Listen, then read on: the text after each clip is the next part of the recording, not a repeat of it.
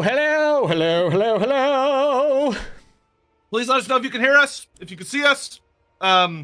Expect scuff. I'm gonna be honest. Expect it.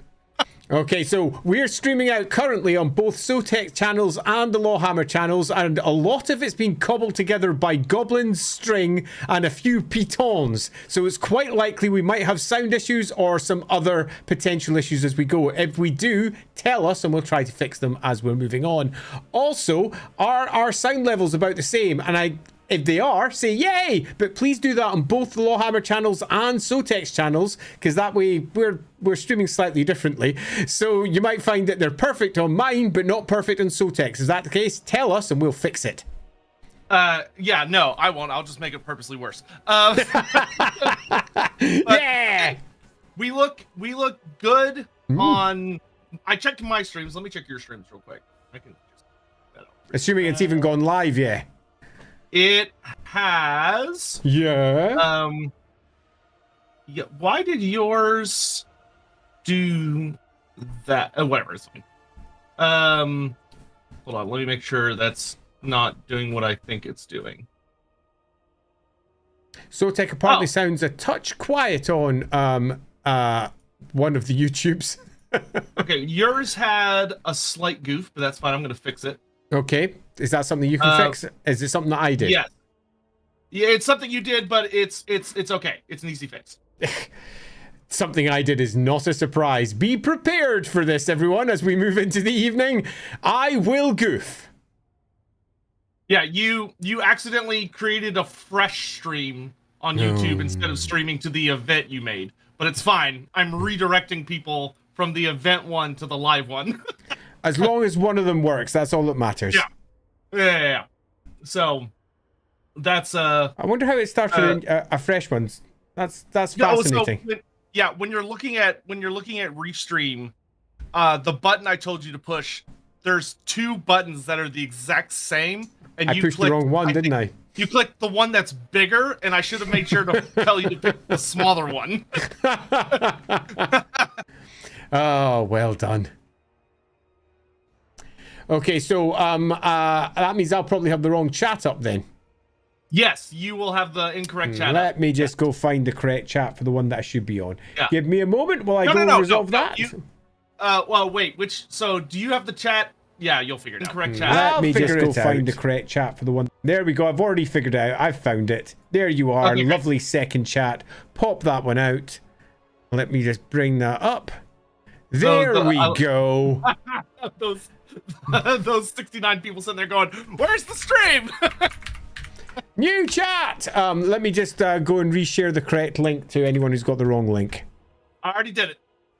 Well, no, you need to do it on your social media. Yeah, exactly. So let me just quickly do that while you chat about something exciting. Something exciting. Hopefully everyone's been enjoying the new patch. That's a really good one. Hopefully everyone's enjoying all the new goodies that CA's put in. I see that people have already found all of the locations and uploaded them, which is crazy fast. Yanni, thank you for the 5 gift subs. Really appreciate that. Thank you so much.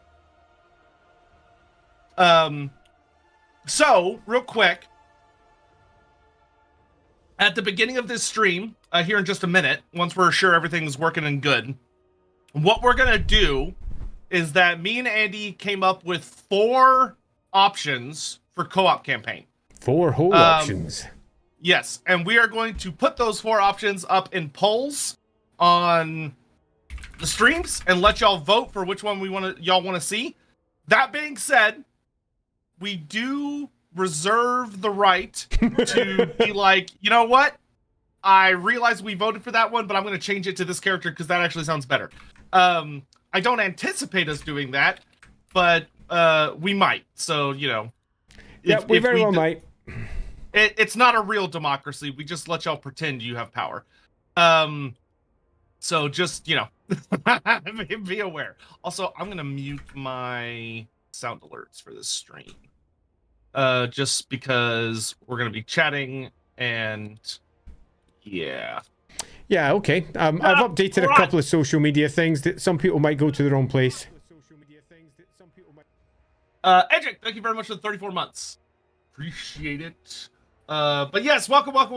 We're super excited for this. This has been a long time coming, which is really cool and exciting and awesome.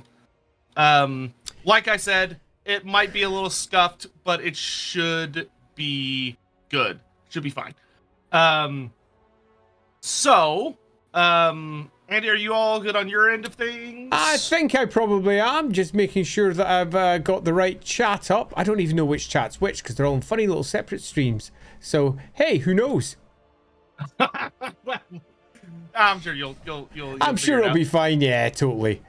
There we go. Let me just get... Yeah, I'm all there. I'm on Twitch doing the right twitchy things. I'm over there too. How good is that? So, shall we sort out our polls?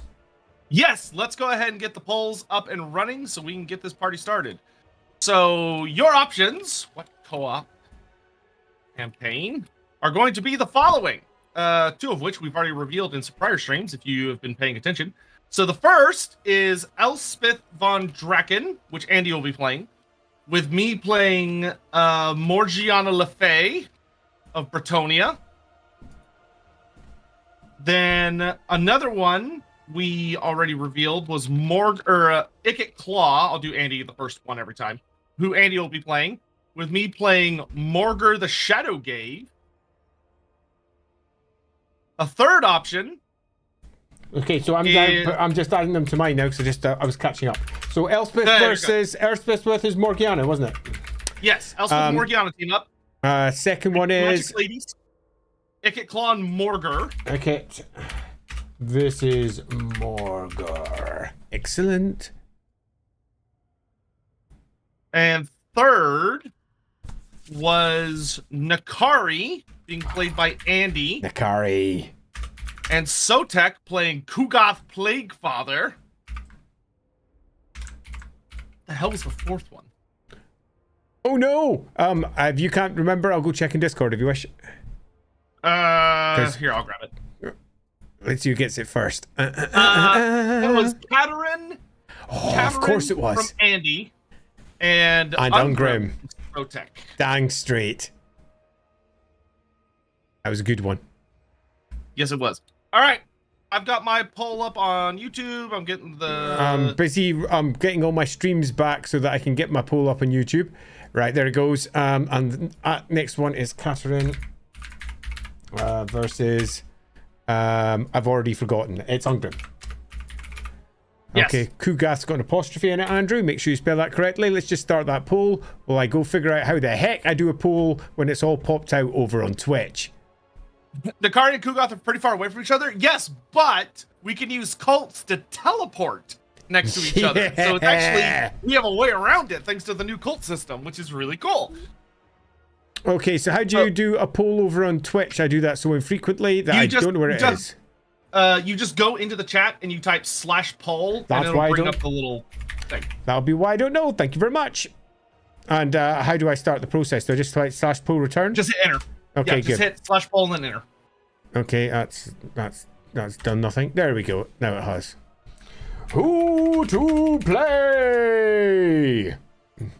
Elspeth versus Morgiana. Ikit, yes. Versus Morger. And I missed out an apostrophe on Carrie. Oh, that's so embarrassing. They'll never forgive us. No, you're right. Gath. Who's Gath? You're Gath. And Kadrin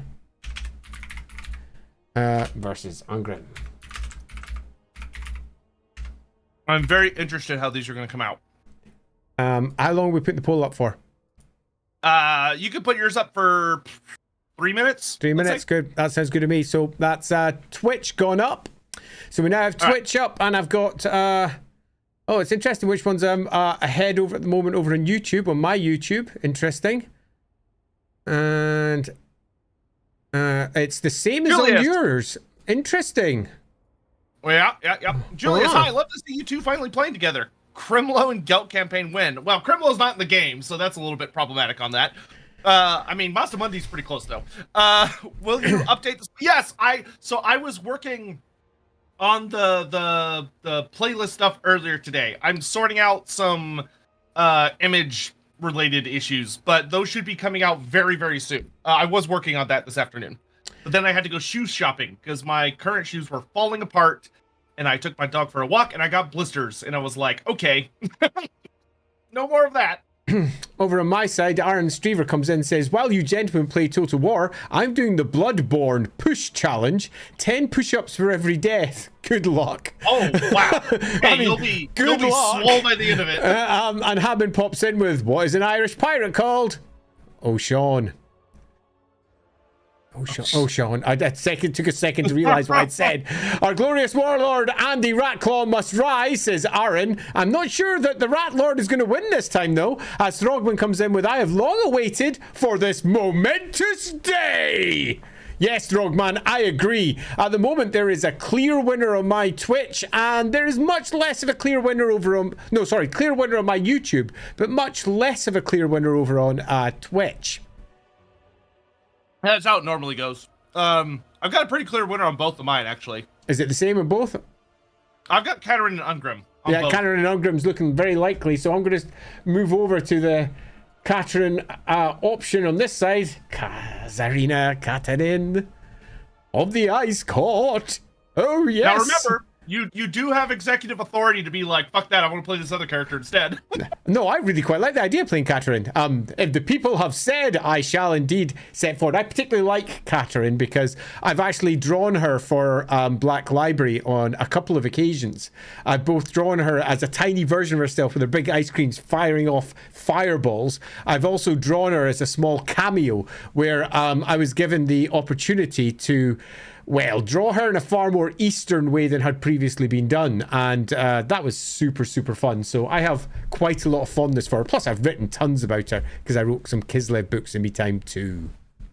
Yeah, Kadrin's a really fun character. I'd just like to drop in a small thing to Bearded Freckle and say, thank you so much for buying Dark Deeds. You absolutely rock. Dark Deeds! Dark Deeds. Oh, my copy's too far away to reach. God damn it. Aha! I can shill for Andy faster than he can shill for himself. Yeah, you're totally right. Yeah, good game. Good game. And I'm going to be playing it, getting my family to play with me this weekend. I'm looking forward to that. Alrighty, so we have clear winner over on Twitch on my side, which is Kadrin. Yep, same versus here Ungrim. Yeah, I would say it's actually It's across the board. Solid. Uh-huh. Okay, well, that should be super fun.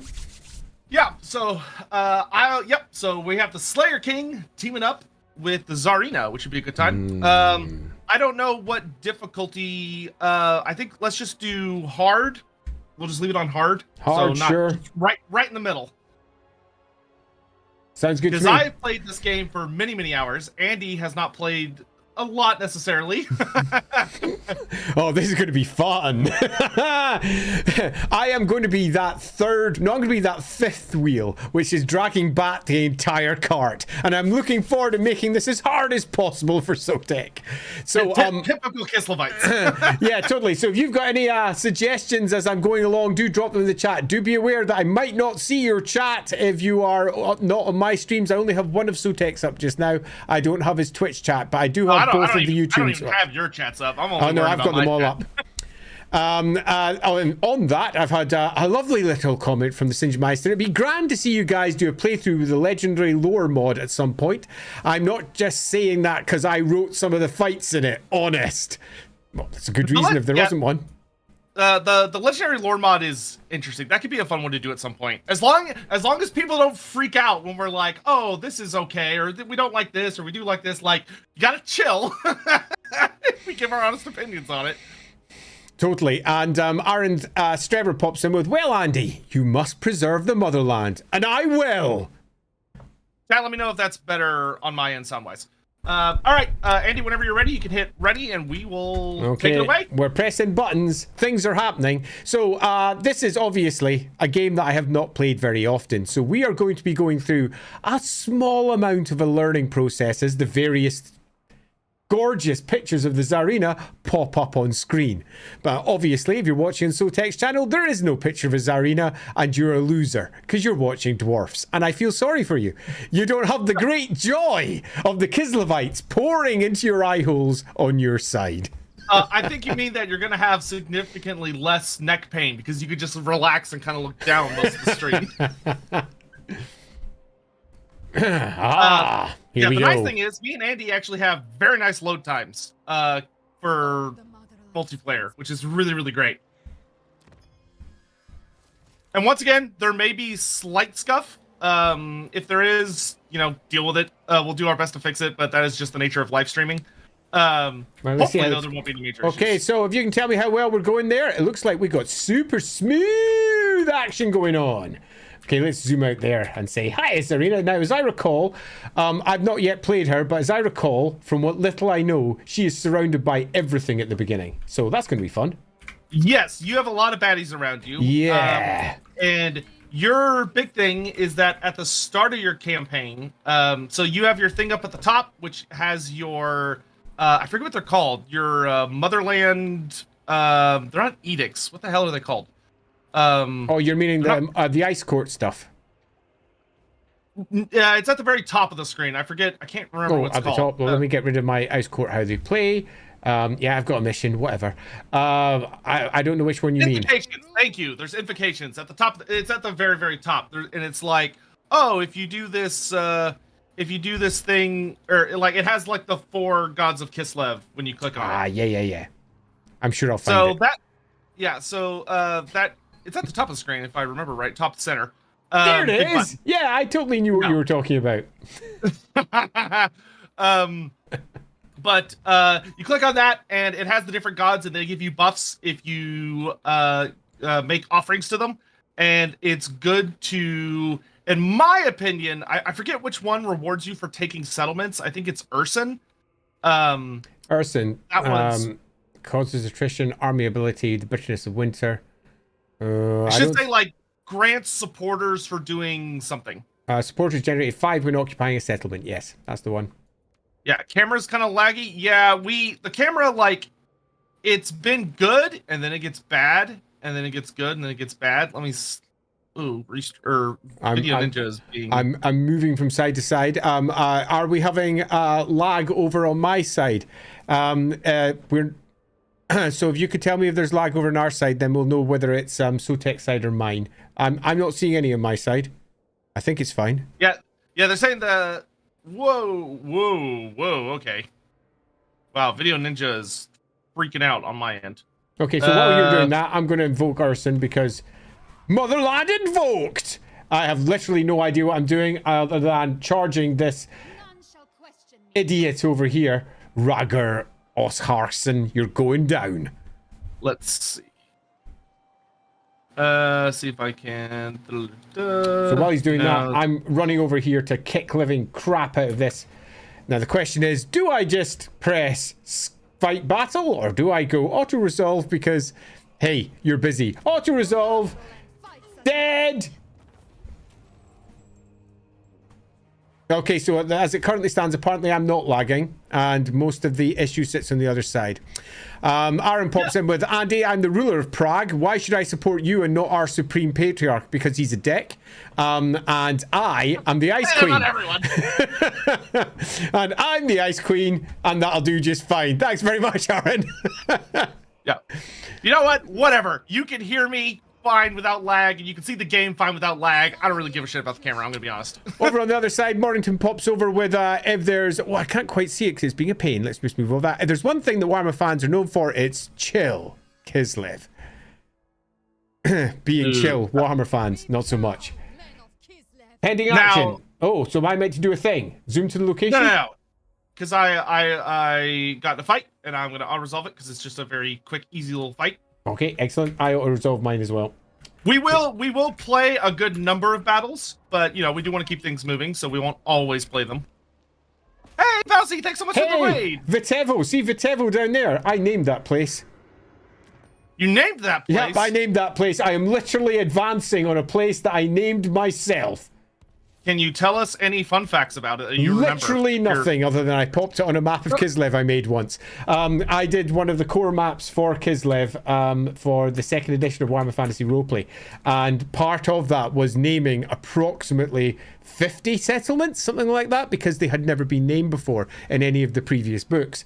And I went around naming everything. Fort Yakova, I named that. Igorov, I named that. In fact, just wandering around this map, it's a little bit like going back in time into into an old map that I did back when I was a kid. Oh, yeah, you're lagging a little bit on my side now. Yeah, let's see. I'm not dropping any frames. Hey guys, is the video game or the audio delayed, or is it just the camera? If y'all could let me know. Also, apparently, as I'm being told, my mouse doesn't appear to align with where it should be on the map. Any reason that you're saying that? Just the camera? Okay, then I'm not gonna worry about it. It's just the camera, apparently. Yeah, we're using a site called Video Ninja, and the thing is that sometimes it does okay, sometimes it doesn't. Oh, my mouse isn't aligned. That's weird. Oh, I've just realized. So here's a really weird thing for you. I'm going off and coming back on, see if that fixes it. It doesn't. Right, so I currently have my mouse hovering over Vitevo on my screen, but on what's streaming out live, the mouse is all the way over at Zavastra. Huh. Whoa! Weird. That's weird. That is weird. Why is it doing that? I mean, why is it doing... Look, if anyone's watching the stream live, they'll see that I'm sitting over Igorov in the bottom panel, and you can see the tooltip popping up, zoom to settlement. But according to this, I've got my mouse all the way up at a path. That's mental. Okay, so be aware that my mouse is apparently slightly squint, which is just super weird. Okay. Oh, also, one thing you're able to do since we're allies is that we can construct outposts in each other's capitals, which will let us recruit units from each other. And also, it'll make our garrisons stronger. Because you'll have dwarf units in your garrison, and I'll have Kislevite units in my garrison. I'm well up for that, because who doesn't like to have extra dwarves? It'll be just like the Great War Against Chaos. Yeah, if you go to the diplomacy screen, yep. I know the one. The bottom right. Yeah, and I would advise building yours in Kadrin, but if you really want to put in Nashrak's lair, I mean, I guess you could. I'll worry about that later. I'm going to continue on. Go away. I'm going to continue on with kicking ass and chewing gum for the rest of my turn. I think I've done everything, actually. So let's... Ice Queen of Kislev. It's going to take some Ice Maiden's Kiss, because who doesn't want to have an Ice Maiden's Kiss? With this, I guard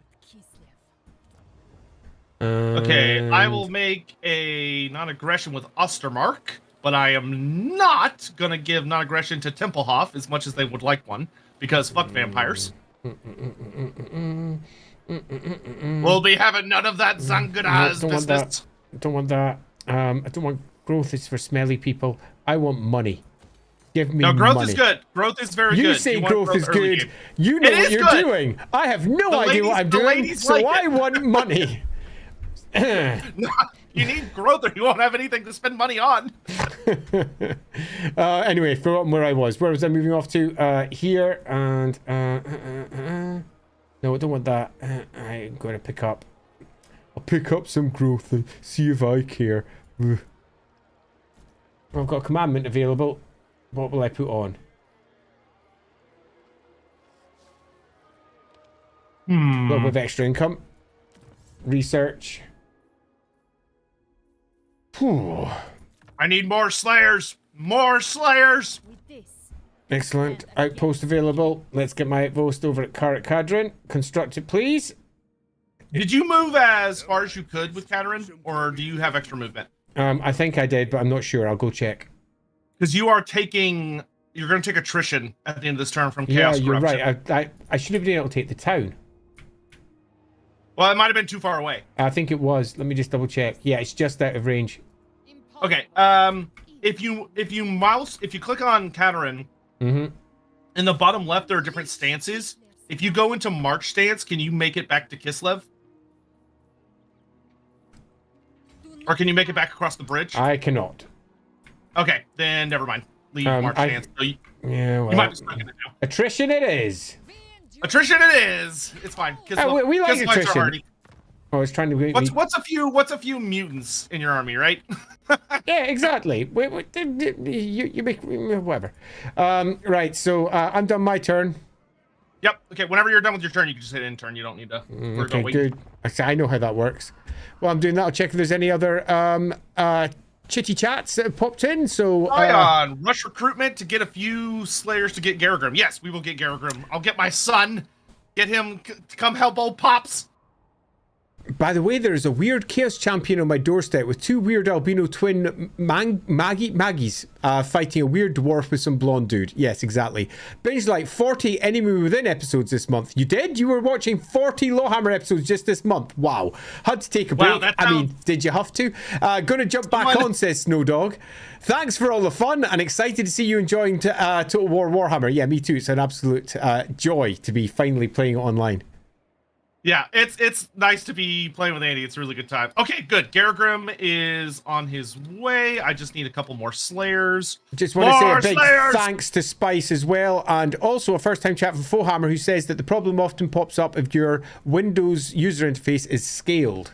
So there could be an issue with if I, for example, just pop it out as a separate window. So like how it is in game versus how OBS is. Yeah, I might be able to sort that out by going into the perhaps I popped out window.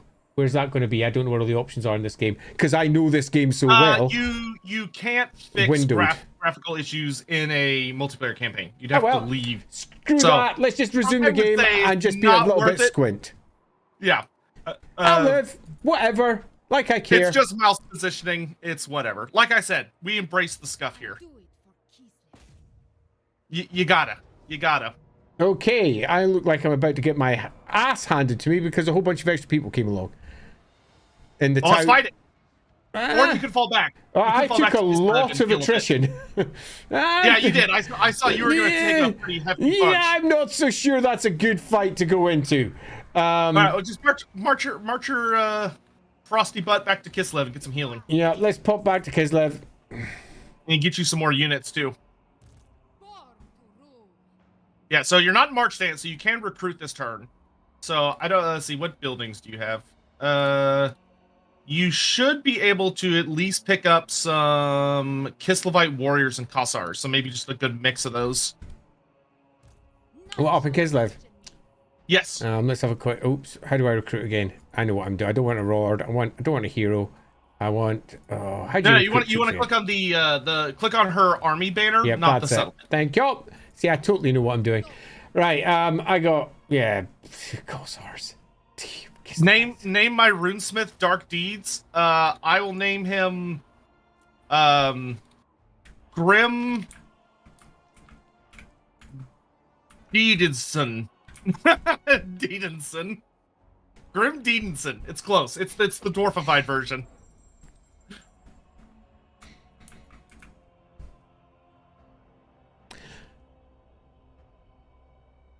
Could a Slayer fulfill his oath in a non-violent but still brave and heroic way, like saving people from fire, or is death by violence mandatory? Death is indeed mandatory. Yes, that being said, like we talked about this a lot on the Slayer Lordbeards that we did. Theoretically, you could possibly, maybe, find some interesting ways to deal with it. There are unusual circumstances. Yeah, Garagrim's here with the Axis of Kadrin. My boy! That being said, one thing that is actually an interesting thing to consider is that if a dwarf died performing a heroic deed, but it was in battle against, say, a fire or a natural disaster instead of a monster, I think that's actually an interesting thing I don't think we've actually answered before, is whether or not that would be that would count or not. Well, in the end, you're looking to do something that to die honorably to the benefit of Karak. So I think that, yeah, I don't think one of their descendants would say, I need to take up the Slayer oath for this if they were saving other people or some equivalent. And it was to the benefit of the Karak. Oh, I got a cunning dragon slayer, so he has poison on his axe. So lovely. LAWhammer there says the Windows UI is not game UI, it's in the display settings on your desktop. I don't think the display settings on my desktop are different to the ones that are currently on for that window, so they should be exactly the same setting. Let me just double check the settings that it's going out at, because we did have a bit of an issue because I was streaming at 4K at one point, and then we dropped it down because we thought that might be causing lag, and as it turned out, it wasn't.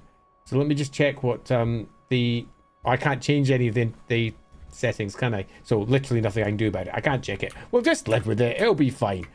Right, sorry, let's, I think I'm ending my turn, aren't I? Have I not done that already? I already have, I didn't press enter. Pardon me, sorry, you're waiting for me there. No, you're all good. Well, no, I hadn't pressed it either.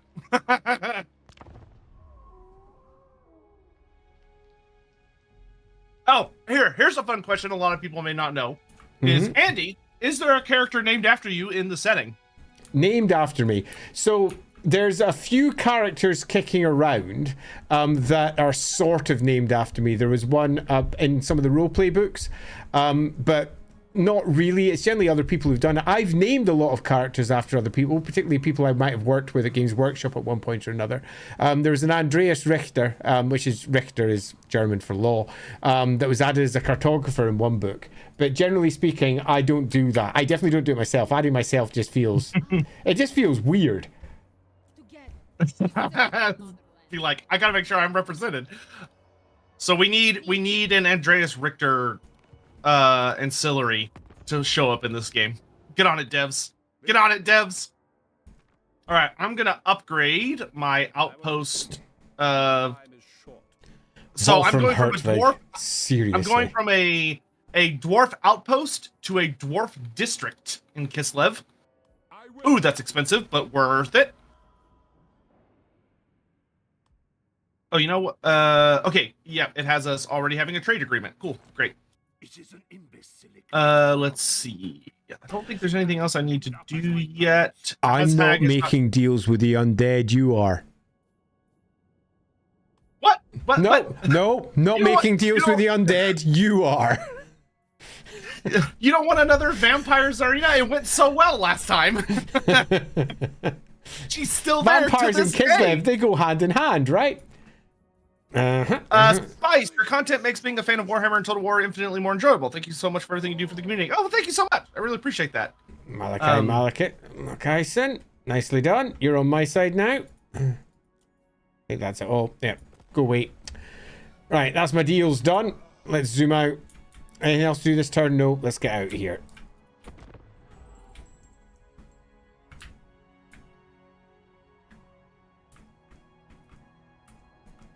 And then maybe go to war next turn. Bojan, I might be pronouncing your name incorrectly. If I am, I apologize. Says very happy to catch a lower period stream live. Yay! Anyway, Andy, here is €8. Thanks.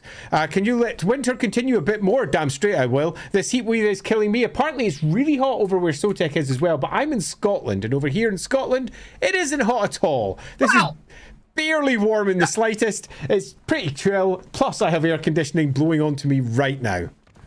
Yeah, I would say it's warm, but it's not like unexpected or anything along those lines. Okay, we're probably about to have a big fight. Oh, that's a really big banner that stinking dick has got inside that town now. Oh, player award, nice. JF, thank you very much for the super chat. Sorry I didn't see it earlier. So Greenskins got cool new weapons, new troops, and Lizardman ideas. Always happy to see you guys so happy. Yeah, the Greenskins did get they got spear boys and goblins with swords and shields, which is really cool. You know, very nice for them. We love to see it. Keep winning, Greenskins. Very excited for their upcoming DLC though. Really curious what they're gonna get. I kind of feel like they specifically did that because they're like, we know these units are needed, but we don't want to like put them in the DLC. Which I'm glad for, so that we can have more exciting things. Like I'm really thinking they're gonna give us what you call it? Oh my god, I just had a huge brain fart. Colossal Squigs. I'm really excited for Colossal Squigs. Colossal Squigs. They are the best. Not saying that we had a pretty big squig in one of our streams recently, but it was big. It was quite large. Pretty big. I want to get some Kislev units, but I don't have enough stuff yet. Okay. Thanks for the sub, Dr. Bloody. Appreciated. Andy, Kislev question. How did Slayer Keep react when large parts of the Empire were conquered by Killer who they have not come to help? So how did the Slayer Keep react when large parts of the Empire was conquered when the Gospodars came swooping in? I presume you're saying, and how did they respond? And the response there is unknown, because the description of the Gospodars swooping down into modern-day Kislev is very much, they just came in and they kicked in not Empire, right? Forgetting that the Empire held much of that territory by the various writers. So they just don't give a reaction. They just say human tribesmen were killed. But I think it's quite fair to say that there may have been calls made by Ostermark in particular, Talabik land as well. And given the time, it's the time of 3 empires, it's difficult to say exactly how that may have fallen out. Yeah, there's actually an interesting note in the Archives of the Empire Volume 1 that talks about how the Grey Mountain Dwarves reacted to, like, the Unburrogans showing up and kicking the crap out of the Druids, because the Dwarves were good friends with them beforehand. And the Grey Mountain Dwarves kind of took the position of, like, oh, okay, this is human business. Like, it's not chaos, and it's humans fighting humans, and they just kind of sort of stayed out of it. Like, they offered... though interesting, the Grey Mountain Dwarves did end up brokering the end of that war. They kind of acted as like the main host for negotiations, and did what they could to help out the Belthani, but they did not get involved in the actual fighting. So I imagine that the Kadrin dwarves may have took a similar view of the Gospodars of, like, oh, it's humans doing human nonsense. Like, we'll react if they come onto our lands. It is worth noting this is well after the deals between the dwarves and the Empire were put in place, though. This is like 1,500 years. So there's been 1,500 years of close relations with the Empire. And whilst the Empire was constantly, and at this point, bitterly involved with somewhat of a civil war that the dwarves didn't really get, we still have pretty close relations. So I imagine they still did nothing. The primary reason is because this is Talabik land, and it's almost certainly Talabik land, the Attilian Empire as it currently stands, that was calling in for aid. And it's human business. Why would they deal with it? So it's actually...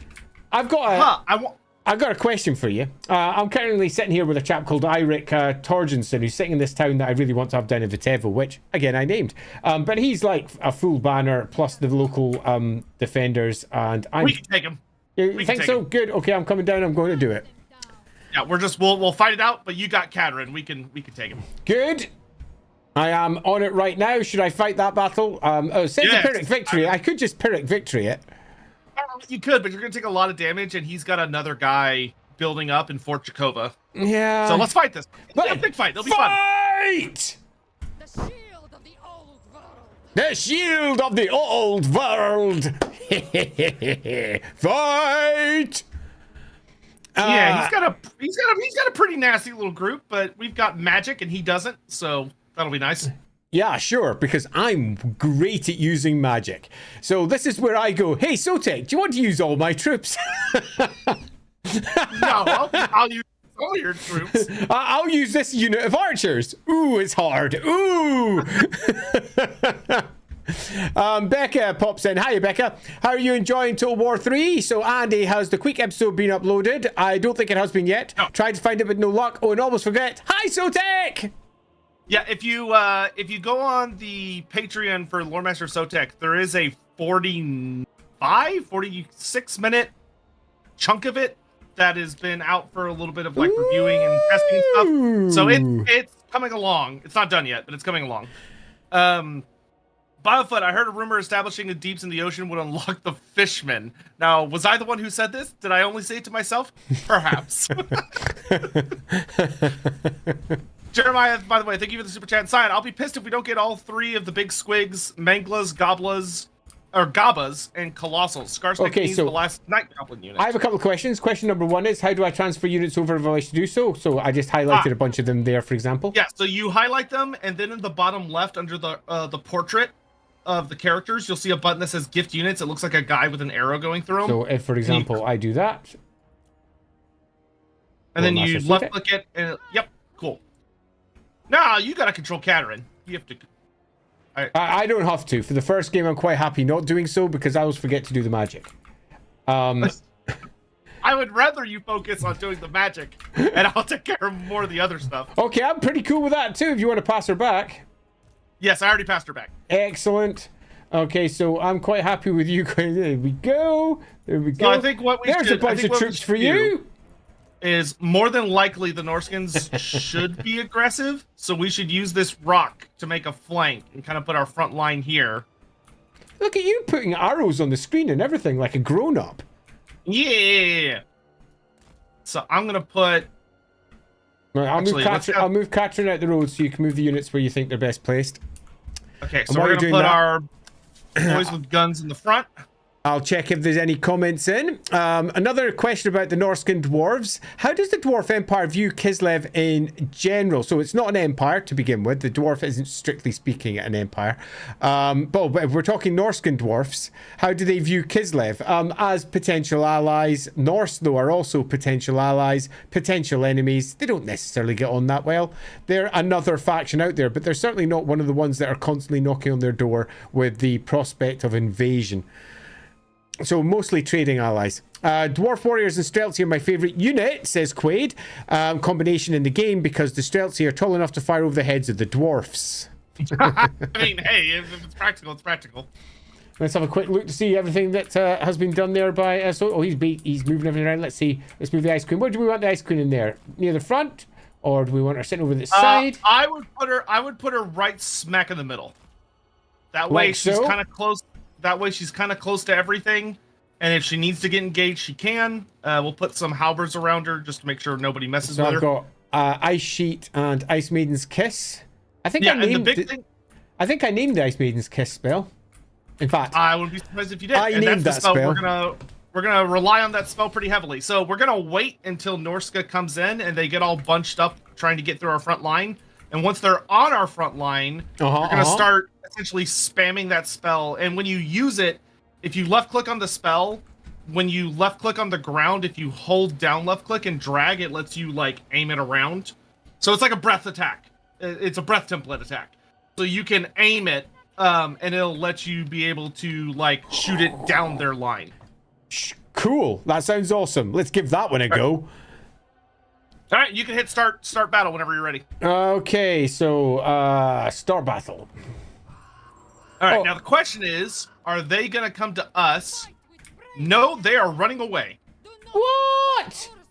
So I am going to select this army. I'm going to hold down the Alt key, and I'm going to left click and drag, which will move them in formation. And then I can also hold down the Control key while doing that to change the positioning a bit. So I'm going to advance the army because we have to be aggressive. I love the way she runs. She summons ice magic to just carry her around. It's such a flagrant, casual use of magic. It's funny. 100% Iceman. She's like, I can't be bothered to walk. I'll just summon a glacier instead, because that's practical. Miscasting? I've never heard of it. Or Mr. Casting. Ha ha ha ha! Oh, never mind. Okay, so what's the range of my spells? Oh, it's not very big, is it? Oh, that one's pretty big. Ice Sheet. What's that one do? Yeah. That's just a Ice Sheet hex. just slows them down. Yeah, that slows them down. So we're not going to need in this case because we don't really have any good like long range artillery. So you're heading off in that direction. I shall do the same with my one single character. If you hold down the space bar, you can see where everybody's moving to. Okay, good. Thank you. So you'll also find that this stream will be super handy for those of you out there who don't play Total War very much and you're thinking of getting into it, because I have no idea what I'm doing half the time, and good old Sotek is coming to my rescue repeatedly. And you'll learn quite a lot, I hope. Oh, the bitterness of winter. What's that? Oh, so that because you invoked Urson, he is blessing your army with an ability. Nice. You can actually go ahead and use that if you just want to drop it like right around here-ish. So it's on those ranged units and on his cavalry. So whereabouts? I didn't see what you said. You should see like a little eyeball appear on your screen. If you click it, it'll zoom to where I'm pinging. Okay, I'm looking for said eyeball and seeing nothing. Should be like a big Oh, there it is. yellow I'm an eyeball. idiot. There it is. So you're saying, I was looking right there too. So you're saying over there by the eyeball is? Yeah, I would drop it like right there, and it'll hit all those guys. And the thing that does is it summons a bunch of cold that makes their vigor go down, so it tires them out. Yeah, screw you and your vigor. Which is good, because tired bad guys do not fight as well. Man, that is a lot of Norse skins. I do like the idea of tired bad guys. All right, so I think I'm thinking at this point the best thing to do, because he's gonna wait until we get close enough to shoot him, and then he's gonna come at us. Okay, so I presume when they come charging forward, it's worth throwing an ice sheet just at whoever might be charging us, just to laugh at them.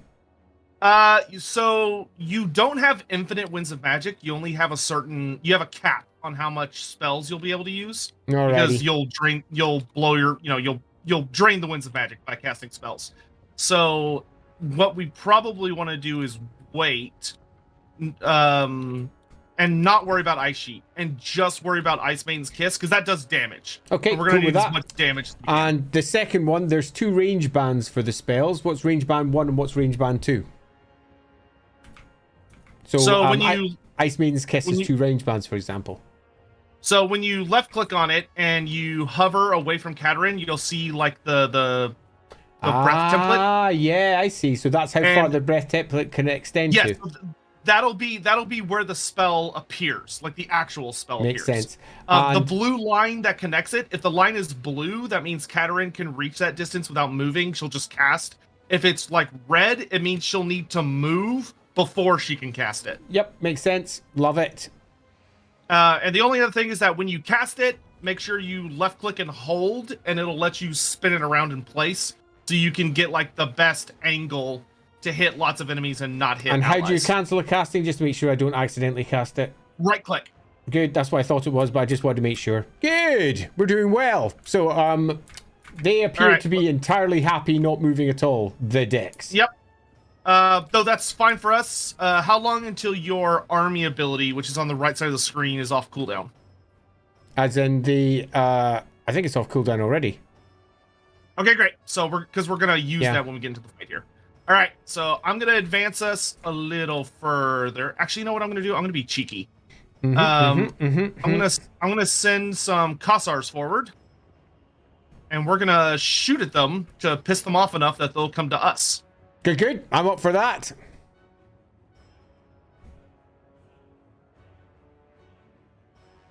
Go, little Ungulls, go! Great to see you for a first-time chat there, Ionis97. And apparently, they're not really used to doing any attacks at all. They're used to just generally holding back and waiting for them to come towards them and turtling like mad, camping in corners with Cathay in particular. To be fair, we are attacking their settlement, so the AI is like, oh, I'm being attacked. I should play defensively. Which, you know. Cunning fair. AI, cunning. Volley! We'll shoot these berserkers who don't have shields. That did some good damage. Yeah, Norska, the nasty thing about them is that they're really squishy, but when they get into combat, they start getting berserker rage, and it makes them tougher and tougher and tougher. So the longer they're actually fighting, the stronger they get, which is gross. Okay, that sucks. So we want to do as much damage as we can at range, because they can't berserk when they aren't able to get into melee. Makes sense. So All right, fall back, lads! I presume I'm just going to be holding until they make their first advance and then trying to spam it on as many units as possible. That would probably be the ideal plan, yes. Yeah, if we... Ooh, are they going to get right to the ice guard? Oh, they are. Oh, this will be good. These boys are about to learn how Kislev holds off chaos. With oppressive amounts of shooting. Run away! Run away! Die, Norskin scum! I love the ice guard. They're like the idea that the army's on the move.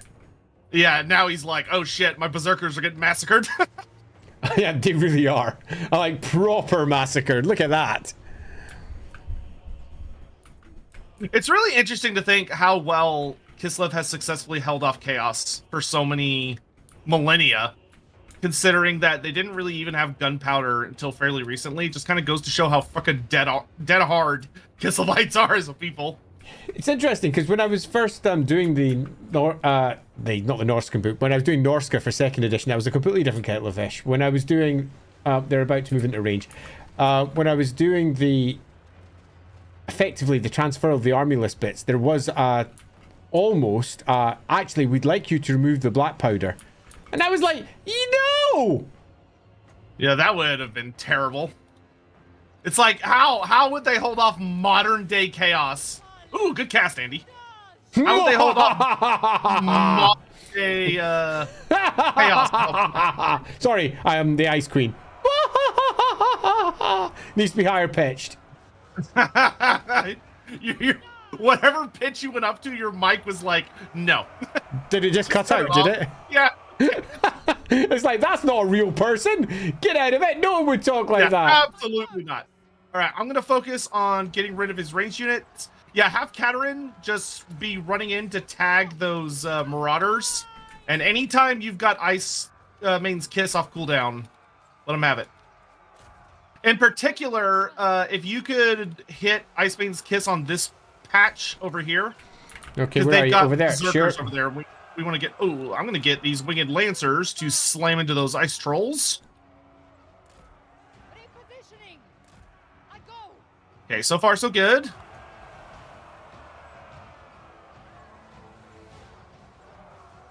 We've got Marauder Horsemen on the flank, so we're going to start shooting those. Nice. And we're going to bring the Snow Leopard to go eat their commander.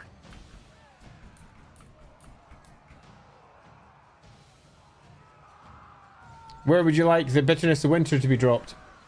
I would drop it on the big fight on the left flank. Left, so over this side. Over here. Okay, about here-ish? Yeah, that's exactly where I was going to go. Perfect. Alrighty. Where am I going to do my spell this time? Let's see how many of them are around there and there. Let's go about there-ish. Okay, the trolls are shattered. That's excellent. Nothing the Winged Lancers couldn't handle.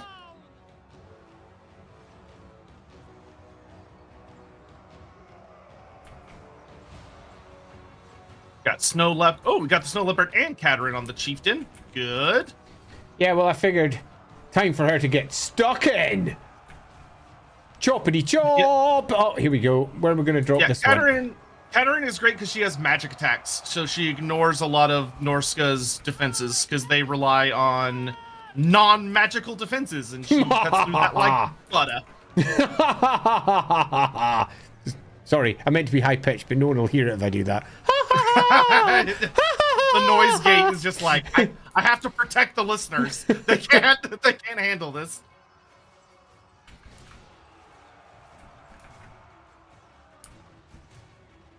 The Ice Guard are doing really well.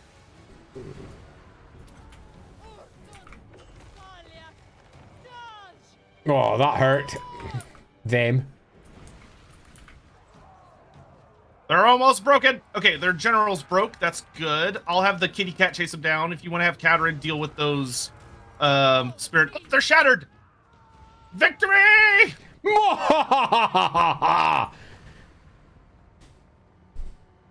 Uh-oh. Okay, there we go.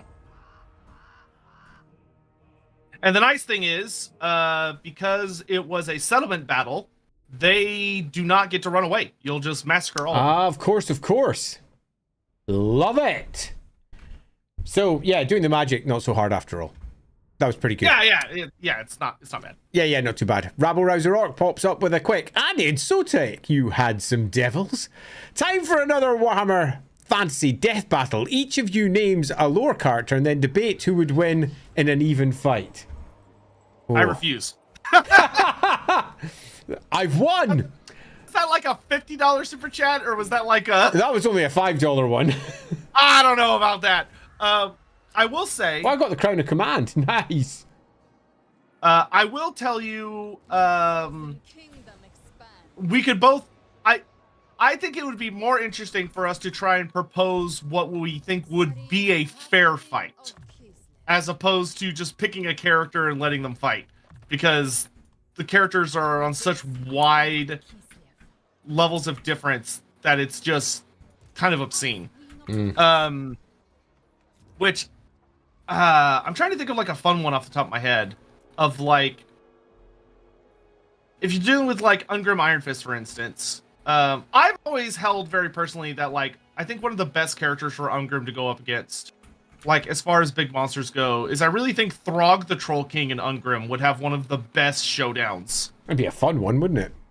Yeah, just like, because Ungrim doesn't necessarily have a good way to deal with Throg's super regeneration, but Ungrim is like, he's a baddie when it comes to dealing with big monsters. But Throg's very intelligent, so he like there's a lot of really fun exchanges there, and like the Dragon Cloak of Fearsker should be able to protect Ungrim pretty well from the Troll Vomit, and it's like they would have a hell of a showdown. It would be fun. Here's a good one for Andy, actually, though I know the answer to this, but I think it's worth elaborating a little bit. Jeremy asks, are the Belthani people still out there to this day? Yes. The Belthani are followed by the Druidic families. So the large Druidic families that still exist within the Empire till later day and later became the Jade Wizards. So a third of their number became the Jade Wizards. So the Jade College of Magic includes descendants of the Belthani. There you go. Sign of the Emperor. Could Manglas, so by that, my Manglas, I assume you mean Mangler Squigs, be mounts for goblin characters like they are in Age of Sigmar?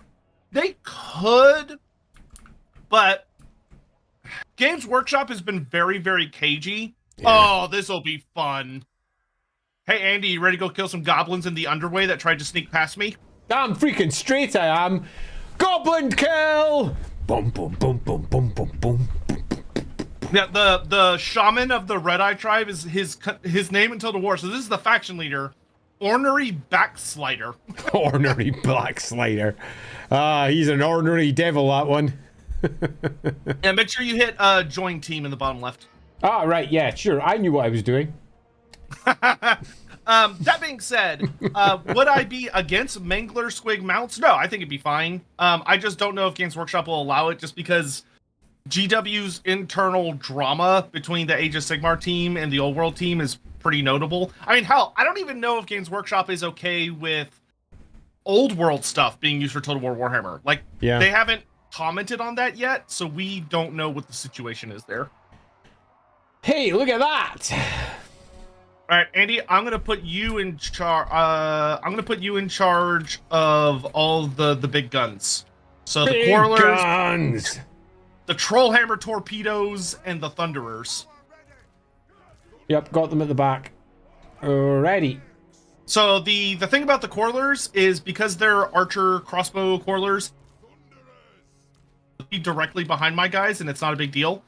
Thunderers fire kind of like just in a straight line, so you'll kind of want to have them either on one of the flanks, aiming a bit inwards, or kind of like a little gap. That way they can kind of like draw a bead.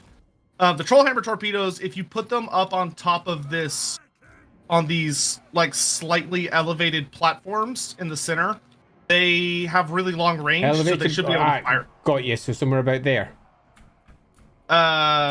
Yes, that would be perfect. And the big thing for them is if you could wipe out the Wolf Riders as they're all pouring in with the Trollhammer torpedoes, that would be grand. Alrighty, so Trollhammer torpedoes are on Wolf Riders, the Thunderers are on flanking, and the who are my other ones? I've got Quarrelers in the middle. Here we go, yeah, Quarrelers in the middle, and they're just going to be on attacking whoever is an idiot and gets in range. Yep. Also, I'm going to give you these Dwarf Warriors so that if your Hammers, or if your Thunderers start getting attacked, you have a melee unit to protect them with. Perfect. All right, I've got my little Slayer character bus, as any proper Dwarf Slayer army should, where you just have a bunch of characters in the front. And we got our Slayer Pirates along. I love that Slayer Pirates got made into a generic unit. It's so funny that there's like hundreds of Slayer Pirates. It's really strange when you actually view where they came from. Cool. Yeah. What's his face has just been recruiting really well lately. All right, now So he does not want to come to us, so we're gonna start advancing. And remember, if you hold down spacebar, you can see where I'm going, so you can kind of like move accordingly. Yeah, I done screwed up my thing, so I'll do it there. You're going to spacebar about there. And if you ever want to move lots of units, but you want their position to stay the same, if you highlight all of them, hold down Alt, and then left click and hold, it'll let you make a little thing that you can drag around. It'll keep them in formation. Okay, sure. Oops. We are relentless.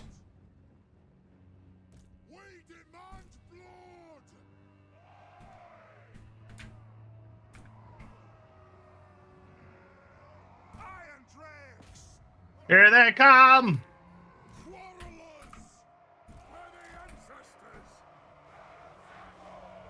Burn your doom slayers!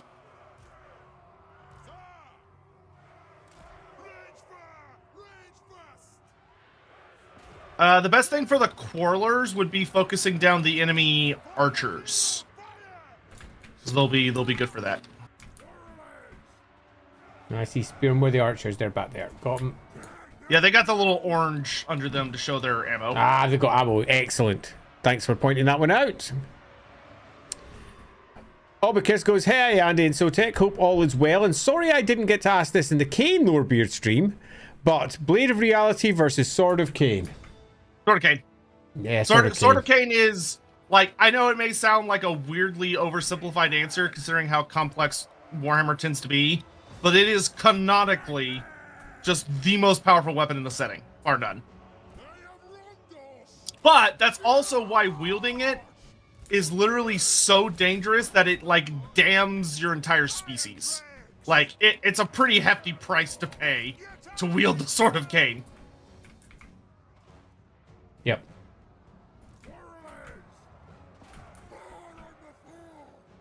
Alright, Ungrim's gonna go shaman hunting.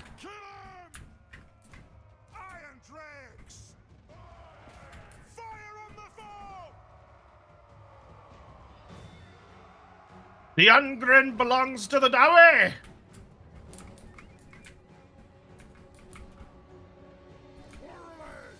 Yeah, that's not going so well for them. Oh, nice. Ungrim's on the shaman. Good. He'll kill him in about 5 hits. Ungrim does so much damage. That's great.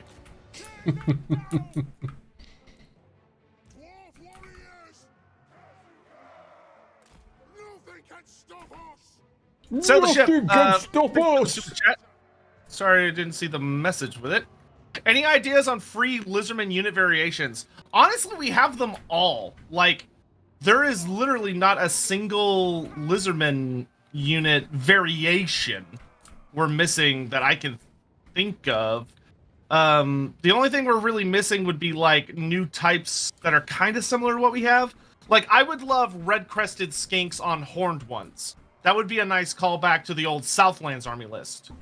Or I would love... and it'd also be a good callback to Tichi Huichi's Raiders, which is a cool Dog of War unit from back in the day. I would also love to get a... I'd also love to get a unit of Colchin Riders, which are like the big ostrich birds that live on the Colchin Plains and are ridden by skinks, according to some texts. So, like, a unit of those is like a fast cavalry unit that runs around the ground, throws javelins, or has short bows would be really cool. But I don't think there's really anything we're missing as far as variants goes. Though you could argue skinks with short bows, actually. Skinks with short bows were actually a thing in tabletop for the Southlands army list. Everyone who had to fight them hated them because if you spammed enough of them, they were impossible to deal with because it was just so many dice. That just auto-wounded on 6s because poison is gross.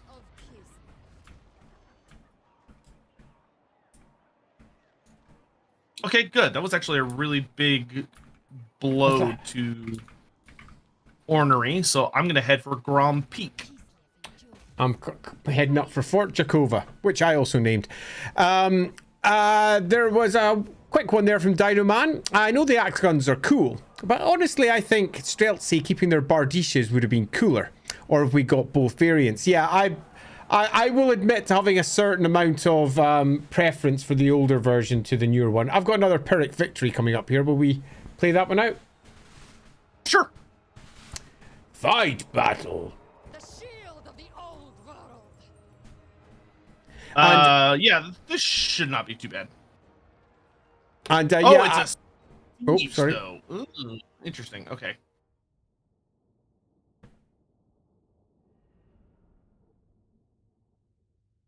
Lore question: what is Marathi's relationship with her son? Does she actually care about Malekith, or is it more of using him for her own? No, Marathi loves her son. Yeah, Marathi and her son.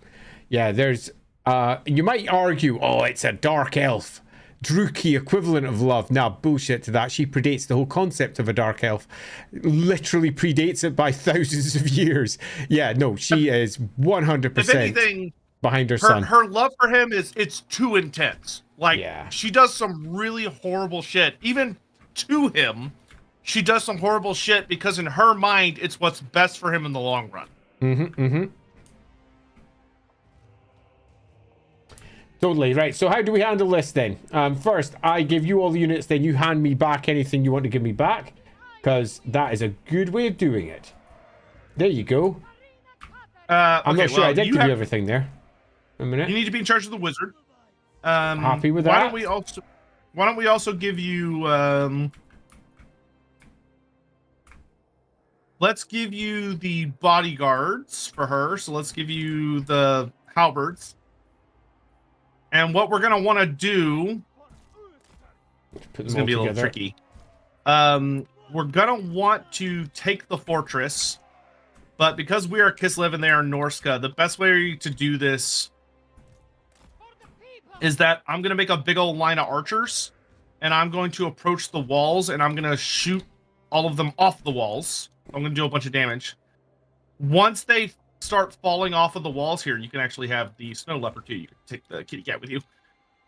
So I would hide all of your guys in the forest. If they're hidden, they'll have a little eyeball symbol above their head. Okay, they don't appear to be hidden. Let me just... Yeah, you might have to finagle them a little bit. Okay, why don't I see any eyeball symbols popping up? It'll be right over their unit card. Oh no, I got it. Yes, I do have it. I'm just an idiot. Okay, I see it.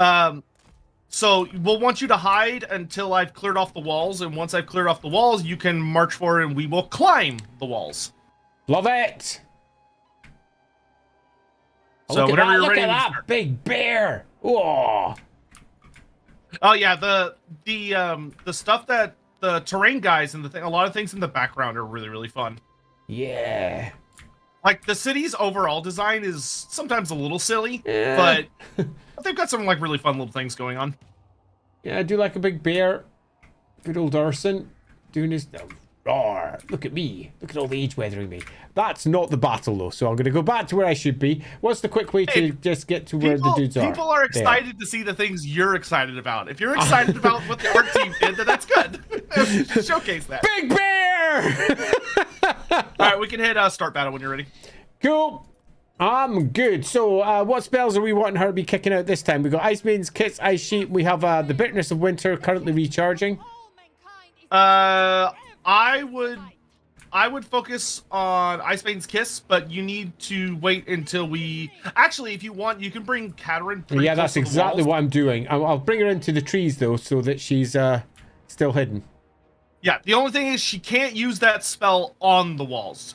It'll bounce if it goes into the walls, so you'll want to target units that are running around behind the walls. Yep, makes sense. Love that. Okay, let's bring her guard in somewhere where it can be still hidden. Right, you go there. Let's take these two and put them just slightly behind. Hey, Kadrin. Do your thing. We're going to teach the Norskins an important lesson about why not wearing more armor and shields is dumb. Hey, Gideon, thanks very much for the tip there concerning the red units. Okay, let's see. Newest Bone Ripper versus Throg. The newest Bone Ripper has Warp Fire Brazier, so Throg would not have a good time. He would super not have a good time. That just hard counters Throg. Let's have a look at their side of things. On this side, can I tip my camera down? Yes, if you click your center mouse button and drag, it'll move the camera around. Thank you. And then you can also zoom in and zoom out. Oh, yeah. All right, you can go ahead and tell the halberds to start climbing the walls. All you got to do is select them and then right-click on the fort walls. Okay, and that puts a little ladder symbol up. Yes, cool. And then when they get up there, they will pull ladders out of their butts. Because that's where I keep my ladder. Good to know that they do the same. Uh-huh. Yeah, it's probably the most hated thing about sieges for a lot of people is that it just looks very silly. But hey, ladders up your bum. What's not to like about that? Oh, so if you want to drop like an Ice Maiden's Kiss into this mess, that would yeah. I'm having trouble getting through that unit apparently. Yeah, it can be a little vaguely. Let me just keep on pushing through. Get through there. Come on, Kadrin, you can do it. There we go. Right, let's see what sort of fun we can do there. If you hold down space bar, all of them will highlight so you can see where there's like lots of concentrations of troops. Thanks, that's useful. Oh, gosh, there's quite a number. Oh, someone's coming. Oh no, they're coming off on top of the walls. Time for another Ice Maiden's Kiss. Yeah. Down there. Let's take those ones out.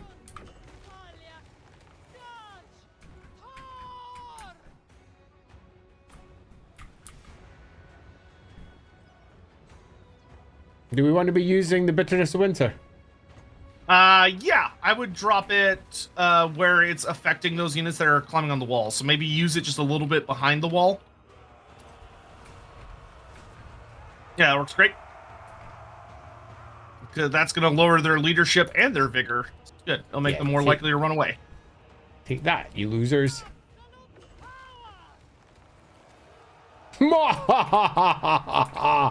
Oh, to be an ice queen.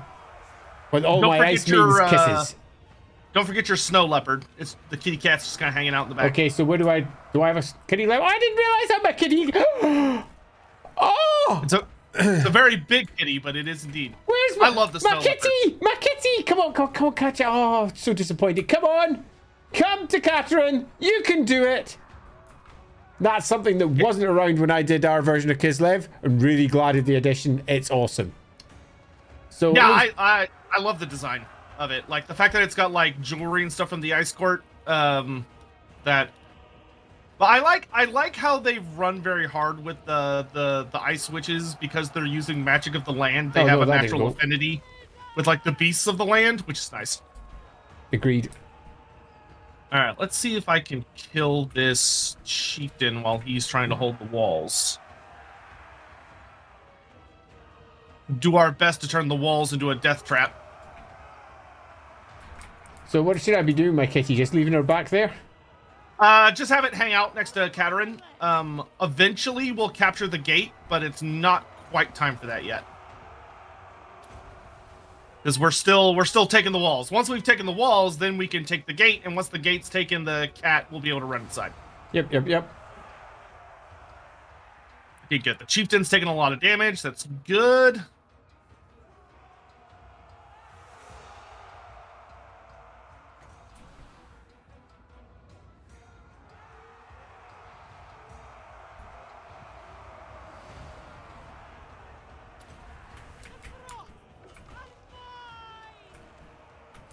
Good job.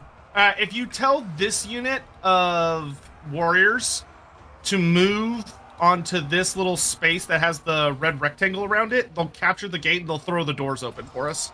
Okay, so the unit that's here, which I presume is you, go down and take this section. Yeah, do I need to... Nope, you just tell them to do it and they'll make their way down there. Sure, okay. Down you go, guys. Right, Zarina. Give me some bad guys to kill. Oh, that spell didn't go. Oh, you can't do it on the wall, I remember. So that means there.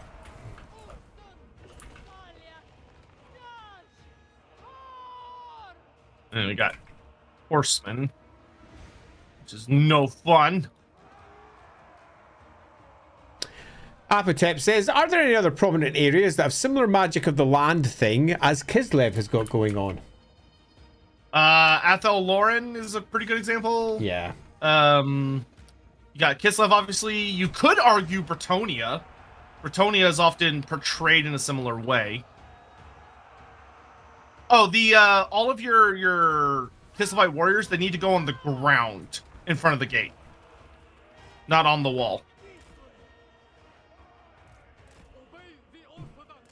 Well, I'm telling them to go down, so hopefully they are. There you go. That's looking good. Yep, they're making their way down. Excellent.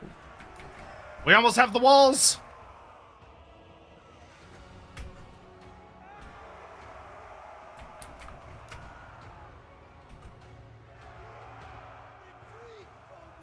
Oops. Okay, they're capturing the gate. That's looking good.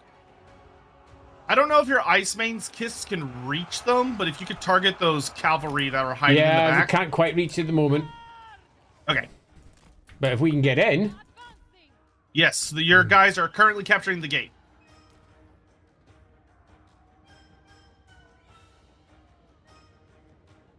When you're telling them to move around, if you right-click and drag, you'll be able to like tell them to stand in specific spots. Mm-hmm. So you could tell them to make sure they're inside that box. But we've got the walls now, so that's really good. So I'm going to send my armored Kossars over here to help capture it. Kadrin is in the city.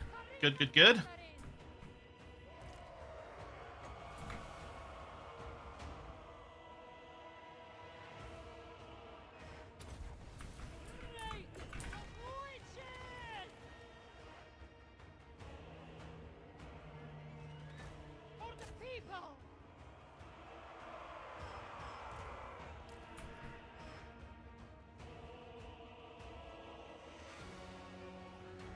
Nope, don't move away from the gate just yet. We don't have it quite yet. We're close, but it's not 100%. Okay. How can you tell when the gate's taken? There will be like an audio noise that plays. Okay, cool. Hot.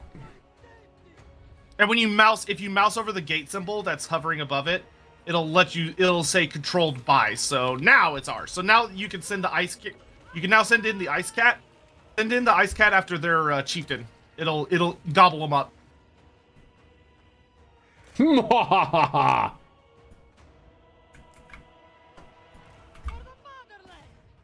Now I am going to move all our archers onto the walls so they can start shooting down at all of the baddies.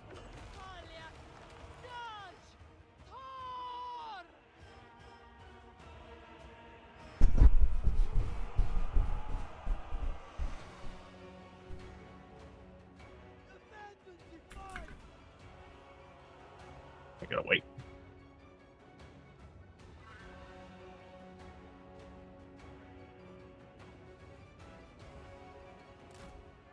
I'd pull Kadrin back just a bit. I was already doing that. Okay. Good. Ah, come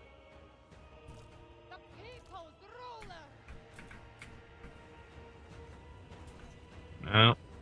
Cat's still catting.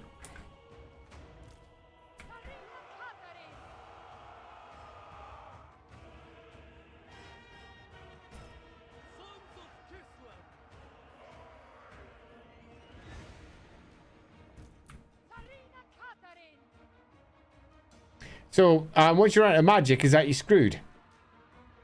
Yeah, you're out of gas. Yeah, fair enough. I mean, Kadrin could still hurt pretty hard in combat scenarios, but Yep. is it really not gonna let me Is that General? How's he doing over there? That cat's pretty much taking these on all by itself. Oh yeah, cat's really good for the cat is awesome for hunting down like Holy moly. isolated characters. Come on, kill the general. There's almost nothing left. I presume that's the general. Wolf the glutton. Wolf the Yes. eaten, more likely. Yeah, actually kind of a moderately ironic way for him to go down. I am very amused. Oh, I think he's... All right. Is he dead? Yes, he's dead. So you can tell the ice cat to go hunt somebody else. Ah, you loser. The winged lancers have arrived! Toot toot! Okay, they've got walls built in the way, which is annoying, so we need to go around those. That's what I was just running away from.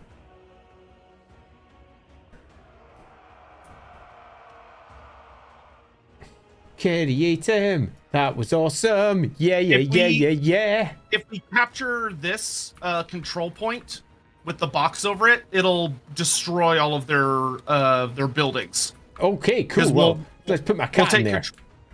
We'll take control away from them, so we're gonna go capture that. You can send Kadrin with them. She's got enough of a bodyguard. Doing exactly that. I go through this gate. Okay, so is that just... Oh, I see. So that changes from red to green to show you're capturing it. Yes. Gotcha. Yeah. And if it has a green up arrow, that means we are in the process of capturing it. Gotcha.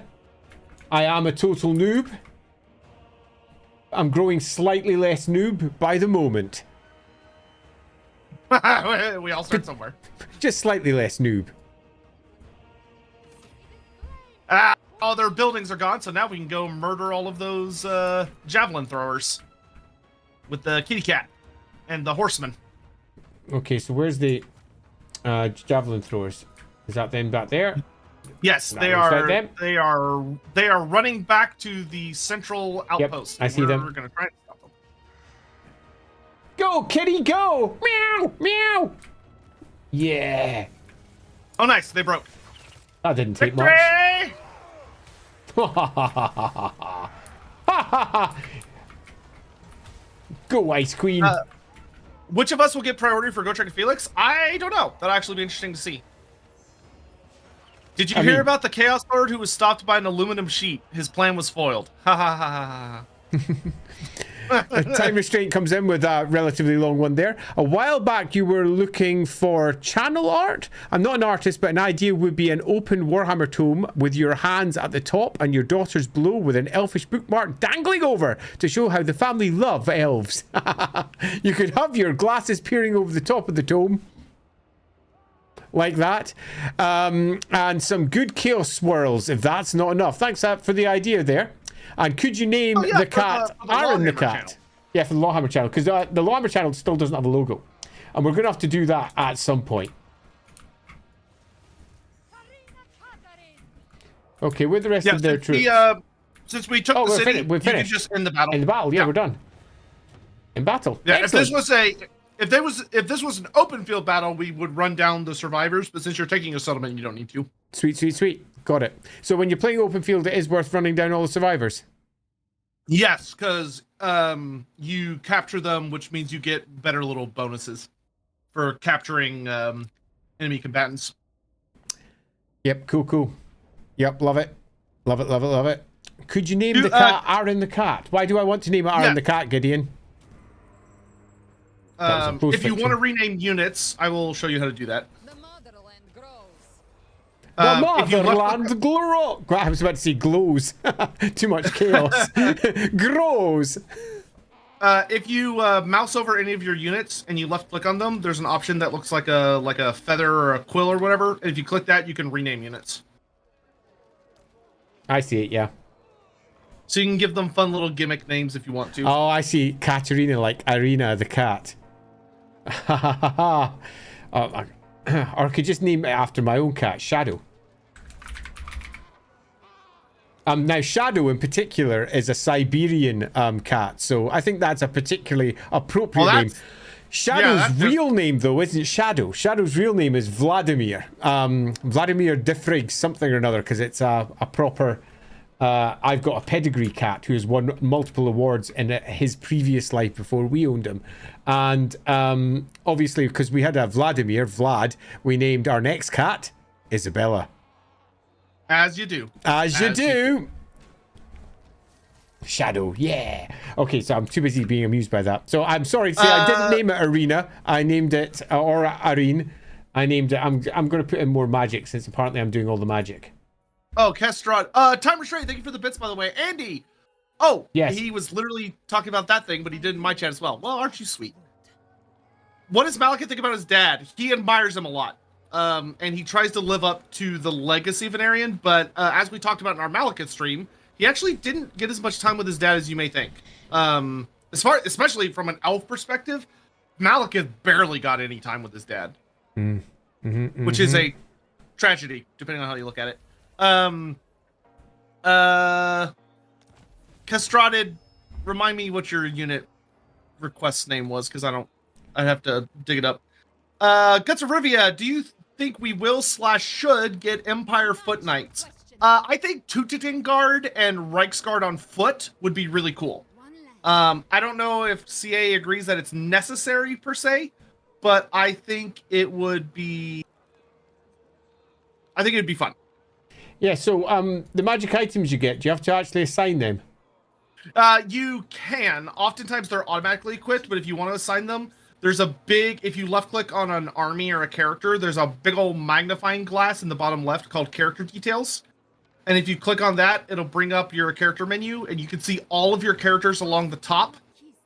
Which if there's a line connecting them, that means they're in the same army.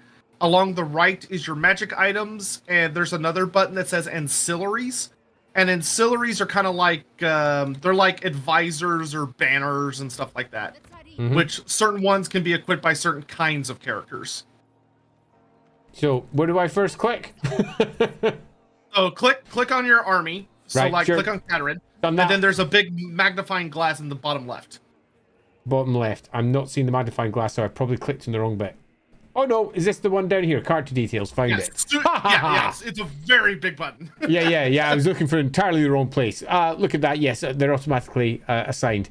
I loved the Crown of Command back in the day. Crown of Command gave you automatic leadership 10 no matter how much you were defeated by in close combat. It was amazing back and forth, Ed.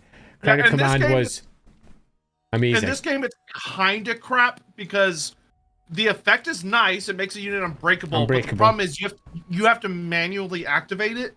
What? So you have to time it. You have to time it right to choose a unit that's about to break, which is really difficult.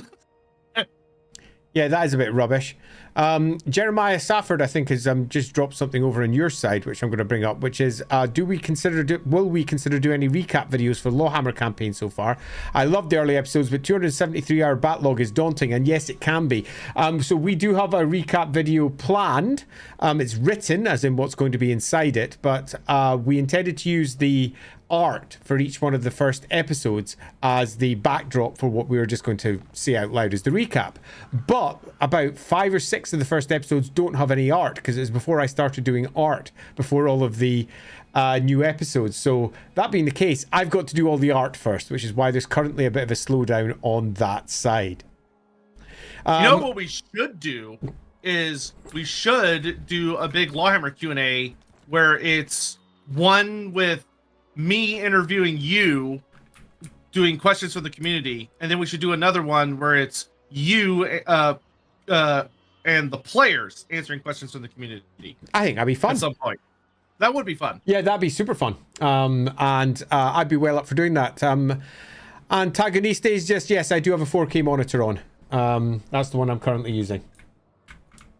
Scion, I proposed a new Lord pack in the Total War Warhammer channel. Thoughts? I will check that after the stream because if I open too many things at once, my computer's going to be like, so I'm going to try not to open this. I'm not going to take out Draika first, but I think I might go up and take out Karak Ungor because it's currently held by orcs and that's wrong.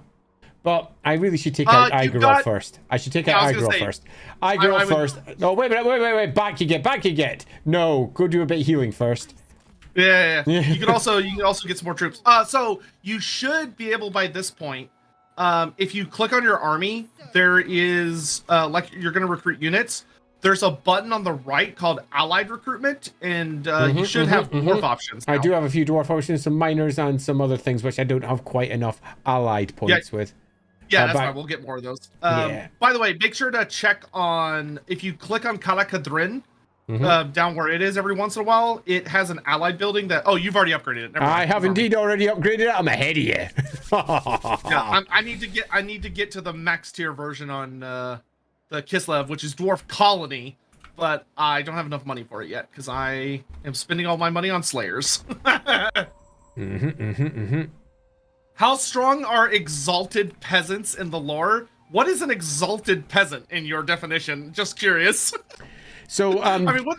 I don't know what that is either. It's just so Antagonistes and the others who were asking know. I'm currently running 2 4K monitors and a massive pad that's down in the corner here, which is for drawing on. It's called a Wacom Cintiq. So yeah, and Lars pops up with a, hey, sorry if you've answered this already, but do you think we're going to get a new Galrauch model, or will it be another named character with Warriors of Chaos? Based on how they've been doing things, it's going to be the old Galrauch model. No, God, Andy's got me saying it now. It'll be an old Galrauch model. And then the new lady, we don't know who she is yet, but the new female Chaos Champion, because she's actually new, she'll have a new model. Because that's been their strategy, is they'll bring out old characters and new characters.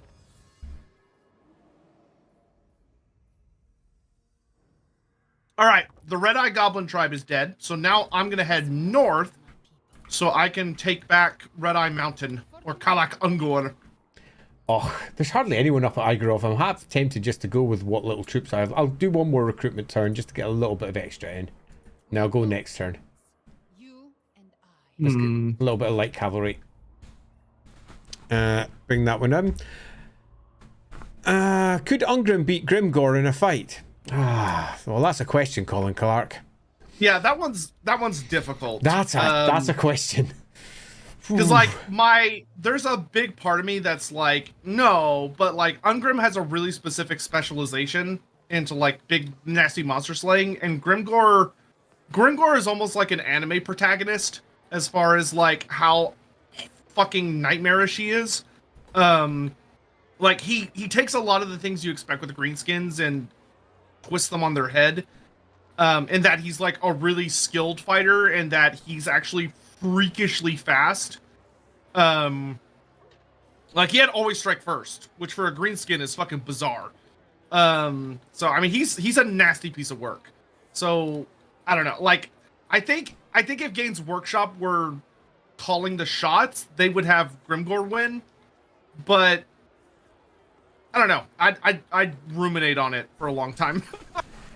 Yeah, that would be one hell of a fight. And out of the two of them, I think I also agree that if Games Workshop were behind it, it wouldn't surprise me if Grimgor did the win, but Ungrim didn't die, and Ungrim would be left wounded on the battlefield, cursing the day that Grimgor faced him down and didn't kill him. Yeah, I agree. Time Restraint pops in with a while back you're looking for channel art. Oh, I think I've already done that. No, I already did that one. Ignore me. Sorry, Yeah. Time Restraint. I've already read that one. Yo, Tom, thank you very much for the super chat. What about feral horses? Do you think they should be added in the future of Bretonnia Feral DLC? horses. Okay, so you joke, but there's actually a whole thing if you played tabletop games. If you played the tabletop Warhammer game. I don't know if Andy had this experience, but in my experience, whenever I would charge someone with like a horse unit, the riders who would be at like strength 5, strength 6, all that because they charge with lances, would whiff and do fucking garbage, and then the horses in strength 3 would just obliterate everything in front of them. Fucking ninja horses. Feral horses would truly be the most powerful unit. The riders just slow them down. Yeah, agreed on that one. Big time. Ninja fucking horses, they were always the worst. Yeah, Great I always games. Disciplinarian. Nice. I just did that. Okay. Oh god, it's almost time for me to open the deeps beneath Kadrin. Deeps! So exciting! Lone Sparrow, thank you for the 46 months. Good lord, that's a long time. Thanks for all the content, lads. Really enjoyed the tier list video you guys made. The more plan for the future. Yes. One that was really funny that I definitely want to do. I don't know when we'll do it, but I definitely want to do it. Is ranking the Council of 13 members. And maybe their clans. But I think doing the personalities of the Council of 13 would be quite fun. Yeah, I think that'd be a lot of fun too. Okay. I'm on my way north, so I can start fighting. Ooh, you know what? I may want to deal with the vampires before I deal with What, my allies? Yeah, your good friend Neferata, you know. The one who you keep that gift on display that she sent all those years ago. My bestest chum. Alton Killick, thank you very much for this the sub. Thank you. Really appreciate it. Oh, Bishop of Cheddar Slayers, the little Garagrims? Sure. A little Garagrims. Hawk, thank you for the almost 4 years. Jesus Christ. Clan Mulder has declared war on me. You suck! How dare they! Enter the war on side of ally? I shall. We will answer the call! Where is Clan Mulder at the moment? Oh, They all over are... here. They're north of you. Yeah, I see them. Hellpit is a bitch to take. Wonder what they're chasing after of mine. I'm going to guess... No. It's Von Raukov down. Von Rauken's down, so they're coming in from there. Ooh, Ostermark fell. That's not good. Yeah, I was just thinking exactly that. Oh, I got a free Master Engineer. I got myself a free Matriarch of Kislev. Patriarch of Kislev. Yeah, I love the Patriarch's voice acting. It's so over the top. Like, it's ridiculous, but I love it. That's a pretty big army of Skaven coming up there. So I'm going to pop in. You should definitely join that Patriarch to your army. He is a really good addition because he gives you access to prayers, which is really nice. After you take Igorov, because he's a little far I'm away. just going to do that one as an auto resolve. Nice and fast. That sounds great. That sounds great. Take that. And occupy. And your pirates. The Ginga Gunnas. That sounds very greenskin, but as you wish. Absolute devotion. Oops. I spelled that. It is mine. Yeah, the Patriarch's kind of fun because you can specialize him into which god you want him to primarily represent. Pop up here, will you? Building upgrade. I am going to march on the Silver Pinnacle. Poor Silver Pinnacle. It belongs to the Dawi! I've already got one of those. Yeah, it's one of my legendary grudges to reclaim the Silver Pinnacle. Legendary and indeed. Yeah, I have to reclaim the Silver Pinnacle, and I have to seal the tombs beneath it. Because Neferata's been touching my dead boys. The absolute harlot. What do I do with me Atamans? So I've got one that adds Adamants, a bit of wealth. So you get to pick one of them. You get to hire one of them. I generally aim for the one that does either wealth or control. Wealth is usually the best. Yeah, once you pick wealth. the one you like, you just left click on a circle over a city to assign him. I would recommend Kislev. Kislev City, because it'll benefit the most from having an adamant in charge. Excellent. Speaking of Kislev City, if you have another building slot open, I would heavily recommend doing the garrison building that has 5 levels. That gives it like a really thick garrison. Is that the city defenses? Or If that's or the watch patrol? When you mouse over, I think it's watch patrol. Yeah, watch patrol. When you mouse over it, it'll be like adds these guys to garrison. Yep, done. Okay, cool. Let's enter. What's Neferata touching, and how do I become that? I see what you're laying down, Kestraded. I see it. Interesting. Each settlement, and I didn't know this, it shows you what I know. Each settlement has a small circle next to it, says Gideon, with a green, yellow, and red outline, which shows the suitable pardon me, the climate suitability of the region. Less suitable climates have debuffs, so it may be worth selling to the AI.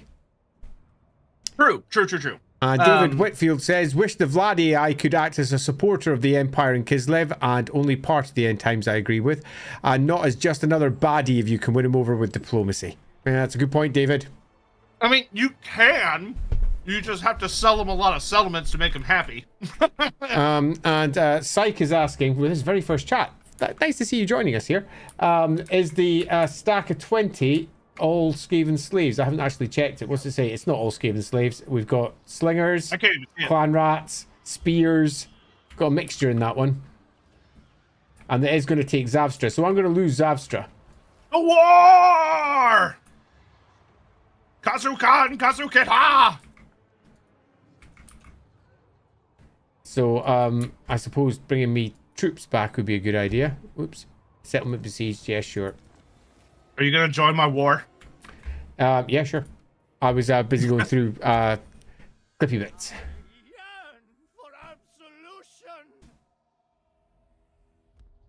And yes, Daniel A, second army is almost certainly going to be a good idea because yes, Throt is coming with his big, huge grabby stick to kick my ass. That's a sentence. Yep, it is. Oh yeah, Throt is. He sent a master assassin to attack you. That's not very nice. No, it's not. I think it's very rude.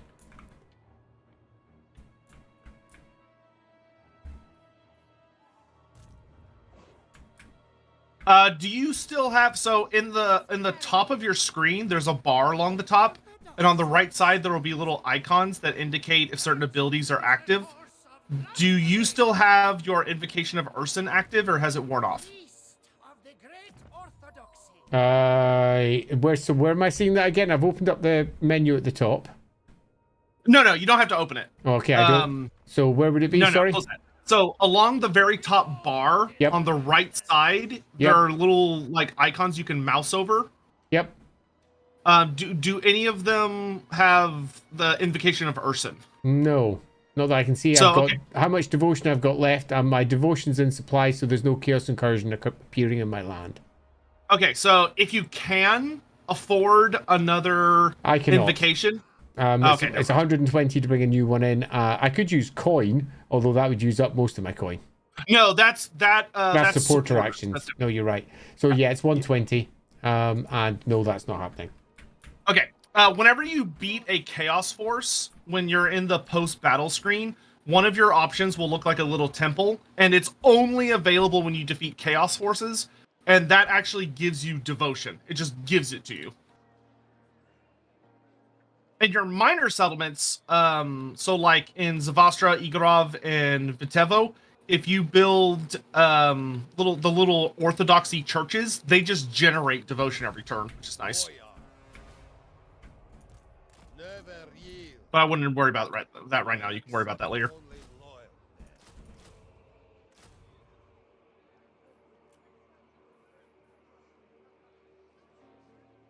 Oh, you hired a new boyar. Did. Very cool. It's about time. Oh, crap. You can pop over and join that one. An offense against the orthodoxy.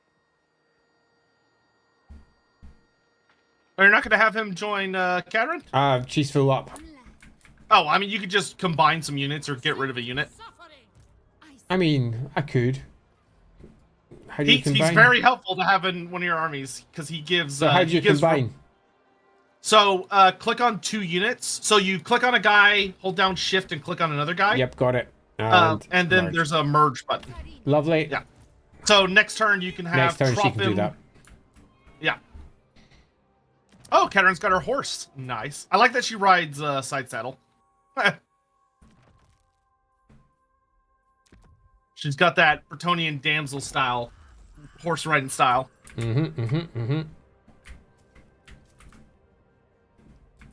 that's pretty cool.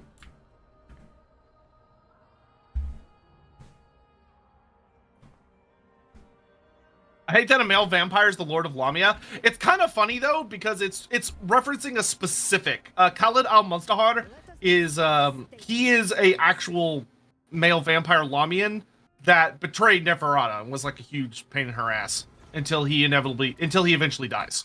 So I actually think he's an appropriate pick leading up to her hopeful time coming in the game. Ah, you ready to fight the undead? They're coming out. Damn straight I am. There's a fair number of them too.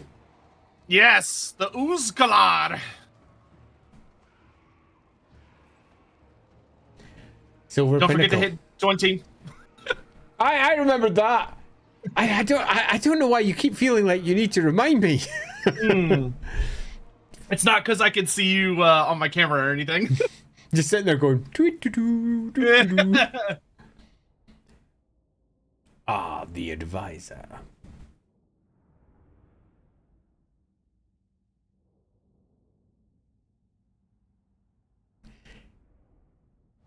Oh, they got a Strigoi general. All right.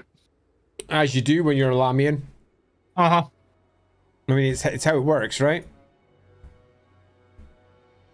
So Right. I think we'll do a lot of the same thing this time. Sure.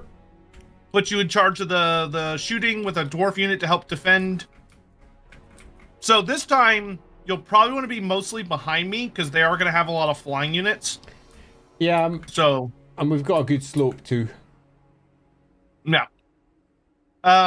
When the crypt horrors get in range, those should be prime target for the trollhammer torpedoes. Okay, They will mess them up. Let's move my quarrelers over there. My thunderers can sit over on the flank. All right. You good? Yeah, I'm good. All right, so what he's probably going to do, knowing him, is that he's going to wait for his reinforcements to show up, which I'm fine with. Yeah. So I'm going to fast forward time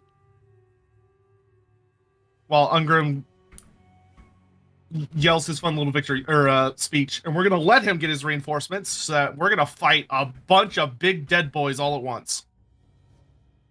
Okay, so what do we have? We've got failbats. We've got the character. Just going through everything here. Zombies. Skellies. Yeah. The crypt The horrors. only thing we're worried about is the crypt horrors, and that's pretty much it. Oh, he does have Grave Guard. The Grave Guard's also a little bit more worried. Okay, so the crypt horrors, you're wanting me to zap with my Iron Drakes. Yes, they are. Okay. They will butter their bread pretty hard. Okay, cool. I'm cool with that. Okay, that's just a bunch of zombie spam. Okay. Wow, that is a lot of undead. There is a fair number of them, isn't there? Yeah. Oh, he's got Karen rates too. My Garagrim has magic attacks. Perfect. So we'll make sure Garagrim's ready to deal The with Black the Knights ghosts. are coming in fast. Okay, I'm gonna go regular time and let's give them a volley. Slayer pirates, use those pistols. Vengeance! A lot of Black Slayers Knights. are gonna fulfill their oaths today.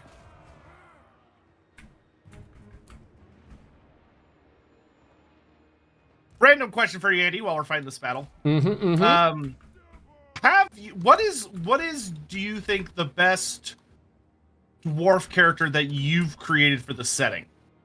That I've created? Yes. So like, yeah, not just who's your favorite, but who's one you've actually made for one of your campaigns that's really like stuck with you. That's a real question. That's really hard because I'm every time I'm like, oh no, but there's that runesmith. He was awesome. You'll want to move real quick. You'll want to move the trollhammer torpedoes over to this flank because Sorry, he's wasn't paying avoiding attention. you with the cryptors are trying to avoid you. Yeah, that's so freaking rude. Where are they? That's the fail They're bats with the crypt way horrors. over on the right. There they are. I got them. Rude.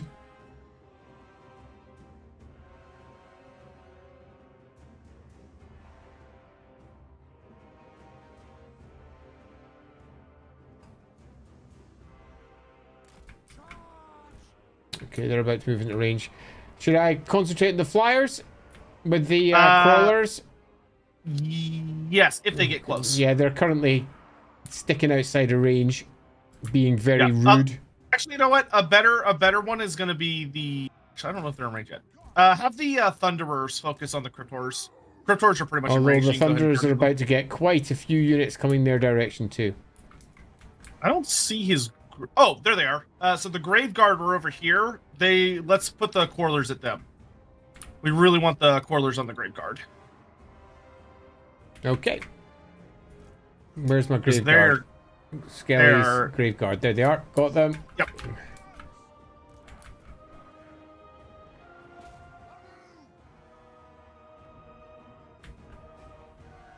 Oh, ignore that. That was a misclick. I was like, oh, something else to look at there. Slayers, forward!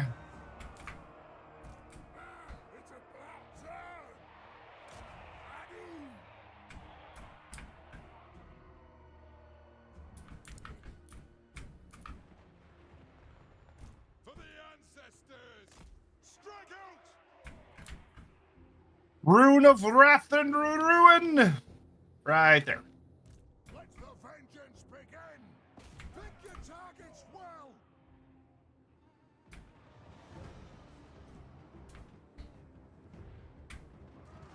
Oh, that vampire is beelining for Ungrim? That's a mistake. Bears Unganaz! Oof. Dwarf warriors!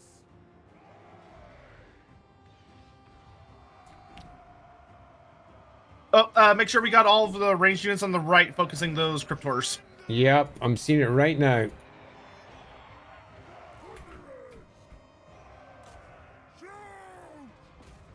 Ah, I spy me some nasty Karen race.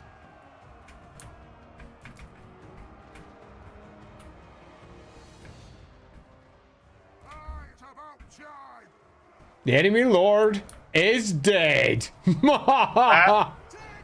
One vampire down. Still got another one to go.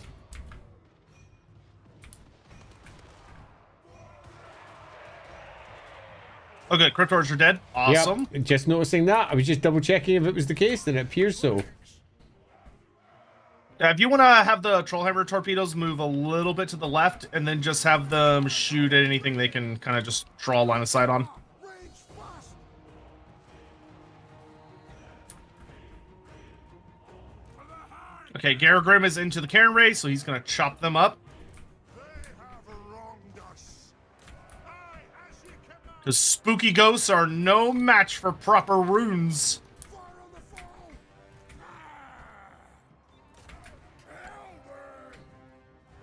Kill them! Ooh, Colin hurts. Okay.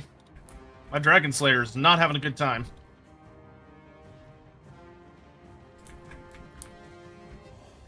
Let's have him fall back. For the ancestors! For the ancestors! Take aim! Downward missiles! Fire on the foe!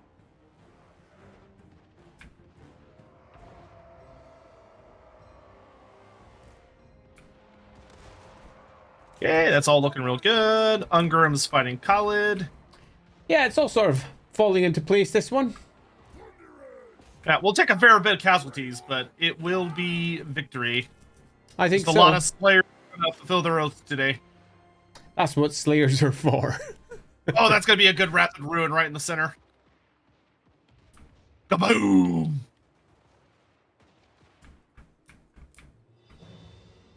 Ah, there we go. They're crumbling. Nice. They're crumbling. They're all falling apart. Look at that. And down goes the vampire.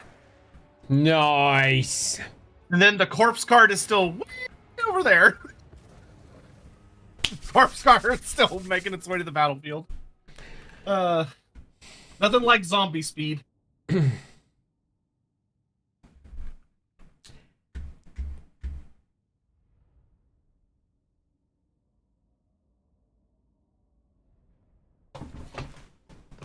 Should have got myself snacks, but sadly I'm on a diet, which is actually the worst. Yeah. Yeah. I believe it. I can see you sitting there gently munching away, and I'm like, oh, no. I'm trying to do it mostly off screen. No. Do it on screen because, you know, you don't need to be uncomfortable just for Captain starving over here. The silver pinnacle has been taken. All right, So let's start. rude. I'm gonna start mining gems. All right. Gonna buff my slayers. Okay, whatever makes you happy. Kislev goes forth. Hoya.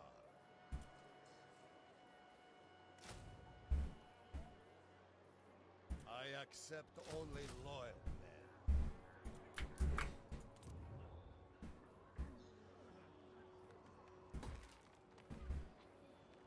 Okay, so now,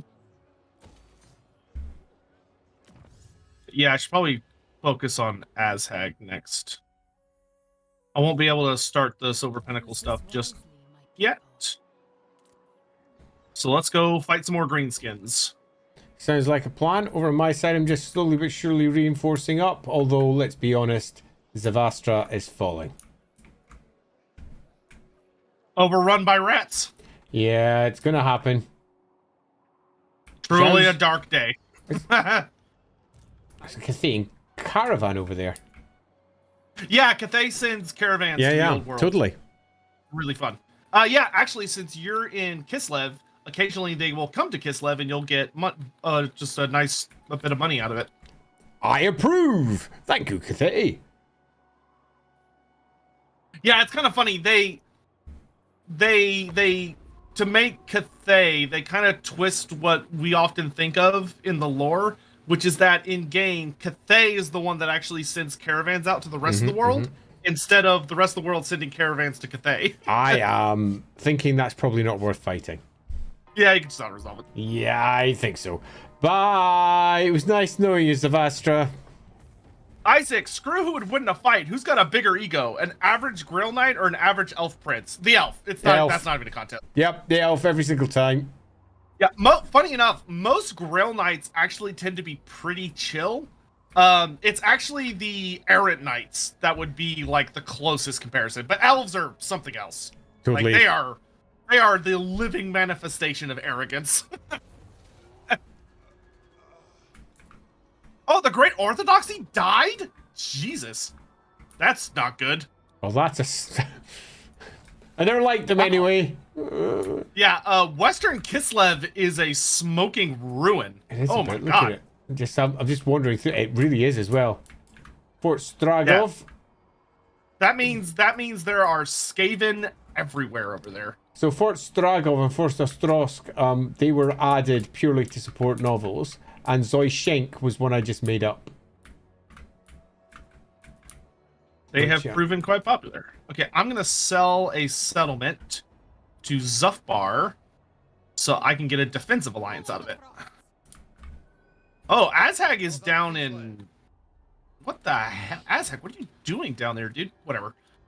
That means Azhag's capital is vulnerable, and that's all that matters.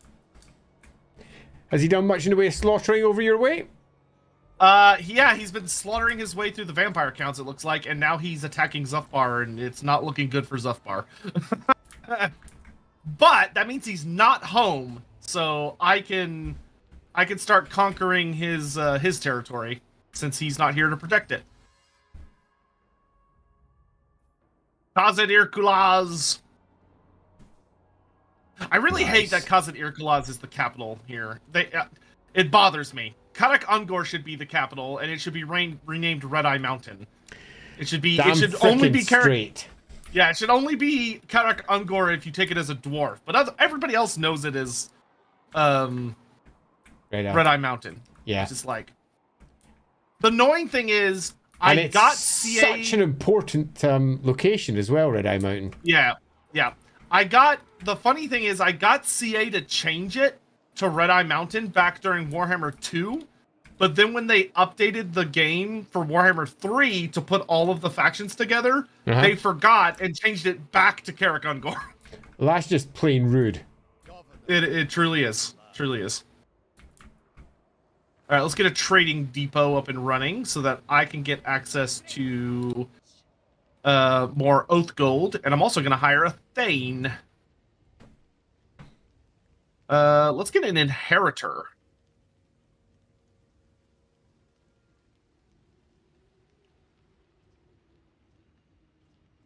We're going to have our engineer keep stealing technology at Mountain Gun Bad, and he critically failed. Great. Bad luck. Way to go, loser. All right. Are you guys ever... I like that you say ever. Are you guys ever doing another dwarf episode for Lorebeards? Yes, obviously. Maybe rune stuff or some more obscure engineering machines. Either of those could be really fun. But, you know, we keep an eye on... And we do give people options to vote for them. One of the issue is that often people just don't vote for them. Yeah, it's not our fault that you guys keep voting for different things. All right. To Karak on guard.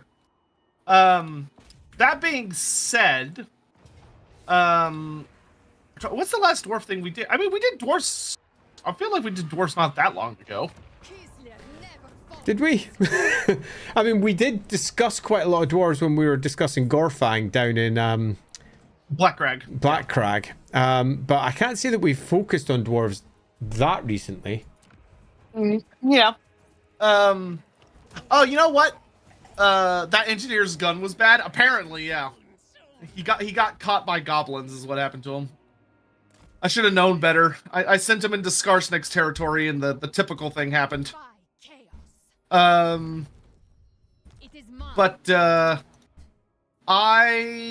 was I gonna say? Oh, Andy, do you think we should tell them about what we're going to be doing with Lorebeards in the coming weeks? I think that's a fine idea, because we did have a very good discussion about exactly what we could be doing with Lorebeards, because you might not know this, but we've been doing this for just over a year now. Yeah, so we're going to do a set of anniversary events to celebrate Lorebeards. It's going to be about a month long. So there's not going to be any votes for a hot minute, but for those that want to hear, the lineup, schedule-wise for the Sunday episodes is going to be... So, obviously this upcoming Sunday we're doing the old ones. But then after that starts our little anniversary series, and the first episode is going to be a full Lorebeards episode dedicated to Be'lakor. Which should be super crazy fun. And then the second one... Oh god, what was the second one? I think you've messed it up. That wasn't the first one. Was that not the first one? No. What was the first one? The first one was a Q&A. Oh my god, you're right. Sorry. Okay, so the first one is just a Q&A episode. Yeah, so it's me and Andy are going to come on for the usual time, and anyone can just ask anything, and we're just going to answer as much stuff as we can. So it's going to be the best way if you've ever had a question and you're like, oh, my topic's never going to get voted for, then that's the stream you're going to want to show up to. So you can ask your questions. And then, is Be'lakor after that? I didn't think we did Be'lakor, did we? Or did we? I didn't think we did. I thought it was... Okay, I guess I'll just say them all, and then worry about the Let's later. find out where it fits in. Yeah, so, the Q&A, the whole point of the Q&A is that we often get folks who have a host of minor topics and questions that they want to ask about, but it has literally nothing to do with the subjects that we're focusing on. Like, for example, Blackcrag, and someone pops up and says, could you please tell me about that obscure character from Bretonnia? And we typically go, yeah, nah. That's not really the place, meaning that there's a host of cool questions you might have that we never really get to. So we will be, hopefully, turning our eye to all of those, giving you an opportunity to ask all those questions you have yet to have properly answered. As for the other streams... I know we were doing the End Times Part 2. Yep, that was number 3, was it? Number 3? I don't know. Oh, crap. That doesn't look good. Uh-oh. I'm not so calm. That's going to be a full banner against that. I've got a feeling I'm probably going to lose that. I have no choice but to fight it. Oh, well. Oh, you got Kadrin reinforcing. Yeah, do I? Oh, yeah, do I? Do you? No, I don't appear to. You can retreat if you want to. Where's the... I don't appear to have the retreat option. Oh, wait, did he just ambush you? Yeah, he did. The deck. Oh, then yeah, you can't do shit. So, auto-resolve, or we just... Ugh, I would probably... I forget, guys, if he's ambushed, does he get reinforcements, or does an ambush count as lightning strike? My brain is fizzling out on that. I think it counts as a lightning strike when it's ambushed, right? Yeah, so... Okay, yeah, so I would just auto-resolve it. He's just gonna get murdered. It's my own fault for putting them too far away. Decisively minced. Oh wow, they got all their reinforcements as well. Holy moly! Yeah. They got the surprise full surround. Holy crap, that hurt. Now, look at them all. My god, that is OMG! the battle for Zavastra is gonna be kind of big. Holy shit! I need to get down there. Whoa, that is some heavy bannering going on. That is a lot of Skaven. That is a shed load. He's got 4. Oh, okay, not quite. He's got 3, essentially 320 stacks with Gorich, Throt. Oh my lord! I'm actually I might be better retreating. You can't. He's got you surrounded in a siege. Am I in the siege? Yes. The Master little Assassin. Yeah, he's laid siege to Zavastra. Has he? How'd you know? Because if you zoom in on him a little bit, you can see he's got like a turn timer over his head that's got a number 10 next to it. Oh yeah, and that means that that means he's laid siege. Well, shit. I need to get down and reinforce. Oh dear. Oh dear. Well, that was a fun campaign. See you all next time. We'll lose a little bit of territory, but it's all right. It's all right. We'll bounce back. Oh man. So probably the best thing to do at this point is gonna be that we're gonna probably want you to hire. Okay, I see you already hired a new general. Yeah. Oh, nice. You hired a. Yeah. So I would go ahead and start having a guy in Kislev start like building up his forces for when the Poor's Arena inevitably falls. Yeah. So build up as big of an army as you can in Kislev City. Make sure that you're upgrading your watch patrol building to the next tier. Good point. Well made. Now upgrading. Still loading us. Have I seen the toad dragon eat the elemental bear? I have not.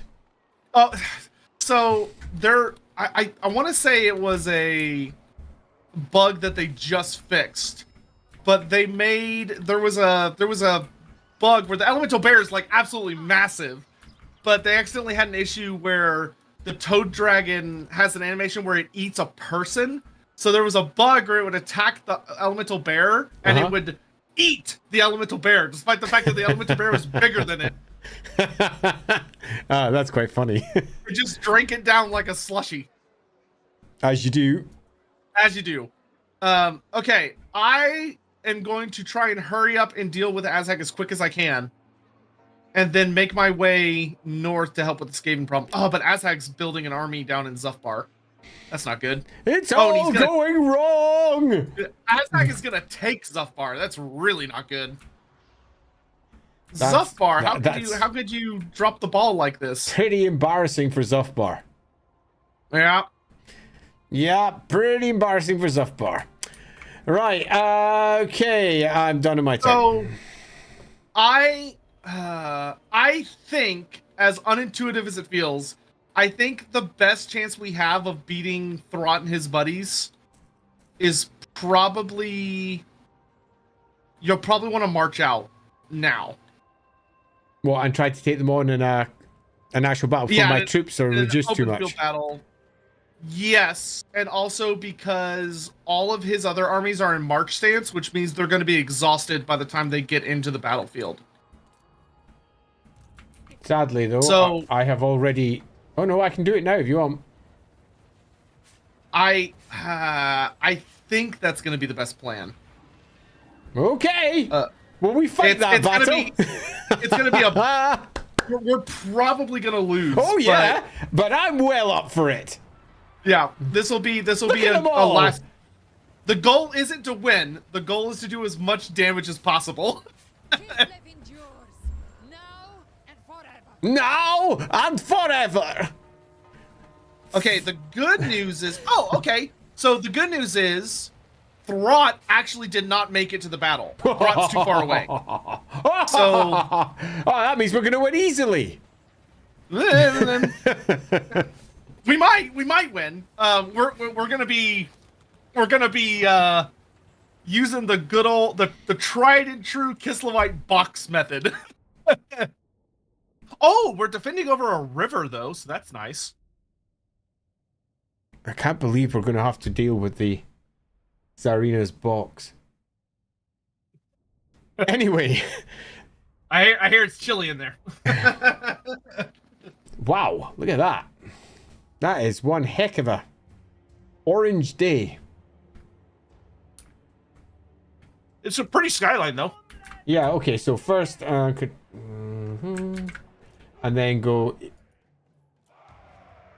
and then you can give me back anything you fancy. Yeah, so what we'll probably want to do is so we have two options. Not river. Our first option is that we can run forward really aggressively and take the river so that he has to come across the river to attack us, which will do a lot of penalties to his infantry units. Yep.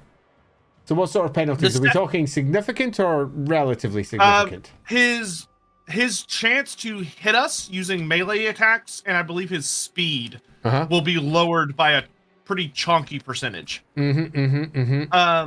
Alternatively, though, that also is going to leave our flanks pretty exposed, which is not great because we're so heavily outnumbered. So it might be better. So what does turn off control large army mean? I mean, that's cheesy.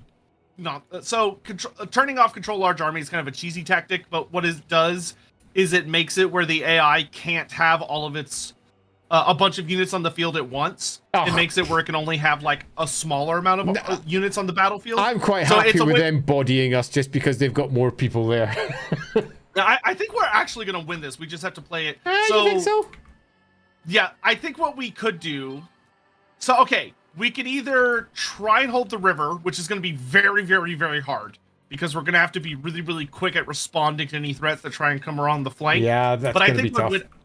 I think the best decision would be to use the natural terrain of Kislev to our advantage and to hold back here, where that eye is, because those two rocky cliffs, the one with the bear over it and the one next to it, makes a natural funnel. So we basically pull a Battle of Blackfire Pass, and we hold the tunnel. So how do you put markers in the map like that? Because I don't know. In the top left, there's a paintbrush that lets you draw once you pick a color, and there's also one that looks like an arrow pointing into a circle, which is the paint. Let's have a quick run of that.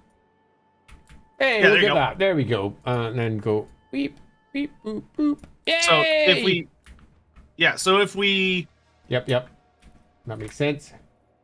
So we could use this little... valley or gulch or whatever you're gonna call it to basically just hold the line and just do our damnedest to keep repelling the Skaven back after they keep coming at us. Right, so I think that's not an unwise plan.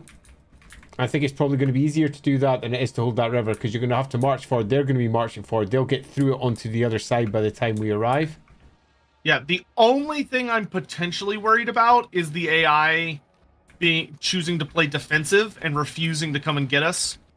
Which they might do, because we attacked them, we'd lose that.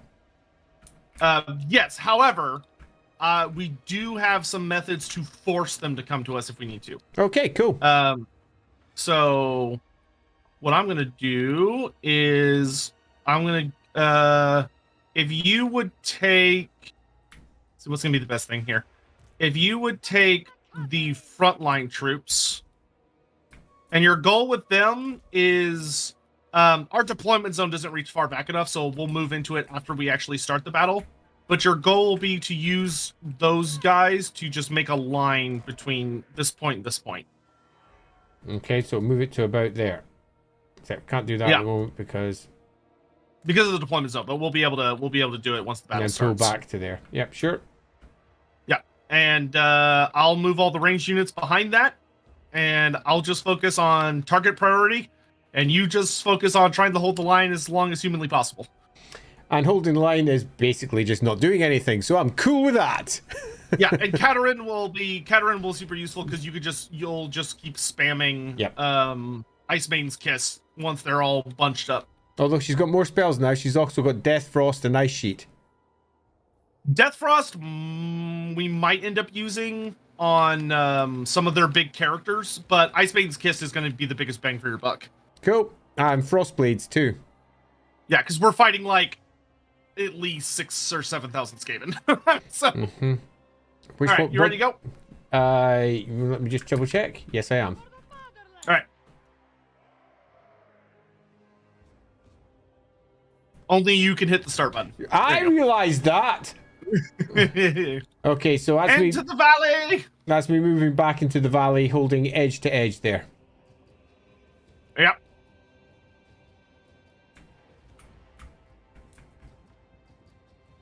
All right, and I'm gonna try and be cheeky here. I approve of cheeky. I'm gonna send some cavalry units to go hide in some other forests. Okay, so that's the Kossars. What's that? That's the Kislevites. Got it. And got it. Just checking what each of my units are. Got it. So this will be a good time to put a lot of your guys on guard mode. Which Okay, is so that what's guard mode?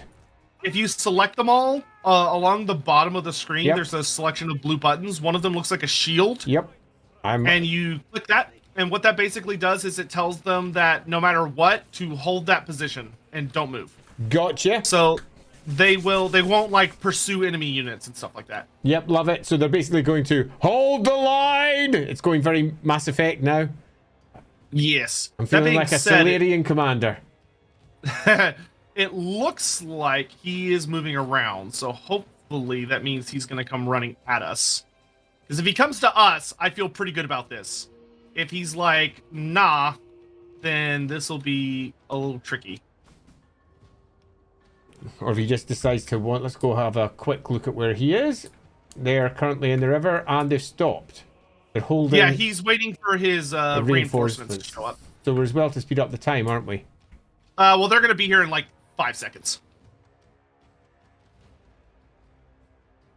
Okay, let them mill around a little bit as they make space for their new troops. Yep, so he's going to get into like a big old formation. And once he's in formation, we'll see what he does. Yeah, and if you want me to slow it back down to normal speed, just say. Okay, I think we can leave it fast forwarded for a bit because it's going to take him a hot minute to move everyone in position. Certainly, blinking Oh, is. that is so many clan rats and Skaven slaves. Right, so somebody's telling me I should watch my back line in case somebody tries to summon Skaven from behind me. Oh, yeah. So, yeah, Skaven have an ability where they can tunnel up beneath us. Well, that's rubbish and rude. Yeah, they can.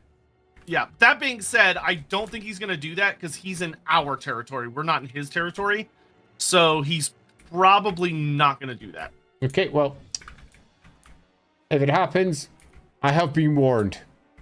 All right, I'm going to see if I can pick on his flank here. And it looks like they're moving. I shall slow it down. He's getting a little antsy about the fact I'm moving cavalry around. Yeah, I see that. Interesting, they're all moving over to where you're making your front line.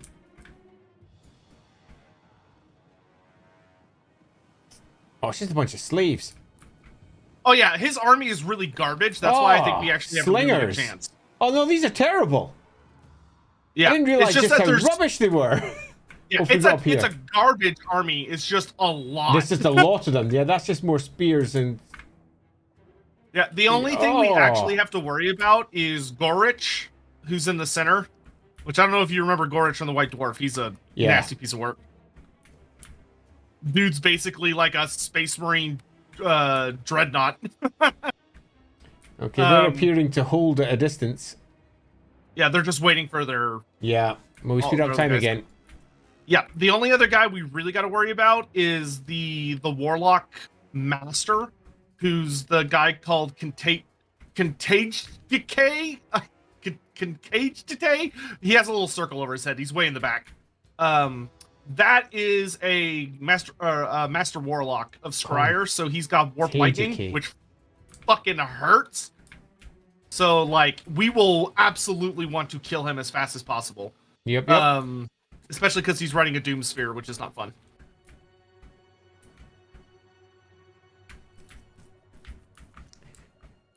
Oh, I'm still salty about the design they went with for the Warlock Masters. Like, they look cool, but like they're supposed to be Clan Scryer Lords, but they don't have a shooting attack. They just have goofy little like warpstone gauntlets. And I've always hated that. It's like they should have like warp muskets or pistols at least. Oh, that's a lot of rats. Really is. What I would not give for just a big AoE spell. Right like, there. Wow. There. Kill so many rats. Kind of wish you'd had... Wow, look at that. Look at them all. Yeah, if you want to be cheeky, you can actually send Kadrin out. I mean, she is on horseback, so she's really fast. Yeah, let's at least move her down here. Maybe get her into the forest. Yeah, go ahead and run her all the way over there and see if you can hit them with a Ice Maiden's Kiss. He might not move out of the way in time because he's organizing his battle line, so it's gonna take him a minute to react. So you could get like a really fat. Oh god, he's starting to split up. I think if you shot it like right down either this line or this line.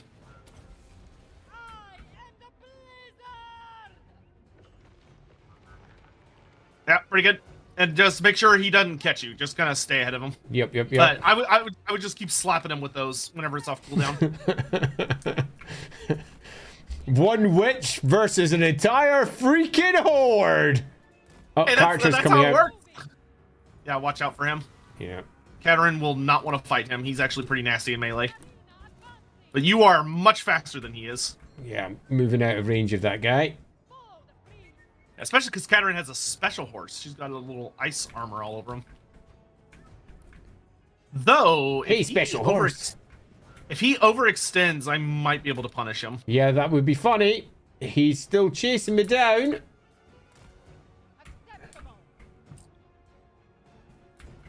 Let's see.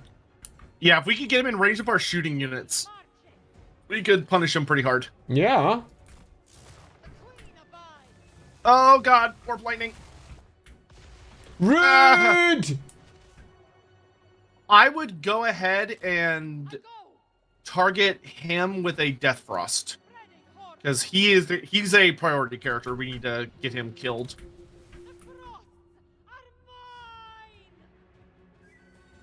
Oh my god, he's gonna get in shooting range. Everybody shoot! Everybody shoot! Oh, I'm gonna try and dodge that warp lightning. Get out of the way! Get out of the way! Get out of the way! Ah! Get him, kitty cat! Get him! Okay, he's definitely gonna die.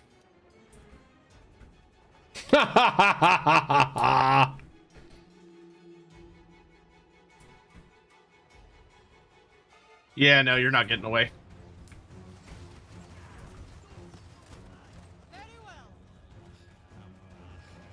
Yeah, he's shattered. That's awesome. Good, awesome. He got way too overeager chasing Kadrin. That's what we like to see. I'm now going to jump up and down in his corpse.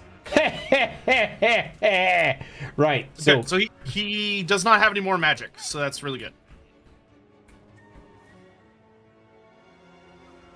That worked well. My winged lancers are not going to be able to get out of here in time, so I'm going to move them to the back of the army. Okay, looks like he's now doing the full advance. Yeah, you can go ahead and use Kadrin to. I would run her over. Where you thinking? Like or maybe this side? Yeah, I was just thinking exactly the same thing. Yeah, and just start slamming them with. Ice Maiden Kisses. Ice Just Maiden try Kisses. and angle. Down their lines. And you want to try and angle it so that the fat part of the template, the wider part, is over the biggest concentration. Yep. Cool with that. And the good news is, I was able to get the dervishes behind them. So I'm just going to keep my eyes open for fleeing units, and the dervishes will run them down. Alright, the only other big thing we have to deal with is Gorich. Where is he? He is right behind Oh, crap, Kadrin. he's right behind me. Yeah. Alright, we also got the Master Assassin is over there. Okay, I Don't know if see. we're going to have a... What, transform? And there's... No. Oh. Oh, he's got 2 Master Assassins. Yeah. Ugh. Okay, well, that one's getting a little close, so we might be able to punish him with some shooting. Because if we kill all the characters, the Skaven army will just fall apart. Their leadership is so bad. That would be a shame.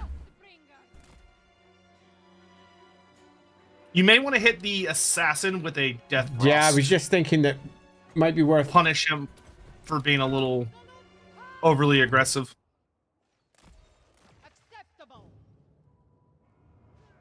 I would have Kadrin go ahead and fall back behind our troops because that Master Assassin has throwing stars and they hurt. They hurt really bad. Yep, cool. Sounds good to me. Meanwhile, at dervishes, we're gonna kill us some slingers. Okay, Gorich is in range. Everything needs to focus Gorich. Oh wait, I don't know why I'm saying that when I'm the one with all the shooting units. You're Everybody the one shoot who can Gorich! do it. There he is.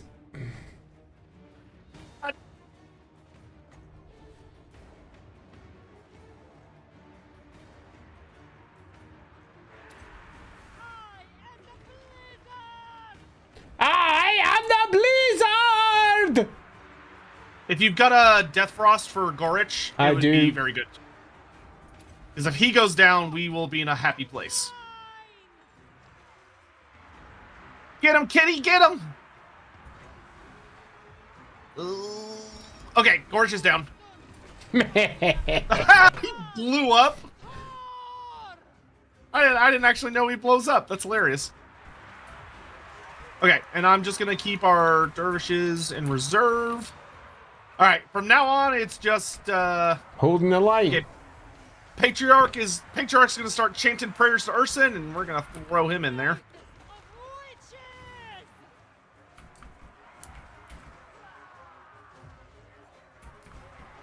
There is a lot of rats.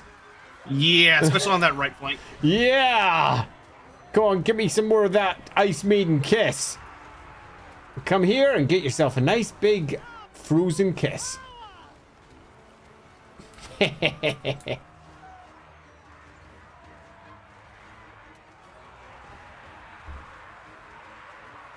So, the frost blades, how good is that? It is very good if we have a good surround on a unit that we want magic damage on, which isn't super relevant to this fight. Not super relevant to this at all. Yep, sounds good. Oh, yeah. The dervishes are coming in at the edge dervishes! there. Ah! That'll show him. That'll be that unit broken.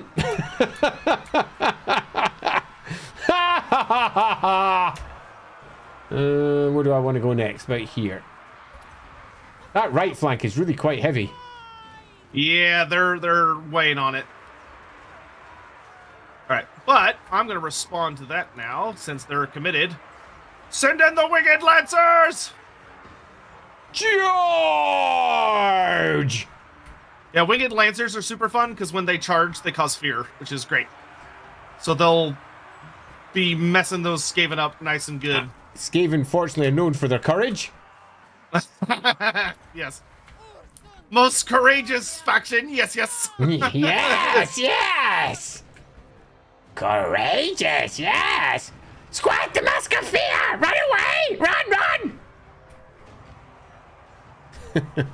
Okay, this is looking really, really good. A lot of units are breaking.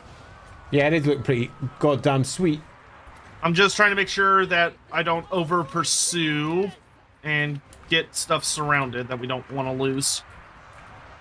Okay, there's a big old bunch on the left flank that are being a little I see it. durable. I'm gonna have our ranged unit start focusing the assassins. Oh, there's a chieftain in there. Oh yeah, look. We got two. We got Garrett and Transform. So what are those two? So those are both master assassins, but there's Yeah. a chieftain on the right flank, which is why the right flank was actually holding so well. Is he still there? I don't see him. He is. He's fighting the patriarch right now. He's got a little like rat head skull for a banner. Oh yep, I got him. Fesket. Yes, I'm gonna send in the ice lynx or the snow leopard to try and spook him off. Oh wow, that hurt. He hit the patriarch really hard. Run away, patriarch! Bring in lancers! Help out! All right, here come the Skaven have rallied. They're coming in for the second wave.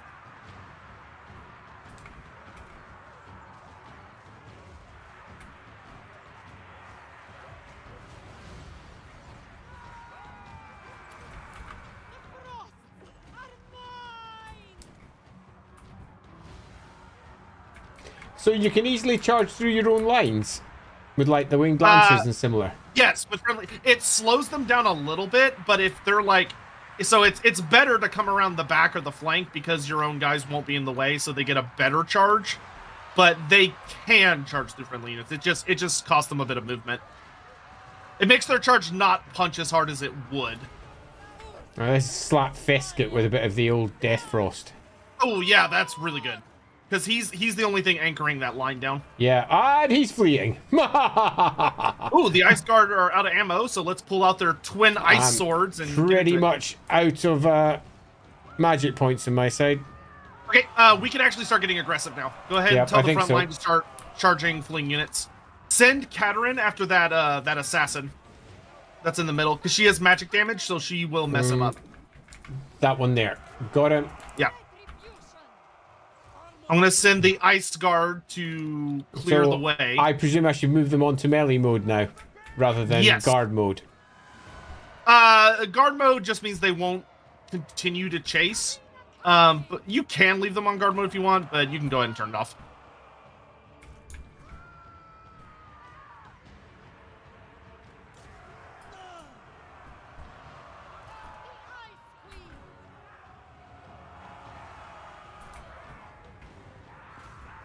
Execute them!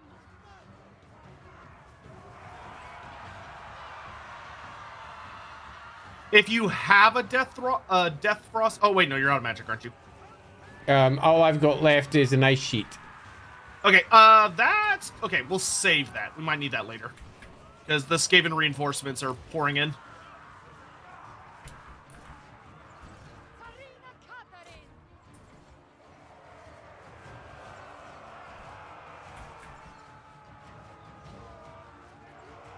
We need to kill Fesket. He is potentially a problem. Okay, good. Left flank's looking really nice. Yep, left flank's collapsed. Yeah, and if they have a skull over their banner and it's all white, that means they're not coming back. Like they're shattered, they will not return. If it's just like kind of faded and it does not have a skull, that means they might rally. Yep, So yep. those are the units we want to prioritize chasing. Oh, there's a chunk sitting over in the middle over there. Oh no, they're not. They're all fleeing. Yeah, that being said, what's left of his army is rallying together, so we should probably reform the line. I was just pulling right around- back. About were you thinking there? Okay, Yeah, Yeah, I think we sounds can. good. I think we can meet them because what they have left is not that great. sounds good. Queen abides! Forward, lads! Nice. That assassin is fleeing, so we can let the snow leopard hunt him down. He'll take care of that. Hey, that turned out better than I expected. Yeah, luckily, yeah, like he had a lot of Skaven, but you know, typical Skaven, they're all garbage. Zavastra those- has not fallen yet. Nah, it remains strong. That being said, the scary thing is this still isn't all of them, because Throt the Unclean has his personal army, which will come after us next. But he's not going to have all these reinforcements, so that's good. So he's Reform the line! He's got Reform how much the left line! over there? He hasn't got that much. The biggest thing left is we need to kill that guy. Who just went invisible, because assassins. He's an assassin, yeah. Screw that guy.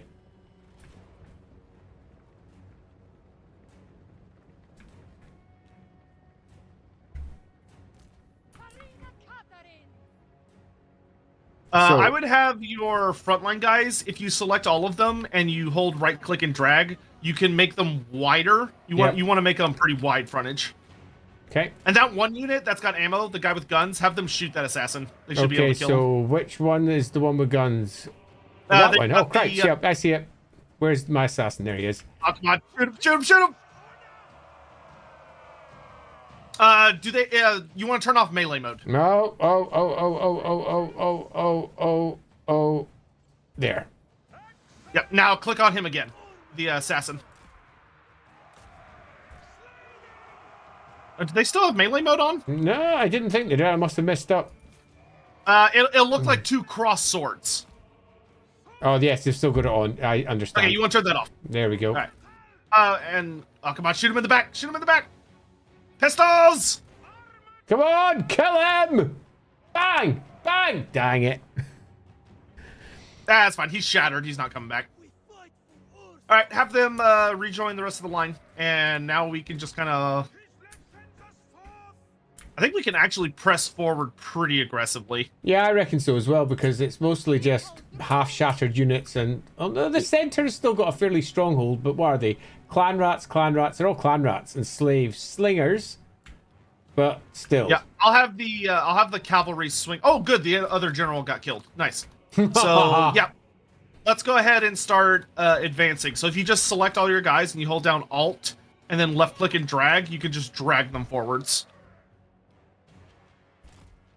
And they'll stay in formation. Yeah, so I see. That's pretty cool. So that's with an alt. Okay, got you. Yep. And once I see where you're moving, I'll tell my guys to move up behind you. Although I'm getting rather close to them now. You can go ahead and tell your melee line to just slam into them. Yeah, I was just thinking exactly that. Cavalry around the back to just start taking out slingers. So we don't want to deal with enemy ranged units. Gross. I had my first bit of slowdown there. Yeah, just a little bit. And that's just due to internet, peer-to-peer. Okay, makes sense. Yep, love it. Let's see, we're tell the Ice Guard to protect Kadrin.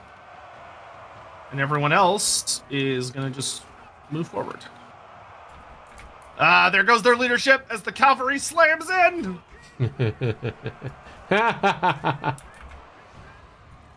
Okay, so this one we will want to run down enemy troops as best as we can. Unfortunately, Skaven have a really annoying buff called Scurry Away, which is that when their leadership is low, they run faster. Of course they do. I like that. So there.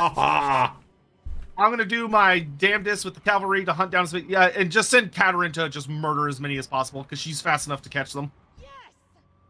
She agreed. She just shouted, yes! She seems pretty happy by this whole affair. How dare you attract the motherland? Down you go! You know, something I asked, I actually just had a brain thing of that. How do you think, in your opinion, because I don't believe there's anything written on this, how do you think Kadrin's mother died? It hasn't really got anything on it, does it? She pretty much isn't mentioned in...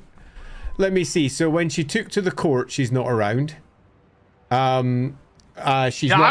I always figured she like maybe died during childbirth, or like right after childbirth or something, because I don't think she's ever really mentioned. No, she's not. And it's like I'm just going through the various stories, and the different places where she's been dropped in, and even the smaller side stories on the edge, where, for example, you're discussing what's going on at the court when the Tsarina first became the Tsarina, her father and mother weren't there, so it does suggest that she died in childbirth, perhaps with a second child or another child or multiple children.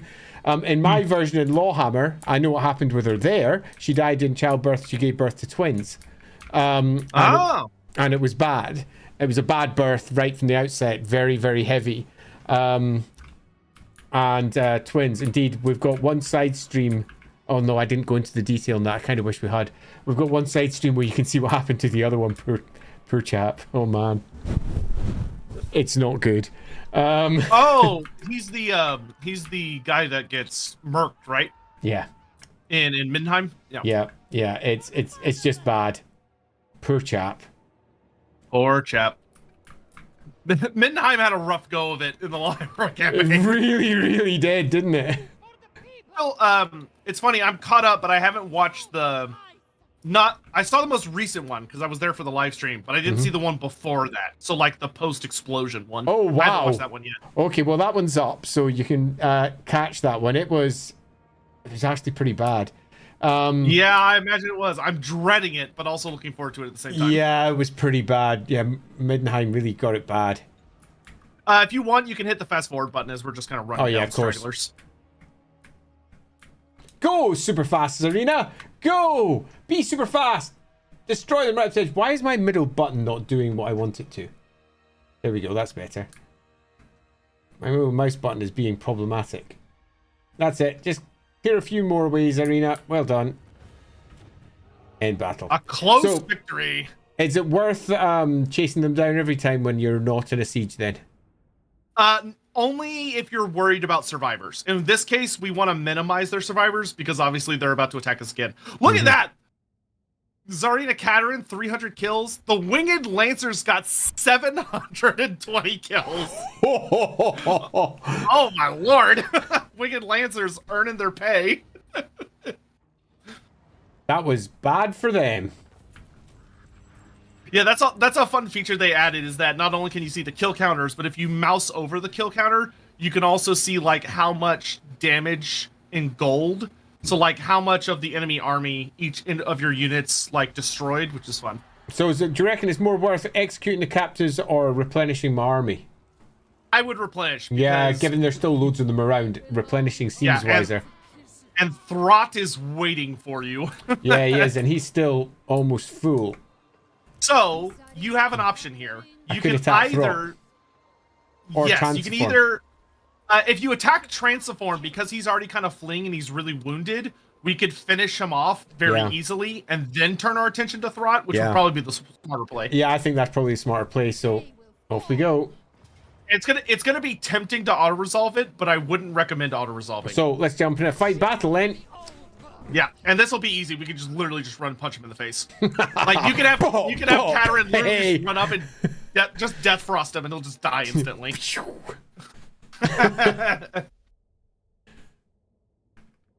Transform. Prepare to transform. Roll out. It's a weird name for it's a bit of a fun one, isn't it? Transform. Yeah. Sail the ship. So obviously there are high elves who become dark elves, but are there any examples of dark elves who become a high elf? Yeah. You don't tend to see a ton of like crossing over, but it does happen. Yeah, that's one of those things that absolutely does and would happen, particularly nearing the beginning of the Sundering when it was all going a bit wrong and sides were not so clear, were not so defined. When Elf was basically facing off against Elf and it was a giant civil war.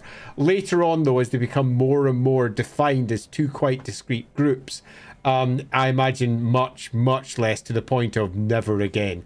But sure, particularly for those who are old, because those who are old, they're not so much Dark Elves and High Elves, or even Druchii and Azure, as they're just elves who predate the whole concept of the individual peoples.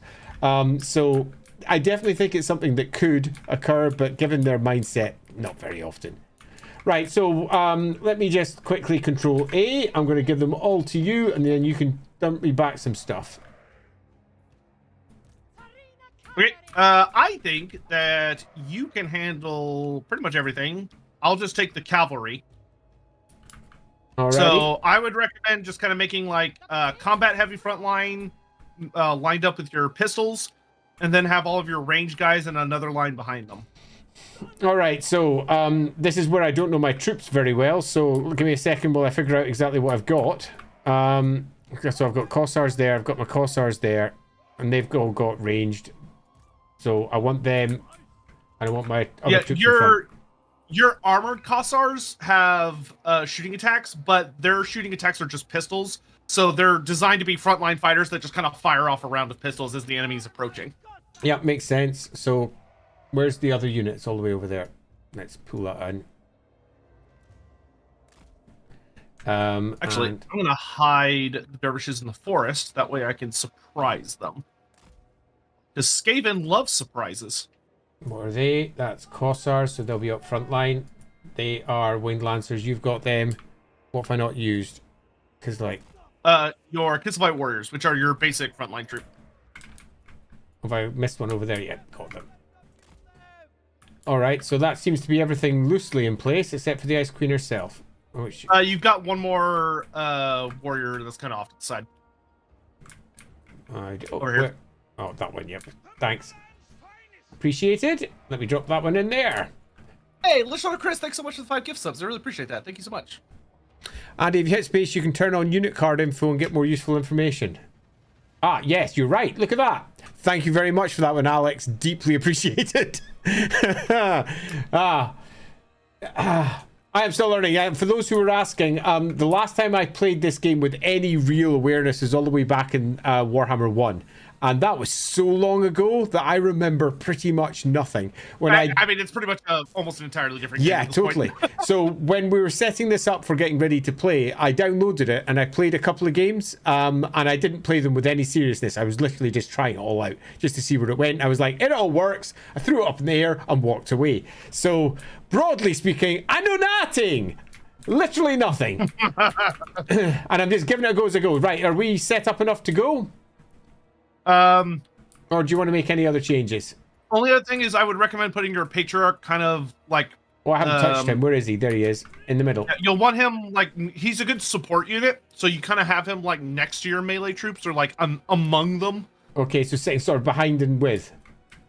Yeah, and when you start the battle, he has an ability that's on the left side of the screen instead of the right side, because that's where your abilities are. Okay, Urson's Roar. Yeah, and that's a prayer. So he does a prayer to Urson's Roar, and it makes your guys immune to psychology, and it also makes them hit harder on the charge. 100% forget to use it all the time. I will do my best to remind you. All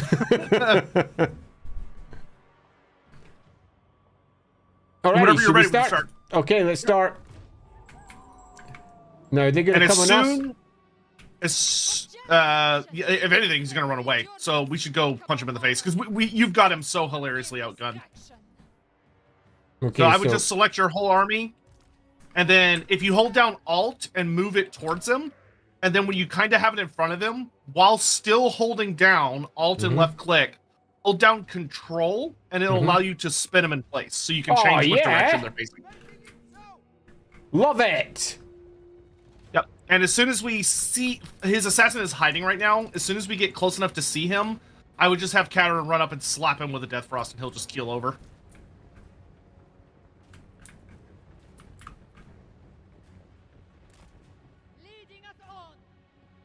Where is he hiding? Where is he hiding? Exactly my thoughts too.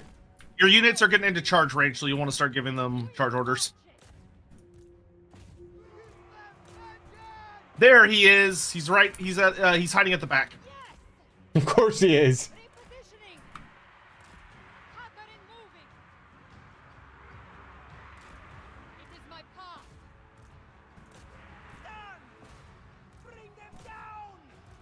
See if you can get him with a Death Frost. Yep, just doing that right now.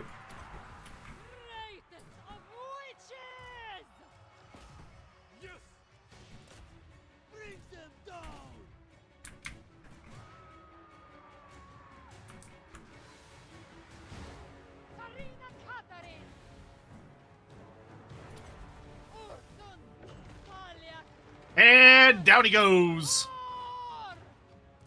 And that escape is shattered. Just a second. And we don't even need to pursue them anymore, do we? We do not. If you ever beat an army, or an army flees, and then you pursue them and beat them again, they'll just die. And that was that. Victory! Brilliant! Woo! So all that leaves is Throt. In battle? Lovely. The big man himself.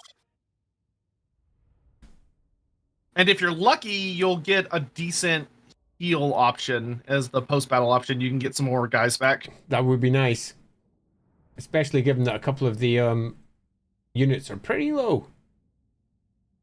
Yeah, it's kind of wild that the Total War Warhammer trilogy is almost 10 years old. It came out in 2016, so it's almost there. Wow, 10 years ago I was really... Because I played it quite a bit back then. Because obviously it was Total War. I remember getting my free White Dwarf from the White Dwarf magazine. Yeah, for good old Grumby. Yep. Before you attack Throt, I would level up all your characters. Yeah, toters. So first, that way, enemy killed. And I will let chat handle explaining which are your best level up options. I'd always choose the wrong ones. Right, so let's have a little look here. So at the moment, the Ice Queen's been pretty much focusing on her spells, one left of Death Frost. Might be worth taking the last one of Death Frost so we've filled it out. Yeah, you can do that. Yeah, that's a good one, because if you max out the spells, it makes them cheaper to cast. Yeah, totally. And that means I'll be able to cast more. As for Trofim Golovach, I have literally no idea what to take for him. He's currently got Ursun's Roar. Yeah, once you've put 1 point in Ursun's Roar, you unlock the ability to pick a new prayer, but he can only have one of them. That's really fascinating. Yeah, you could do Soliak's Lullaby, which is a healing prayer, which is really good. I don't remember what the other two are called, but you have the one for Tor, which I think is a big melee attack buff, and then you have the one for Daz. Let's just take Soliak's Lullaby. I've got one left. So right. What do you think would be the best option for the last one? I would put a second point into Soliak's Lullaby. For things coming back up? Or Soliak's Lullaby? I would put... Okay, yeah, I would cool. just double up Soliak's. Right, consider that done. Building upgrade available. Yeah, Zavstra has somehow survived. I'm almost tempted. Then... I think he almost deserves. Yeah, do you want to go fight the big man now? Yeah. I mean, how can you not? Because he is in March stance, so he's gonna be vulnerable. Let's do it. My YouTube channel is 9 years old. Haha, fuck you. Gotta love it. Right, so will we play this one too? I mean, we have to kill Throt ourselves, right? Like, it's Throt. He's the big bad. The shield of the old world. The shield of the old world. Oh god, he's got a mutant rat ogre with him. This will be fun. I don't know if you've seen the mutant rat ogre. It's a pretty nasty big boy. Looking forward to this. Big monster. Anything else? What's that one down there? Is that the... So he's got wolf rats, a regular unit of rat ogres, a mutant rat ogre, and then a lot of clan rats and stuff. I remember when wolf rats weren't a thing, and I made them for one of my campaigns, and one of my players said it was the most ridiculous thing he'd ever seen. He clearly didn't understand Skaven, and Games Workshop would never do that. Ha! Is what I say to that. Ha! Right, so let me just quickly go Control A, and then give to Loremaster of Sotek. Okay, so let's get everyone in kind of up. Oh, it's an general interesting location. One. So I think we're Hell gonna in the want to middle. go to. We're probably gonna kind of want to go to him because unfortunately this map is one really big hill. Yeah. And we are downhill no matter on the which wrong way side we of go. it, so you're going to want to try and claim the central point up here somewhere. Yeah, that being said, if we go here, it's a little less extreme of a slope, and this game actually does calculate, like, the more extreme the slope is, the more benefits it gives. So if we come at him going straight over this way, well, actually, you know what? No, it might be better just to fight at the top of the hill. I think you're right. You think so? Yeah, I think we'll just march from the top. Let's see. Let's give you Kadrin. Let's give you. Oh, I can just press a button and I can take units back myself. I didn't know that. Yes, there you go. can. I could have just taken Kadrin because I'd have given you them all and then taken Kadrin back. Hey, get the little kitty cat. Hey, kitty cat. Let's go up here. Kislev supreme leader. And the big thing that Cat will want to do, and Kadrin, is I would just put them both in the dead center of the army. And when Throt gets in range, your goal is to just throw the cat at him and pray it does a good job. Yeah, Because not- Throt's going to be up on his Brood Horror because they upgraded him in Total War, so he has a mount, and he is 'Cause of nasty course. on that thing. Ooh. I'm Ricky's gonna just have- dropped in to say that he's currently working on his version of the Imperial Zoo and making legendary named creatures that are in the zoo. Fun. Do check, there's a couple of very odd sounding creatures that were added to the zoo inside one of the Empire Army lists. So I would go check that. They've got like the something Schnaggle or whatever, some really crazy names. Are you all ready, or tell me when to start? Actually, let me move these guys over switch. Okay, you're good to start. Sounds good. And we're gonna call upon Solyak's Lullaby to heal Kadrin a bit. I go. Oh, nice. All right, and we're gonna hustle.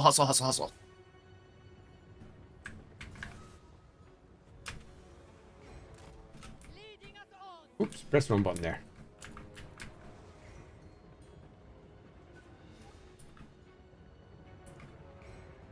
There he is. Oh, good. He thought we were gonna go the other way. So now we have the top of the hill. Okay, great. So I'm just Mother if you hold down Kislev. space, if you hold Oh, I down can see space, where you'll you see are. where I'm moving. Yep. We're just gonna monopolize the top of this high ground. It's over, Throt. We have the high ground. Yeah, if you look over at his army, the creature on the left over here that's got the big footprint, that's the new creature they made, the mutant rat ogre. It is a big boy. Oh, look at him. Yeah, that's looking like the one that they added in the, 7th edition box with the Skaven? Yeah. They kind of took the. He's just like, it's funny if you look at the rat ogres next to him. He's like 3 times bigger. He's a proper juiced up boy. Okay, All let's do another There we Solyak's go. Lullaby. Give Kadrin some more health back. I'm well up for that.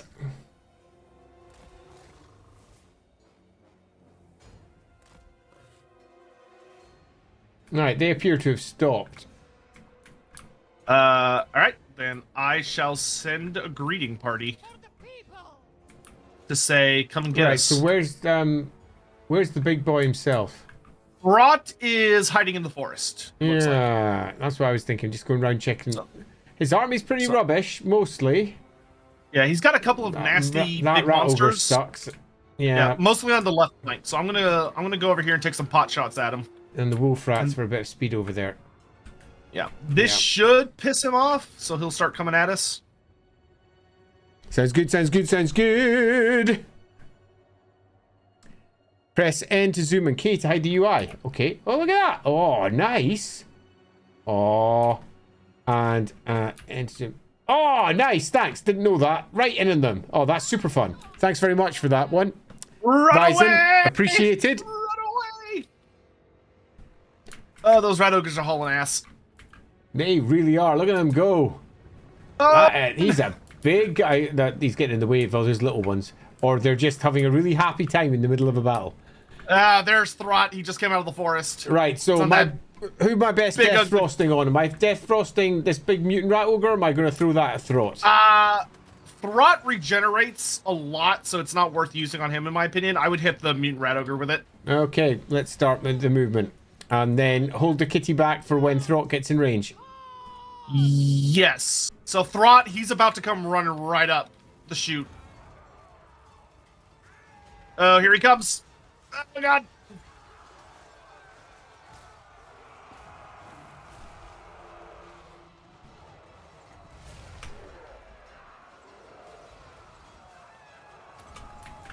Wraith of witches.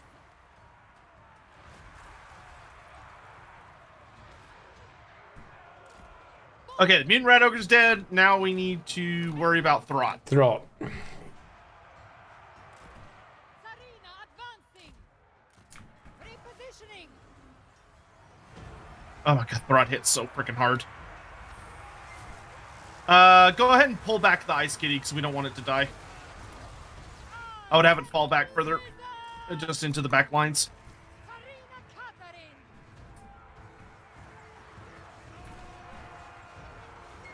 You can go I ahead remember and... when Throt was crap. Yeah, he's I used to pretty have... spooky in this game. Yeah, back in the 4th edition of the game, I had a massive Skaven army, around about 15,000 points. And Throt was the worst. He just wasn't a very good character. If you could get Kadrin over to that left flank to start using Maiden Breath, or Maiden's Kiss, whatever it's called. Because there's a big old pocket of Skaven on that right flank she can mess up. Yep, she just cast it. Assuming that we're talking about the same left. No, I said right. Oh, okay, I heard left. Oh, this side. Across. Armai. Okay, we broke the wolf rats. Ooh, we were taking damage though. Nice one. Okay, go ahead and slowly make sure- send in the ice cat on Throt, and if you can, like, overcast Death Rot or Death Frost, I would Okay, overcast it. overcasting. So, I don't know how that works. If you double click it, oh, you might not have enough Winds of Magic. You could try to double click it, and if it just doesn't, then you could just regular cast. He's really close to going down though. He really is. I was thinking the same. Ooh, dervishes are He's not in a good off. place. Run away. He's running. Yep, I just have the cat chase him. Just tell it to keep going after him, because it'll get distracted, so you kind of have to keep telling it. Get him, get him, get him, get him! Gosh, he moves God, fast. Oh yeah, he hauls Look at him ass. go! But here he comes. Get him, kitty cat! Get him, kitty cat! For the motherland. Greatest of Honestly, I love the idea that Kislev has those big frost kitties that would, because they would actually be really good at hunting Skaven. I am the blizzard.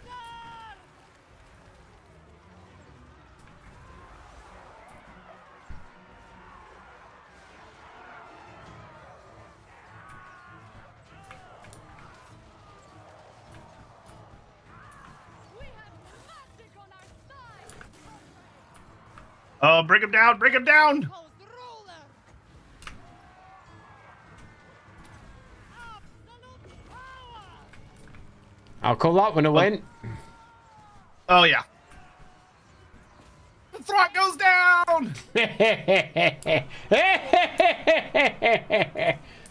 All right, and he was in March stance, so we do not need to chase him down. Oh, brilliant. In battle. Sweet! Huzzah! Huzzah!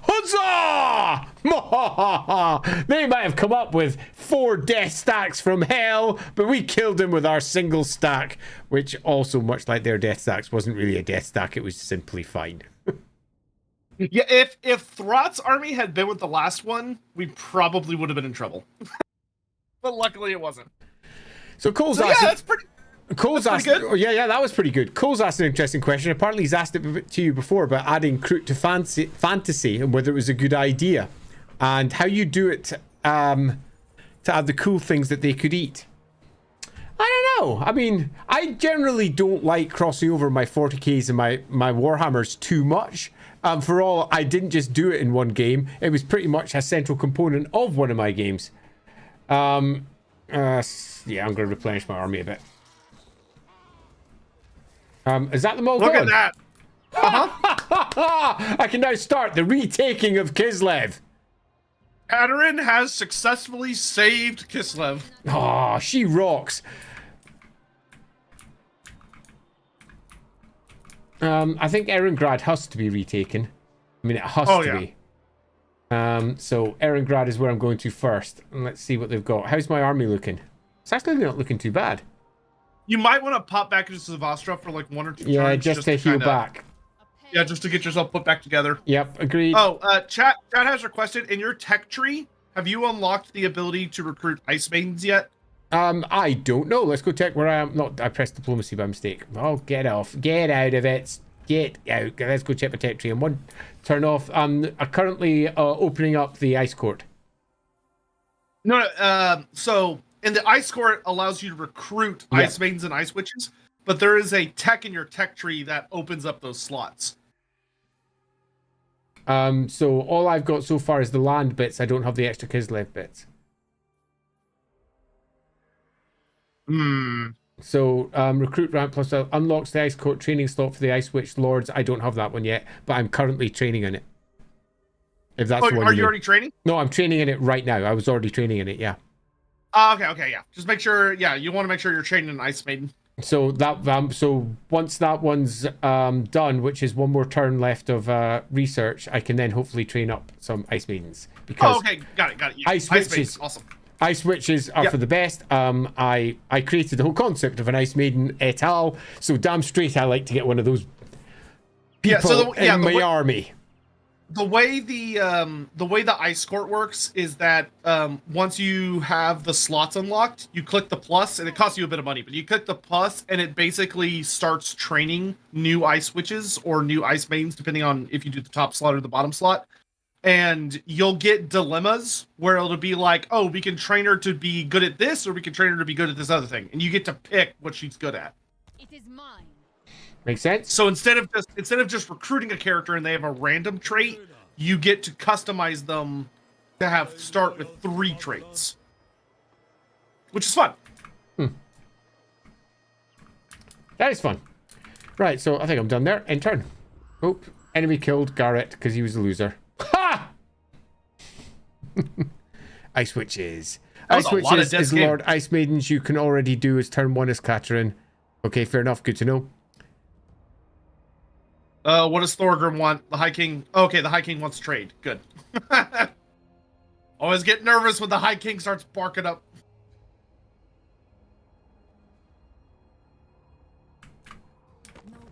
Yeah, so if you haven't already started training an Ice Maiden in your Ice Court, you will want to.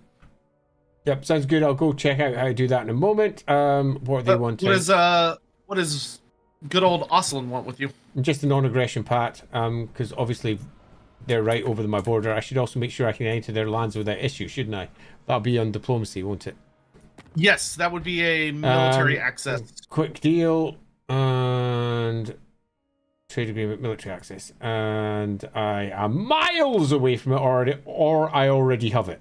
One or the other. So if you look at his settlement, Castle von Rauken, and you double click it, it'll open your diplomacy with him. Cool. And you'll be able to see if you have military access as an option. I'll get there in just a second. Just checking. It'll look like an arrow with a banner over it. Oh, I did the silly thing without the thing again. Speaking to myself there. Initiate diplomacy. What's offer? Excellent. Zhao Ming, you are now there. Let's Yeah, I'm making a lot of trade agreements with Grand Cathay right now. I am currently doing exactly the same. All right, we're all good there. All done, all done, all done. Right, let's get out of here and have a quick check at...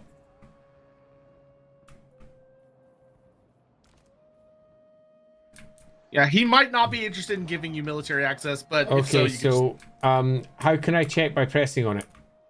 So double click. Double click. Okay, so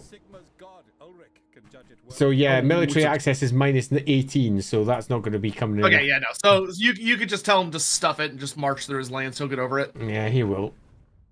But I'm not going for another turn yet, so I think. Let me just double check where my troops are. Yeah, one more turn yet. Okay, I'm actually going to save up money this turn so I can go into the deeps next turn. Capital barracks renovation, relief columns, whatever. Or ice collars. Or convalescence, casualty replenishment. Yeah, I'll take Magladroth, I'm super chatting Jeremiah's message. I'm still begging you, Andy. We need a video about that crazy fantasy/40k campaign of yours. Oh man. As I said, there is some. I mean, yeah, wow. It was a proper crazy campaign, and it did involve our players getting their own. Yeah, they had their own. a Thunderhawk gunship, which had been upgraded for the Grey Knights, and it was proper mental. They were with an Inquisitor. Good times. Yeah, it was great fun. You never answered my earlier question while we were sitting. Was what's your favorite dwarf character you've made? Oh, I've forgotten where I was now. Let me finish off this bit first, and then I'll have a quick think about what I'd like to do for that. You've not moved, nor are you moving. I've done that. I don't need to worry about it anymore. Skip. Building upgrade. Yes, please. Yes, please.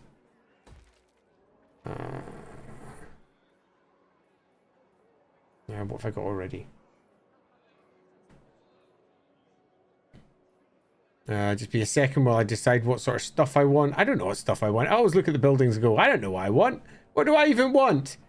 I'll get some extra income. Sure, that'll do. I'm sure there's somebody out there going, what are you doing, Andy? Why are you doing these things? All right, so back to Trophim getting himself an extra special little skilly thing. Anyone got any ideas as to what the better option would be? Icon of Strength is there as a first option, or alternatively one of the ones at the bottom. So is there any benefit to any of the others? Like replenish troops, cleanse corruption, damage building, wound? Oh, your hero leveled up? Yeah. So the blue skills, replenish troops is a really good one. I've taken Icon of Strength. Too late. I mean, that works too. Icon of Strength is not bad. That's a good passive to have. Okay, so where's the border with them? Because I'll go up to the border so that I still get my full heal. That'll work. I'll just make sure I haven't gone over the border there. Yeah, if you have any movement left over, I do a little bit. If you can move into a stance like march stance or ambush, I'd recommend it, because if you spend enough turns in those different stances, you can get bonuses. Sweet. Okay, into ambush I've gone. Love it. Right, end turn. Right, favorite dwarf. Right, so I've been playing fantasy roleplay for so long, it's ridiculous. So in my own games, I must have made somewhere in the region of about 5,000 dwarves over time. So I sit there looking through my head. So immediately you go for, what are the standout ones? You're like, oh, well, there's that runesmith. One of my favorite runesmiths were created when the whole concept of the runesmith was very first built, all the way back in about 1990. I'm going to guess that was 1993. It was just before I started Games Workshop myself, so I built my own rune rules for Warhammer Fantasy Roleplay because there wasn't any that were built. I built myself an entire set and built myself a really cool Rune Lord character who was, as you often do whenever you build something for yourself, you go, hey, oh, we got an action. What's going? I now control the northern World's Edge Mountains. Nicely done. So I built myself a Rune Lord for the Funzers. That went pretty well. And the name escapes me because it was so long ago. But I think of all the ones that were built, one of the best ones were for a game of Warhammer Fantasy Roleplay, which was the Enemy Within campaign, about the 10th, maybe the 12th time I'd played the campaign. And I was playing it in Edinburgh when I first moved down. And we had a Swordmaster of Hoeth in our group because I made up new careers for everything that I needed because I was that type of guy. And I gave the Swordmaster of Hoeth in that game special because in our game, all elves were magic, basically. So they had a host of special Hoeth-based spells that they used to use where they carved runes into the air in front of them. And caused them to flash out with magic when they were at battle. So they would be carving different forms into the air for fun, because it was awesome. And our Swordmaster of Hoeth wanted to have some unique stuff. And we had a Dwarf Rune Master who was along with them, whose name was, I think, Garthim or something like that. And he basically bickered with the elf about how they were misusing runes, not understanding what runes truly were. And they both hated and liked each other in a classic piece of elf plus dwarf fun, much like you'd get in a classic Lord of the Rings movie. And that was super fun because we got to have a proper fallout with them, and they ended up in a duel. And the elf killed the dwarf in the end. It was horrendous. Actually horrendous. We will have to vengeance. It was a terrible end, and the elf then went off, fell into depression, and fell out of the campaign because he couldn't continue on anymore, having killed his friend. It was awful. That sounds amazing. In yeah, like a it was sad pretty way, cool. but like amazing. Yeah, it was exactly that. And we were all like, well, that was freaking awesome. But they had adventures going across the Dragon Isles to the south of the Wolflands, and ended up doing a raid on a bunch of Chaos Dwarves. Good times. It sounds like I want to play the campaign like that. Yeah, it was super fun. What am I doing? This lord, I'm giving him some stuff. How much money have I got coming in? I've got enough. I've got enough that I'm going to wait a couple of rounds as well. Intern. Yeah, and I often find the ones that I made for my own campaigns are generally always the ones that stand out more than the ones I made for the game when I was doing it officially. I made a bunch of dwarves when I was writing for Warhammer down through the various editions. I was part of the book Grudge Lore, which was written by Gav Thorpe. And I did some bits for that. I did a bunch of drawings for that as well. I did a bunch of battle maps that were inside that book. I did a little side shot of... I was gonna say, did you do the character geeks map? Possibly. That's the one where it's like... That's the one where it's a side shot and it shows all the different deeps. Oh, I did. I hated that map so much. I actually have used that map quite extensively. Well, there you go. So yeah, I did that map. Videos. Yeah, I did that map too. The amount of back and forth between Black Library about that one was quite significant. Right, let's have a look to see what they've got inside Erengrad. Erengrad's a big port. How many Skaven are in there? Oh, there's a lot. It's a Pyrrhic victory. Given it's a siege and it might take a while, is it worth just auto-resolve? I'll lose all my units. Holy crap sticks. I would just start building some siege towers. Okay, sounds good to me. So, continue siege. Oh, wait a minute. No, I want to build some siege towers. So you click on Kadrin. Yeah, right click on Erengrad again with Kadrin. And then you'll just click the siege tower button like 2 or 3 times. Don't want a battering ram? I don't think we'll need it. Good. I think Sounds it'll good. be easier for us to take the walls and then we can throw open the gates from inside. Okay, I shall now continue the siege. Let that go. To make sure there's no units close by. There is not. Zoyshenk has to be taken because I named that place. Good times. But yeah, I tend to find that I much prefer the characters from my own games. As you may note, as we're making our way through LAWhammer. We're now, what, about 1 year into that game? A year and a little bit? And that feels like to me that it's just started. It feels like we're just starting to know some of the characters, but as we get into the actual main flow of the game and the civil wars begin to really... what was that? I've discovered Clan Mulder. Yeah, no shit, Sherlock. Once the civil wars get going, you'll start to get to know loads and loads more characters, and for me that will always be where the most character is found, because you play with them every week and you get to know them in a fashion that you never get to know characters that you might write in a book.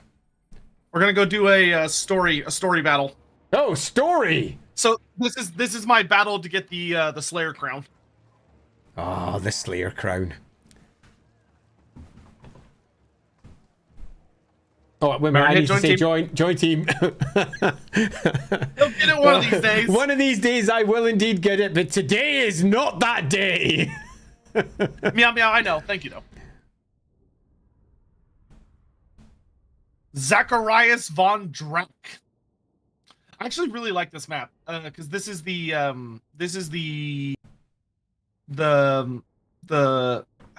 think it's the ancient dragon grave. I forget what the exact name of the map is, but this is in the Dreckwald Forest, and it's like, oh, this is probably it could be named after. Oh, nice.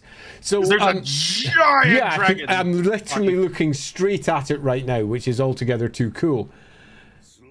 Slayers. Filthy minions.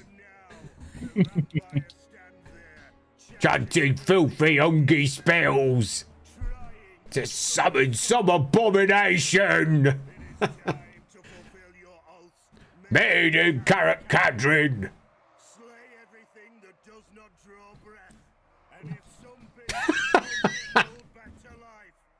Good old Ungrim. In battle! Battle! Charge for the honor of all Kadrin! Charge for your king! Charge for the Slayer crown! Charge!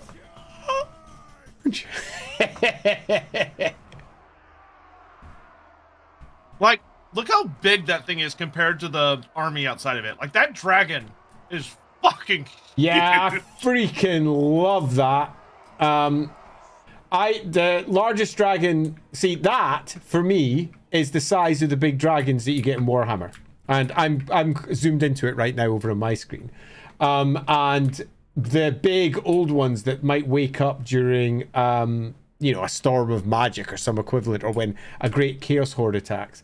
And that is something that Warhammer, because it's stuck with the battle game, doesn't just forget. It likes to go, yeah, no, it's not.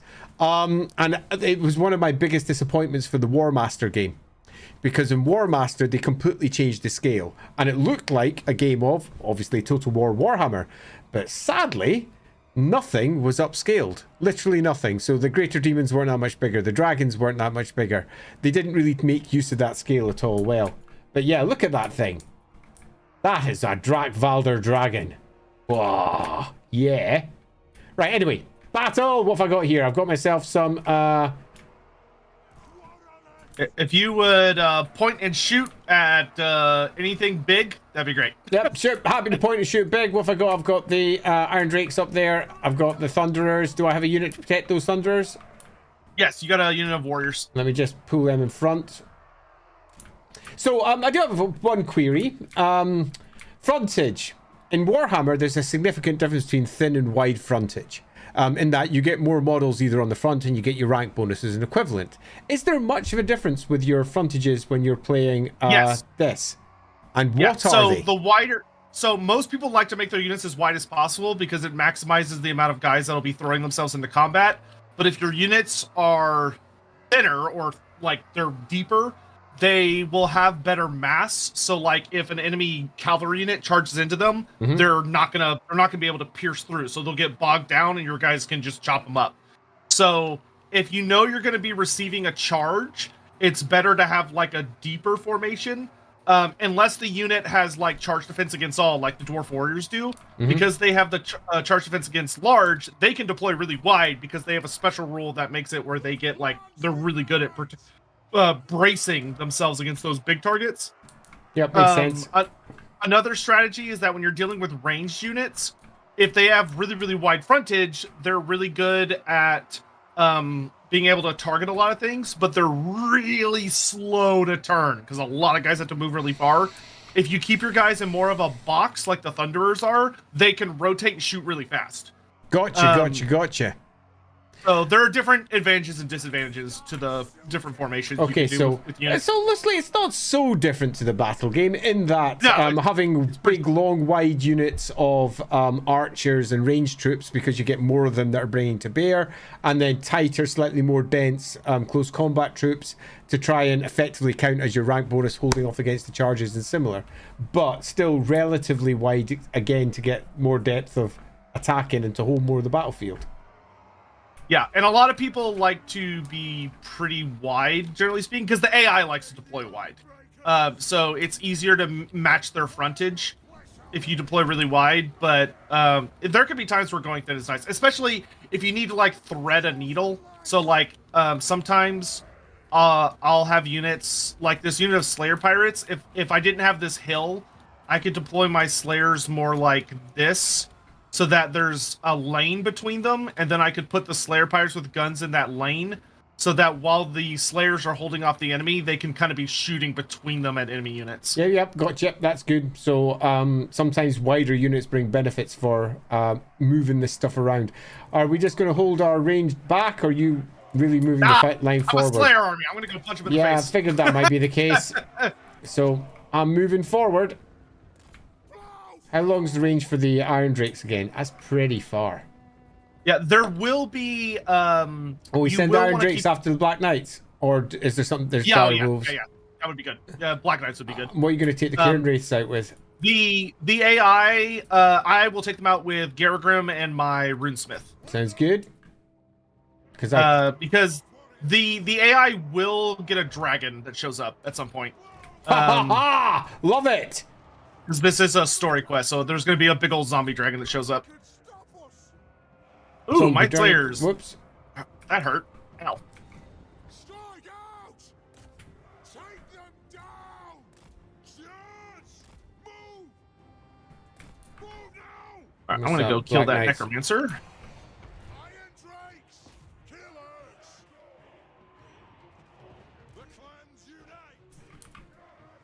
Range fire. Range fire. Alright, the zombie dragon just came out on the backfield, Where so is he? just keep an eye out for him. Where is he? I don't see him. He's way over in the forest behind us. How can you tell? Oh, behind us. Yes. Okay, I still don't see him. Oh, wait a minute. Is he over there? With this Yeah, he's group? way over here. Yep, gotcha. I see eyes. So, Who's sitting on top when of he him? gets- Luther, some random chap. Yeah, when he gets in range, you'll want to start shooting the shit out of him because he is a little big and he has a lot of health. Dwarf warriors. Nothing can stop us. It is a reckoning. Iron Drakes. Find your targets. Runes of smiting upon them. Vengeance. Take them down. Blood. Death. Here come all the bats. Fire, reload, fire. Dwarf warriors. Yeah, if you want to have the Iron Drakes focus the dragon, have everything else start picking off bats. Thunderers. Yes, Thane.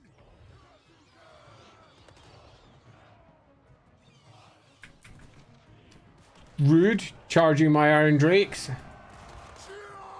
Oh my god, there's so many bats. Yeah. The dragon's gonna fight Garagrim. That's not very smart of that dragon. Where's that dragon? Where is He's he? over on the flank.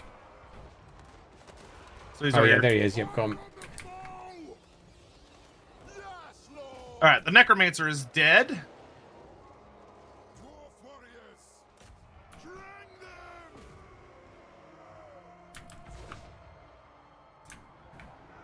All right, let's give a big old melee buff to all of our ranged units to make them better at fighting. The rune, master rune of speed. War of vengeance. Dowie attack. That cowardly dragon trying to run away. Go get him, Ungrim.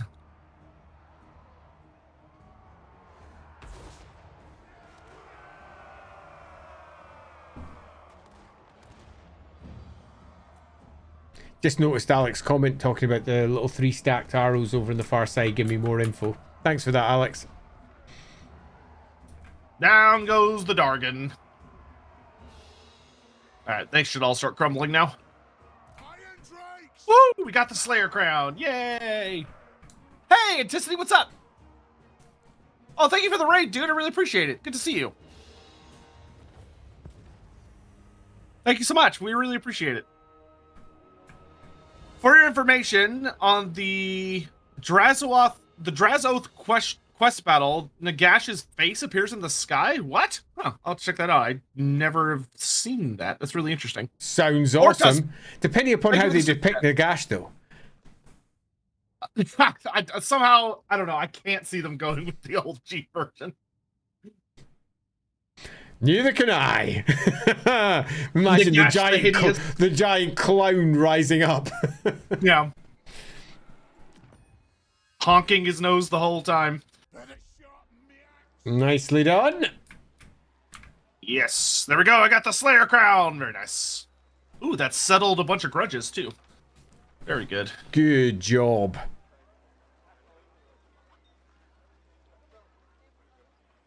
Oh, I also got 2 levels. Nice.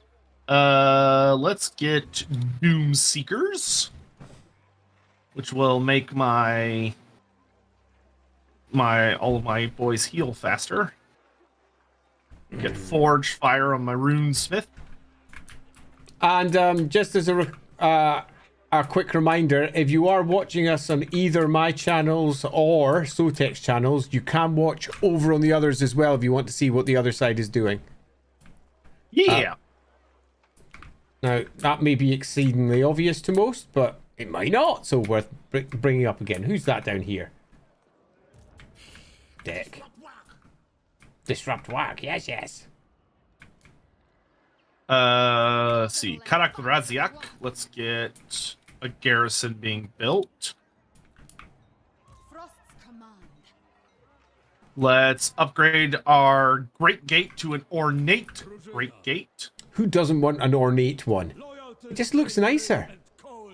And let's upgrade our ruined entrance hall to a regular entrance hall. The non-ruined sort, please.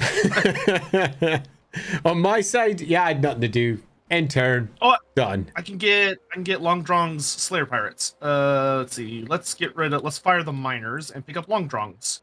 Hell yeah. Just glad to see Yeah, that Long you're Drunk- still watching us over there, Undead and Alive over in Portugal. And yes, 2:11 in the morning for you when you posted that. It's now 2:30. Holy cremolians. 2:30 in the morning over at this side. I'm actually off doing some game consultancy tomorrow. For those of you who wonder what the hell game consultancy is, that basically means that I go around to somebody's house or meet them online or some equivalent, and we have long discussions about how their games work and how they could be better, or how to run their Kickstarters, or how to, you know, game stuff.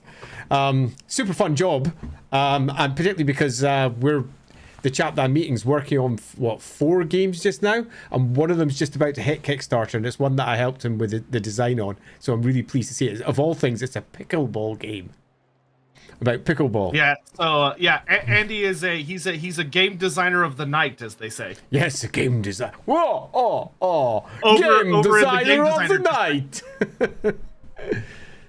I was thinking more of the red light district kind, but sure. No. I'm not. No, a red shirt district, perhaps. Red shirt district. Yeah, there you go. But did I not done end with my your turn? turn? No, you didn't. Oh, I thought I'd ended my turn. Apologies. There My you go. fault. JF, what do I think is a pretty hard quest battle? A lot of the ones from Warhammer 1 and 2 are pretty difficult. Like I remember Throg the Troll King has a pretty nasty quest battle because he actually has to fight Ungrim and a lot of Slayers, which the game, as you're playing Throt, encourages you to take an all troll army. So the fact that it makes you fight an all Slayer army is, you know, rough. Alrighty, where are we going to first? I Are you ready? got another story battle. Oh, nice. This one for the Dragon Cloak of Fierskar. Oh, this one's fun. So this one is where we're fighting Nashrak Badtooth. Ah, Nashrak. So we're ambushing the legendary war boss. I remember to press team. join team. I remember to press it. Oh, All by yeah, myself. I'm a big boy now. Oh my god, we can take off the training wheels. Yeah, so I keep on apparently then doing stuff which stops my turn ending, then forgetting that I've done extra stuff, and yeah, I have done that a lot, by the way. Yeah. Here we go. What sort of battlefield do we have this time? It's spiky. Look at that. He's got to make a speech. Of course he does. Darway! At last! Time. It is time to arm ourselves. Death to the orcs. Roby. I wish to cleanse myself in battle. Once I have cleaned my soul of the subterfuge, then I will wear the honorable cloak of Fritzgar again. Because he lost it.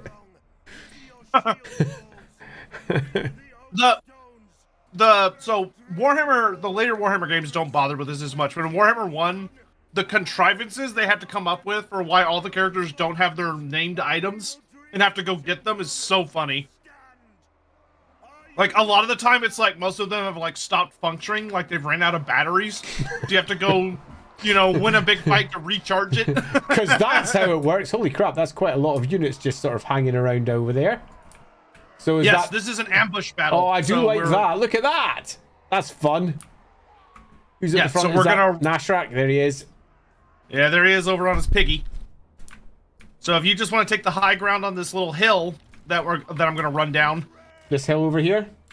I would do over here so you don't have those rocks blocking your sight. Yep, makes sense. What else do we have here? We've got a couple of units of crossbows and a unit of thunderers. And most of my army is just gonna run down the hill. Yeah, pretty much. As slayers do. But I am gonna leave behind a couple slayers to guard the flank just in case those trolls or chariots get wise. Alright, you good? So to answer Bearded Freckle, yeah. Of course I'm enjoying Warhammer 3. How could I not be? Charge! And bang! Bang!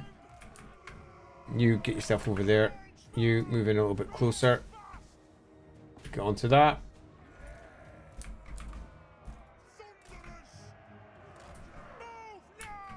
Yeah, I love what they did with Long Drawn Slayer Pirates. They have a special ability called Dwarf Rum, which is that their drunk breath smells so bad that it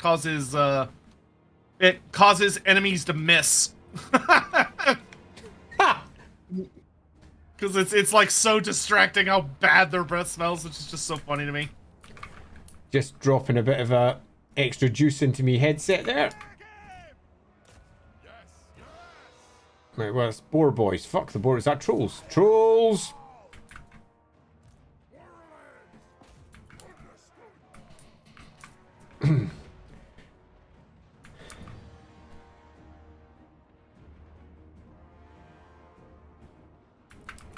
Or boar boys. I used to hate the old plastic boar for the boar boys. It just was not the bestest miniature. Yeah, I really like a lot of the Iron Jaws pigs, like subbing those in to make boar boys. Those pigs are like really huge and nasty Damn straight. Well worth it. which is great. This is looking very one-sided. Would you focus the Iron Drake torpedoes on the wolf chariots? Because they Yep. are not going to let me catch them. Okay, no problem. They are now getting pinged at.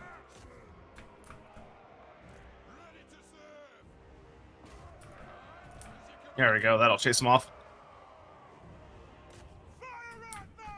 Because chariots kind of hurt. Yeah, this is looking very one-sided. That was an ambush. And if you're ambushed by dwarfs, you're probably in trouble. No, that's fair. That's fair. Yeah, this is pretty much how bad it went for Nashrak in the original story, except for there's no Gokvag Maneater, which there should be. Because Which would Gokvag have been Maneater was the a one. lot more fun if there was. Yeah, he did very famously pay for or convince Ungrim to hire him because he had ripped off one of Nashrak's arms and brought it with him. Yep. Threw it down. I think this is a good example of my skills. Ungrim was one of the original lords. Yes, Ungrim was one of the original 8 characters. He was also in the Dwarf Army list, one of the very first special characters for Warhammer. Going back to Warhammer 4, that is. When he was created for the 4th edition of Warhammer. I had fun showing chat on stream once how when Kimmler first came out as the first like big name character, but he had Michael Jackson as a white in his little army. And it's like good to know Michael was popular, I guess, with the undead legions. It was as a crossover to that, you also had the same in Plants vs Zombies in the first edition of that, but they removed the Michael Jackson zombie, turned it into a disco zombie because, well, Michael Jackson. Indeed. Right, what am I doing? I'm adding an extra unit or 2. How's my money? My money's getting a bit low though. So, let's. Do you need a dwarf loan? No, not at all. I'll just upgrade a few things. I'm just deciding whether I want to buy more troops, and the answer is I do not want to buy more troops. The Bank of Kadrin is always open for its allies. How's this battle going? Pyrrhic victory still. How bad of a Pyrrhic victory? Only lose 3 units this time. It's getting better with the siege. Yeah, I'd give it one more turn. Yep, give that a few more turns yet. They're not. Oh, I could forge a good item. The Iron Warden's Tankard, which gives me a beer item that gives my guys regeneration.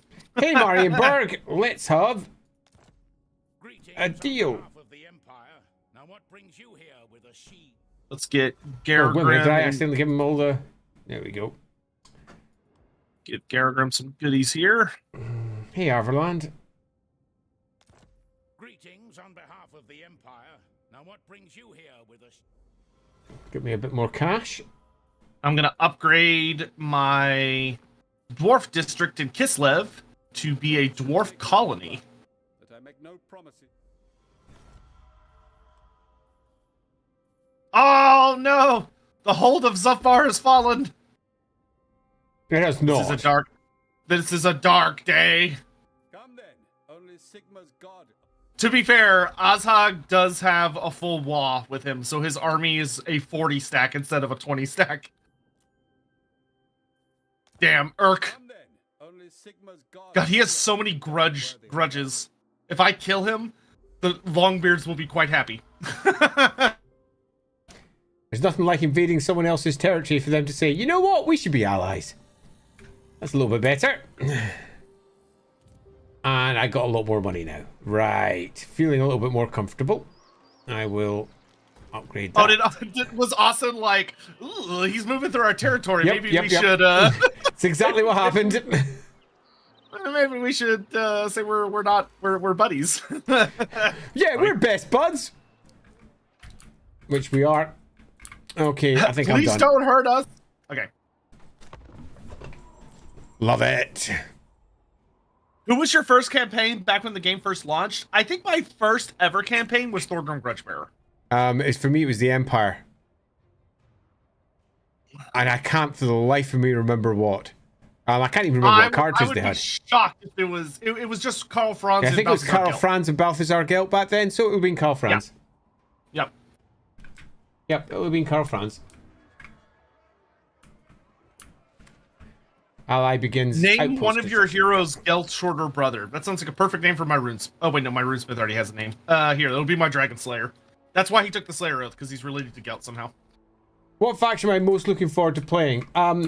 Factions that I never really played before. Things like, I wouldn't mind playing Slaanesh, because I've never really played a Slaanesh game yet. When I first downloaded it, the first thing I did was I played Cathay, because that was new, and I wanted to have a look at what it looked like. And then I jumped over to the Dark Elves just to see what they looked like. So I've done both of those already. Any other one really jumps out? I mean, I want to try them all in the end. Because me, I just want to try literally everything, but that's at least a start. Right, so what am I doing? Garrison Lord hasn't moved. How's my money looking now? A bit more healthy. There's a dick outside who's busy doing his Ratman shake. I'm a warlock engineer! Ratman! What a dick. Right, so, I've got a new Ataman thing I can do. Oh, wait a minute, I've got to do a choice. Favors cavalry or favor... I've got much more foot stuff going on. Yeah, there's just a lot more infantry units in the Kislev roster in general. Yeah. Definitely. Right, I'm intrigued to see what I find if I go out there. Are you my ally or not? Who's this? Who's up here? The Ropsman clan. Yes, the Ropsmen control Prague. You should be able to buddy up with them over time. They are currently pretty unfriendly at the moment. Yeah, they're a little asshole-ish at first. It takes a little bit of time to get them to chill. Do you have enough devotion to do a invocation? Oh, I haven't checked that. No, I've got no devotion coming in at all at the moment. I should really have sorted out some buildings for that. How much money have I got? Let me just check what I've got in spaces. I don't think I have any just now. Oops, wrong button. Over there. I would recommend breaking. I would recommend demolishing the barracks building, or not the barracks, but the recruitment building you have in Fort Chakova. Maybe replace that with like iron, the iron building. Well, which one is it that gives you the? I'm going to guess it's this one. So that's control, corruption, devotion generated one. So the Orthodoxy Shrine. Yeah, that one generate. You want a bunch of those in your minor settlements. Yeah. So like I would, but in Fort Chakova, I would break down the recruitment building and get one of the ones, because that city goes all the way up to tier 5, whereas that building only goes up to tier 3. So you can put it in a minor settlement. Point taken. So Fort Chakova currently has a crappy little thing. Get rid of that. Bye. I'll be gone in a day. All right, and then you can replace it with something better. Sounds good to me. Let's have a check how this siege is going. And if I auto-resolve now, I lose 2 of my... Oh, fuck that. Kislev warriors. They're important, man. They're not really. Well, they're tier 0, so you can recruit more super easily. Yeah, totally. I mean, I could just auto do this now. Sure, you can. Take Erengrad. And did. Erengrad is restored! Yeah, Occupy. Erengrad has a really nice port building that gives you a look at ton that. of money. Nice. Right, good. I'm in. And you can just recruit more Kislev warriors because they're tier 0, so you can recruit them just by having the basic building. Yep. So I'm going to put what here is my first one? A stall. I think the one that's growth and construction cost is usually the best first one. Yep, let's do that. Consider that on the run. And how many? I can take in 3 units. I don't want allies. I want just take a couple of basic units. That'll do. Right. Ooh. Averland wants to be friends. That's because they're so nice over in Averland. Yeah, good old Marius Lightdorf, just the greatest of allies. Is it Marius Lightdorf who's there? Yes, it is. Ha! Hilarious. I do love the timing in this game. Come, sing, dance, and Let's see. Good old Mad Lord. Okay, so what does everyone think I should give Kadrin next? At the moment, she's got her spells. Evasion's next. She hasn't got the Ice Mistress yet for Winds of Magic. In fact, given how much she's focusing on spells, she should have that. I don't even need to think. A gift from Kislev's great god. Oh yeah, she's unlocked her unique skill line. Mm-hmm. And Impassioned is melee defense, melee attack. So what's most useful for the Patriarch? We have you suggested replenish troops. Yeah, Think we should pop in that one. Oh, I still haven't got the Ice Witch recruited. Idiot. Ice Court. God damn it. Start So recruiting your ladies. get me an Ice Witch Lord and get me one of them as well. Done. Oh, love it. I can't believe I didn't do that earlier. I literally just saw a comment in chat from Lord Isaac that says, "How long until Andy recruits an Ice Maiden?" Forever! But no, I've got there now.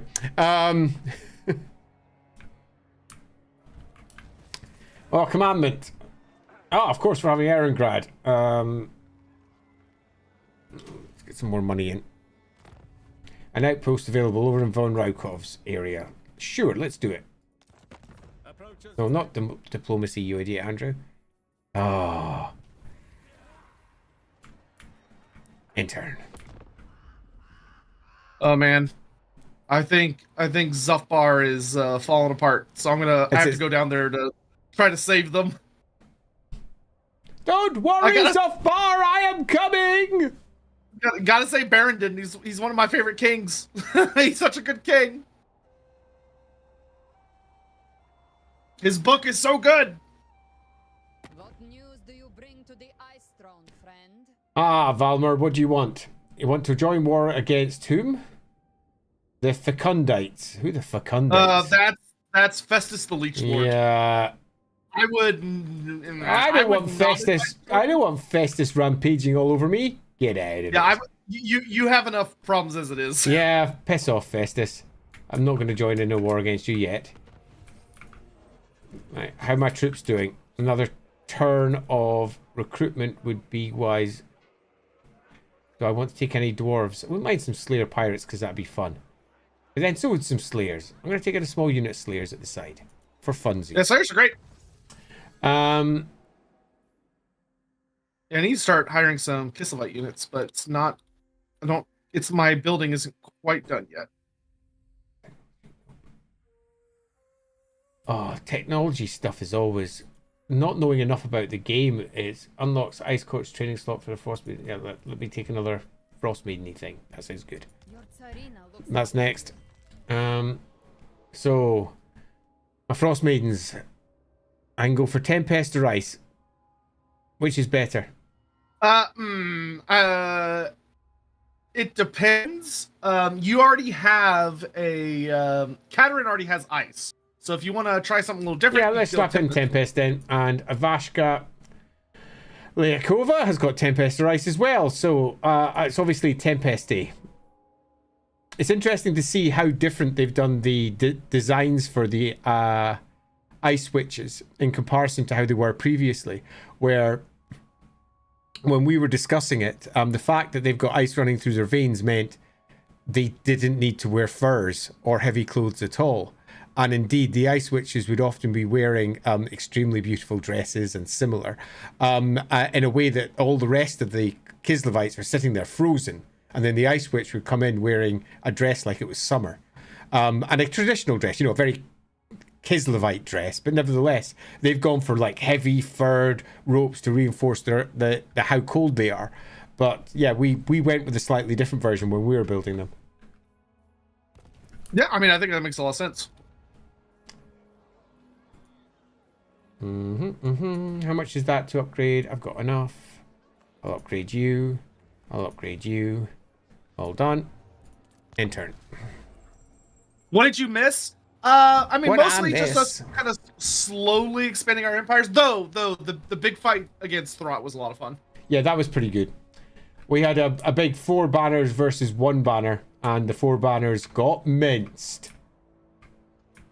We've also gotten 2 of Ungrim's story items, so that's been good. All that's left is the Axe of Dargo, but I haven't gotten the quest for it yet.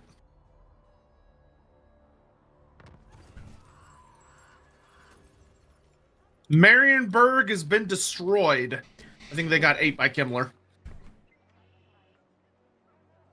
Which is not super bueno. All right, let's have a quick look at me forces here. Yep, they're pretty much good enough. Where do I want to take next?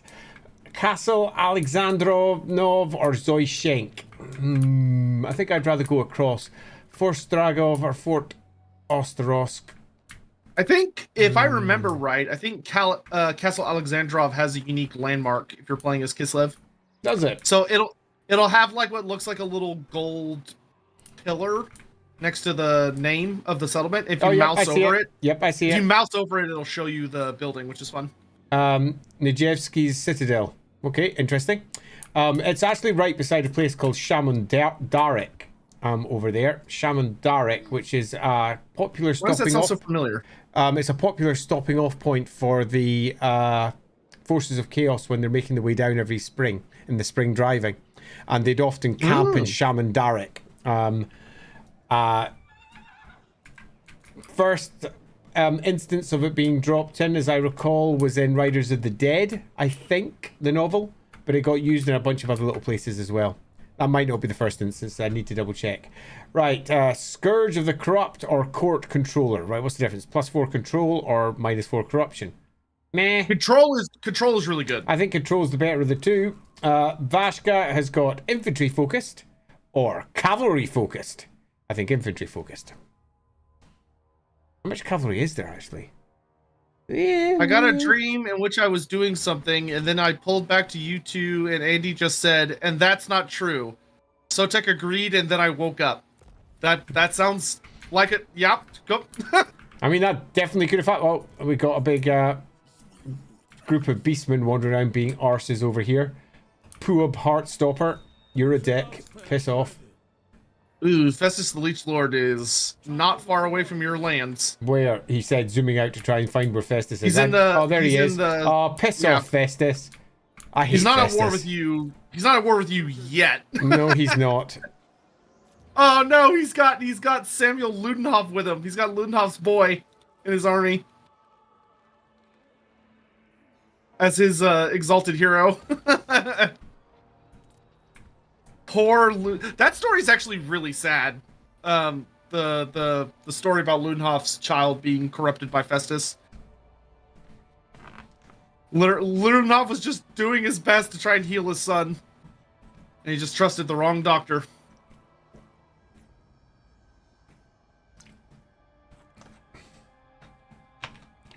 Right, let's see what happens with this beastman. He's just fucking off down to Sotek, out Beckhaven. of curiosity, is there a dwarf in the lore that is known for having the longest beard? Not. I'll let Nancy. I deal with can't that. think of one. Not that on my side. There's some proper silly Slayer models with ridiculously overwrought beards. They came out during the Marauder set of Slayer models. Some of them were truly enormous, wrapped around several things, and then pulling up behind them. But not that I can think of in a named character. But I think it would make for a super fun one if, and then say the next dwarf Warhammer Fantasy Roleplay book or something like that. So a dwarf with an exceedingly long beard. I would totally have added that in if I was still running things. Yeah, they the writers, for whatever reason, they almost seem to never go at it from the angle of like how long a beard is. Yeah. Because like once it reaches a certain length, the dwarves start like plaiting it or braiding it, so it makes it appear not as long as it actually is because it's all like wrapped up. So it's hard to say. Ooh, I'm I gonna don't send know. this thing. Which I'm gonna send this thing into your territory to help out. So the Lore of Tempest, I think that's the one I chose, isn't it? Yes. So the Lore of Tempest, is that worth having on a Vanguard, or is it just better having her with Perfect Vigor? Perfect Vigor is probably better because then she just never gets tired. Yep, I'm up with that.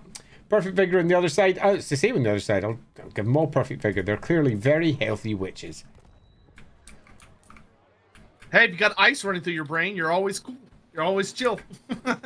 Oh, we have Slanesh coming up to the north there. Hubas the Black from the Ecstatic Legions. Yeah, good old Azazel's faction. Yeah. Yeah, you got quite a few enemies starting to circle around you. I do. I'm just going to auto-resolve this battle. Okay. Motherland fights as one. Let that one go. Occupy. Mine by Yeah, Castle Alexandrinov is one of those ones where if you can get it to tier 3, you really want it to have like the landmark building, the garrison, and then its port. To just give it as much defenses as possible, because it gets attacked so much because of the Sea of Claws. Nice. The Sea of Claws sucks. we are one. As it should, you know. There's just always bad shit coming out of it. Holy crap, there's all sorts of horror up there. Love it. Fortunately, not too many banners around, though. My. Oops. Skaven revealed. What a surprise! Love it. The Watchman of the Night. Rat-faced beastmen? Ooh. I don't believe they exist. I've got a new Regiment of Renown. Oh, nice. If you want, you could like combine 2 of your Kossars, your basic Kossars, Yeah. in Kadrin's army to make space for them and then hire them. They the way you hire them is instead of normal unit recruitment, there's Yep. it's the button next to it. Yep, I remember. Which, for reasons unknown to me, I can't recruit yet. Because your army's full, you need to make space. I just made space. No, I didn't make the space yet because I didn't actually put the 2 of them together. For reasons I... Oh, Track, have a good night. Thanks for coming by. Yeah, it was lovely. What end game do we have turned on? It's random. And we are on turn 24.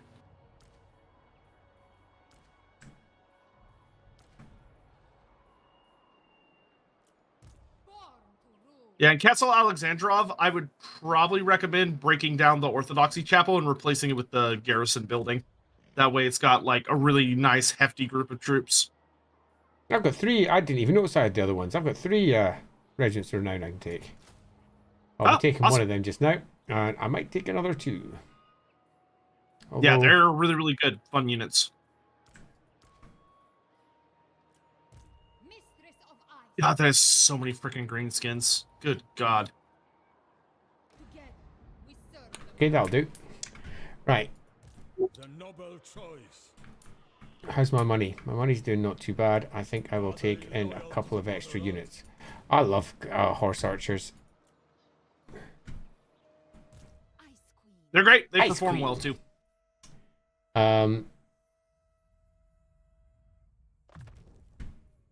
Ranger trained. Chaos at bay. Who's this? My patriarch. You can take compassion for the moment. Let's start building up your basic combat abilities. What difficulty are we playing? Just hard. You know, just right smack in the middle. We're just having a good time. Hanging If out. you control a unit type, you can merge them all. Thanks, Alex. Didn't know that. What's my favorite quest battle? Either for loreful or fun? For fun, I think my favorite... I consider it a quest battle. You might not consider it a quest battle, but I do. I think the defense of Tor Yvres, or the siege of Tor Yvres, is probably one of my favorites. Whether you're playing as Grom or Eltharion, because it's a very big, over-the-top battle, and it's a really good time. When it comes to, though, like, traditional quest battles... Oh, this is gonna be a big fucking fight. Oh my good god. Alright, Andy, you ready for this? I damn bloody am ready for it. Although So I might it's- want to get myself a super tiny snack if I'm going in for a big fight. Yeah, I'll just leave there a are vacant chair. It's 4 armies of greenskins versus the Dawi. Ooh. So, here, I'll... You can see it. As Hack the Ooh. Slaughterers. Oh, there's only. Yeah. Oh no, there isn't. Holy shit, there's tons of them. Right, Yeah, what have you got? he's got, so the AI is the Zuffbar stuff. My Yeah. army's at the bottom. This you attempting to you- save are you- Zuffbar? Are you able to take control of Zuffbar? I don't know. I can, yeah. Yeah. It's probably too late now. No, it's not. I got Oh control. no, you did play as AI. Great. I got played. No, I'm only playing as one of them, Finn Starkeeper, and that's it. I got one character. The brave demon slayer. It's gonna... Oh, that's hilarious. You might get Zuffbar's garrison if you're lucky. Oh, There's freaking amazing. Oh, wow, look at this place. Yeah, Battle of Grom Peak. Oh, look at this place. Oh, I love this. Yeah, this is one of my favorite siege maps because the dwarves have this big old thing in the middle. All right, do you need to go like? So, do you have control of all of the defenders or just the? Just him? I've got a lot here in comparison to what I expected. So I've got. Oh, good. You got the garrison then. So Awesome. it looks like I've got the garrison as well. I'm going to presume that's. Yep. Let's go double click just to make sure. So- Yep, that's them here. We have 2 good options. The first option is that you throw everything you have over here. Yes, that's where I currently am. Oh, never mind. He's reinforcing from multiple directions. Oh, that's bad. Okay, so never mind. Screw what I just said. The best option is gonna be. Oh, this is. Okay, wow. All right. Huh. Okay, I've So what got we- units on both flanks of the. Oh, cripes, and there's attackers So coming from what both sides too. What I think we should do is we should hold in the center of the fortress. Let's just abandon the walls and just hold in the center. Okay, so take everything into the center. Yeah, so this big one, this big hill right here that has this big old flag at the top of it, if that does not fall, we will win. Okay, so moving all the units in and around here is a good idea. Yeah, so I would basically set up your troops to defend this general ballpark. Right, where did you put your thing? So up there. So let's just move all the Yeah. units up there first. Yeah. Okay, so that's then moved up. And then I would basically just have your various dwarfs holding these like Okay, narrow points. So I've got points for building, I presume. I do. It's over there, 1,000. So is it worth putting up a couple of walls on the break into this point? Yeah.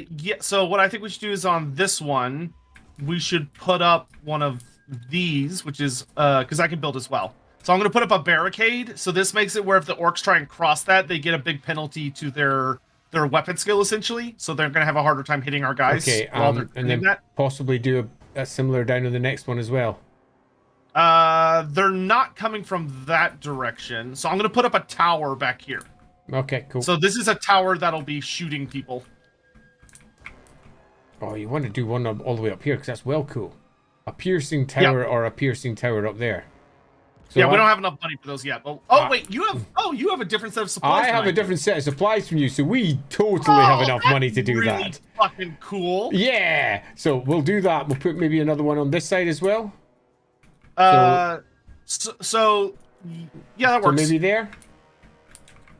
That one. So the That's only a bit bad thing far about away. that one, Maybe. yeah, that one's connected to that point. So Yeah. automatically destroy the tower, which we don't want to do that. So I would say,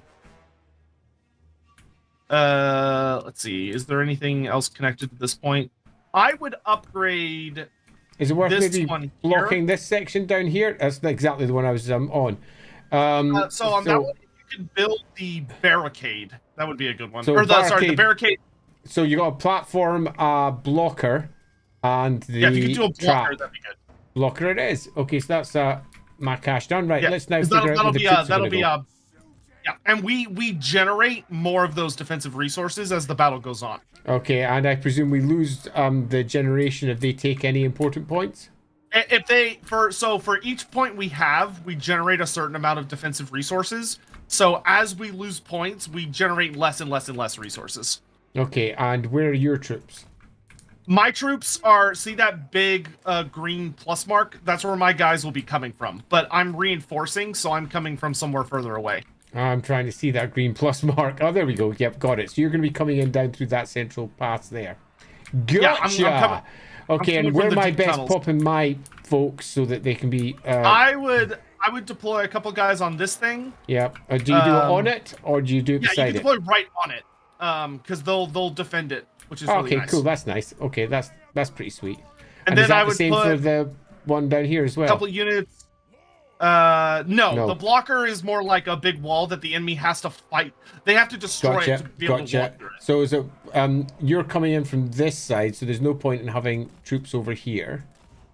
Yeah, I which would just means- worry about defending here and here. To try and stop them from coming through those narrow points. Okay, cool. And and just have your quarrelers just backing them up. So there seems, I mean, I'm pretty much just holding those 2 points and with maybe a little bit of extra support there. Yeah, I put 1 unit of quarrelers over here as well, just to give them some extra, just to give them some shooting. Yep, that seems fair. So where's my quarrelers? Put them over there, and I have... Like Cousin Akri says, nut them if they get close. Cool. Yep, that sounds good. So we just start from there? Yeah, let's fucking go. So this map's All right. awesome. Love this. Yeah, this is legit one of my, because the fact that if you lose enough ground, you literally just clamber up onto that big hill next to us, and you just hold on as long as you can up on that hill. Nice. And it's awesome. It makes for a great last stand. Okay, so is it worth upgrading some of the incoming towers as they're making their way in? Yes. Okay, Well, good. also the 2 towers that we've already built, Mm-hmm. we will be more interested in upgrading them to their maximum form than we are. Hell yes. I see that. Because So if you upgrade them to their maximum, they shoot like explosive munitions. lovely. So we've got a piercing tower, a cannon tower, and an explosive tower. You're as well just waiting till that goes. Scion, much will you higher. be doing what we did for Thrones of Decay again for the next Lord Pack? 1 Lord Beards on each legendary Lord. Yes, we will. Well, I mean, why Because wouldn't people we? love that shit. Yeah. Yeah, people love that shit, and we love when y'all love it. So yeah. Yeah. Plus, it gives us an opportunity to perhaps get more excitement for playing the game ourselves. Yeah, and it's going to be cheaper to save our defensive resources until you can afford the top level. Yep, agreed. So just save it until you have 1750, and then we can. Just get the top thing. Ugh. Well, at least Azhag doesn't have Skull Muncher yet, so there is that small mercy. Should I say yay? So how long before you arrive? Oh, you're almost here. I will be here in 9 seconds, and then I'm gonna haul ass over to you. Sounds good. Sounds good. Loving it. This is the perfect. I love like when you actually get to reinforce and each player gets different armies. It makes it feel much more thematic. Does. Oh. The Slayer army is here! Because this is what Ungrim does. He shows up just in time. Now, the only bad thing is because Azhag has a Wah going, he's going to be very strong, and he also has, like, 5 feral wyverns. Which is a lot of wyverns. Oh, he's got rock labas. Ooh, that's not good. Where are He's they? gonna be able to get in. They are way over Whoa, here. that is a big army coming in now. Yep, it's a lot of Urk. Oh, As they say. and that's a big army too. There's those rock clobbers. The good news is he only has 1, and it's already almost half out of its ammo. So that's good. Oh, he's got a shaman. And his shaman has Foot of Gork. That is not good. I do not want to get Foot of Gorked. I mean, of all the things to not want to happen, I think that's a fair, really fair one. Oh, I missed the "Do you want to build a snowman" comment over there from Destroy to Create. Amusing. Okay, you should have enough. Oh no, you almost have. No, I'm slightly behind you. I am upgrading my big boy tower now. Almost about to upgrade my big boy tower as well. I feel like a big boy. There we go. I'm a big boy now. It is upgrading. Right, is anyone breaking through yet? No. Oh, we're about to get our first breakthroughs down here. Got a bunch of Orc boys arriving along with Azhag. Yeah, here they come. You might reposition your cordlers a little bit so they're able to see a little better down that hill. Yep. The Urk come! So I'm basically waiting for them to burst through this blocker. Yeah, basically. Yeah. Well, they can come around it, so they could come up this hill. So, but that's not a big deal. The good news is Azhag is wasting his magic spirit leeching, which is going to do no damage, because dwarfs have really good magic resist. Such a shame. I still think one of my favorite scenes from a Gotrek and Felix book that demonstrates magic resistance is in Manslayer, when that really powerful Bright Wizard hits Malachi Moccasin with like a big fireball. Malachi just walks through it and is like, yeah, cute. It's such a funny scene. That was Nathan who did that one. Yeah, Nathan Long. Yep.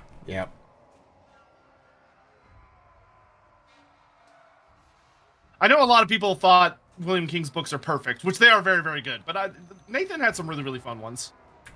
They've all got their moments to shine. Okay, I'm gonna send out my Slayer heroes, and we're gonna go see if we can pop Azhag before the rest of his Wah catches up with him. Sounds good to me.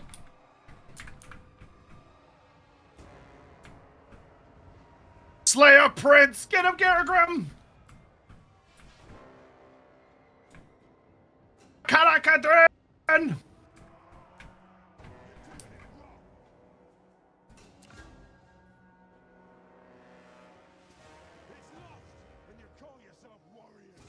gonna put the Rune of Speed on them. Oh, Azhag's getting karate chopped. He really is. Oh, he's so dead. But to be fair, he is fighting a Dragon Slayer, Garagrim Iron Fist, and Ungrim Iron Fist 3v1. Well, that's him dead. Yeah, that's it. Okay, that's done. That's good. That'll be a big leadership penalty on the greenskins, which is good. Ooh, do I want to do something really cheeky? I think I do.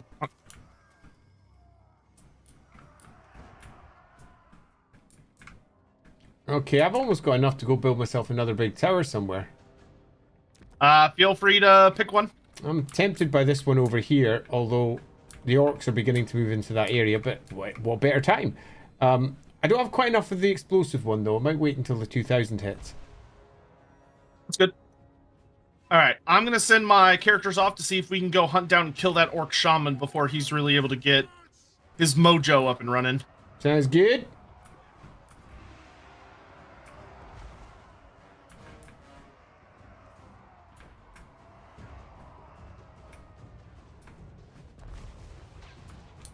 Rune of Wrath and Ruin! Orc! I love blowing up. I love blowing up orcs in the morning. Ooh, we got ourselves some trolls. They got Hey, themselves a cave troll. Send in the Slayers! That's literally what they're designed for. Oh, nasty. Oh, yeah. Look at those slate. Yeah. Pardon me. I'm getting all excited watching the. Oh, it's so fun to like just hit in and zoom in and just enjoy totally. like the action shots. Oh, nice. The shaman is dueling Ungrim. Oh, footed. Oh. Oof. Oh, that hurt. Oh, ouch. Ah, he's gonna get away. Lame. Whatever. He's shattered. That's good enough. If he wasn't riding a pig, I would hunt him down, but unfortunately he is.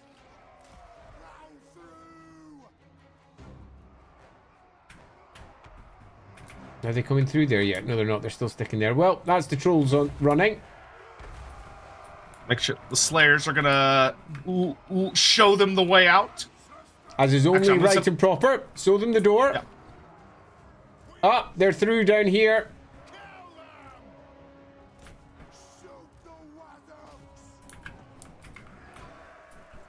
I don't like that shaman. Character bus. Let's go get him. If we can get rid of all the Dawi leaders or greenskin leadership, we might be able to get ourselves a good. Okay, I'm gonna pop. Tower. I'm gonna pop an armor rune here. Oh, I can't get this tower. Oh, that one's lost. I can't do that one anymore. God damn it.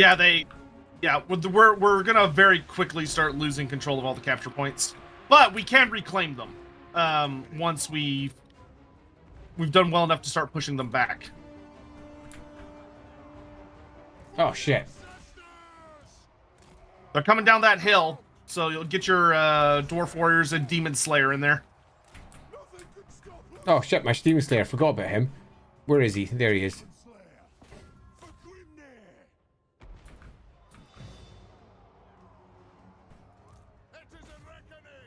Nice, mess up that gobbo.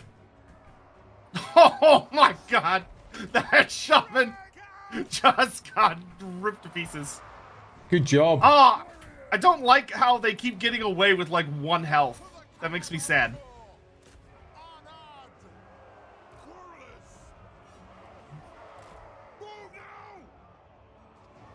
Okay, I'm gonna recapture this capture point.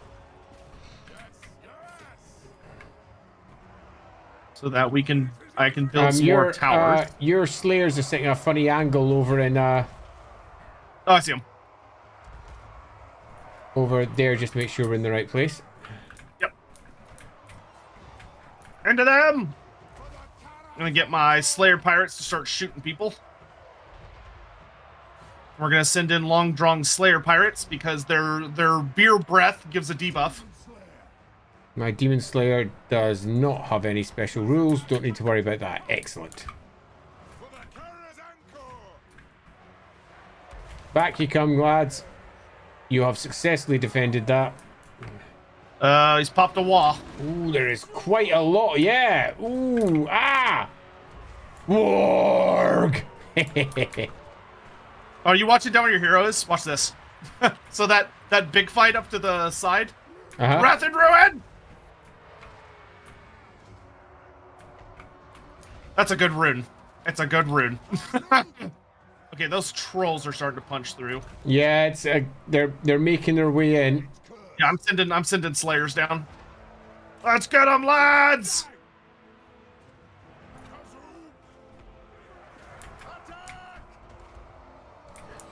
Nothing's coming down this side. I'm tempted to break away from defending here and reinforce over there. Yeah, feel free. Go ahead. Oh my god, there's still like an entire army that hasn't shown up yet. I know. Oh no, there's 2 entire armies that haven't shown up yet. Jesus. Oh, that's 1 unit of Slayers. That's not going to come back. Oh, that's all right. They did their best.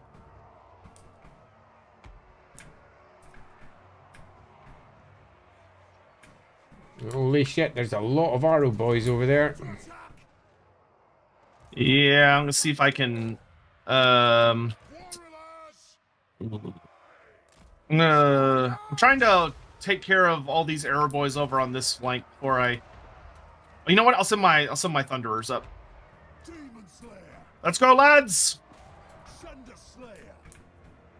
Demon Slayer! Send a Slayer! Interesting mixture of accents. Yeah, I don't know. No comment on that. Rather than, you know, going with a bit more northern, they've gone a bit... Not quite. Demon Slayer! I'm gonna go back to him. Okay, we've held this point. Get some more towers up on this flank. Warg. Okay. Ungrim. Okay, here they come. They're finally coming down this part. Garagrim, let's fall back. Gonna give us a big armor buff in this big old fight.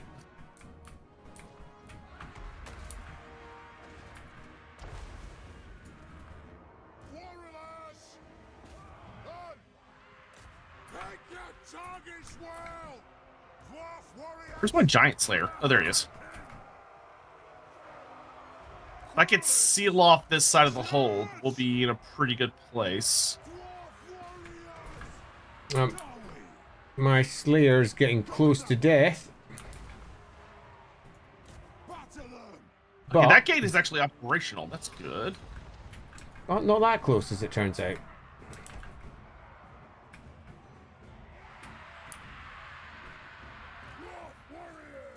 Right. Get over there.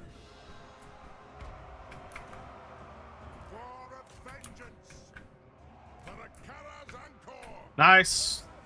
Broke that big old batch. Send my Slayers to clean up on that flank. Good.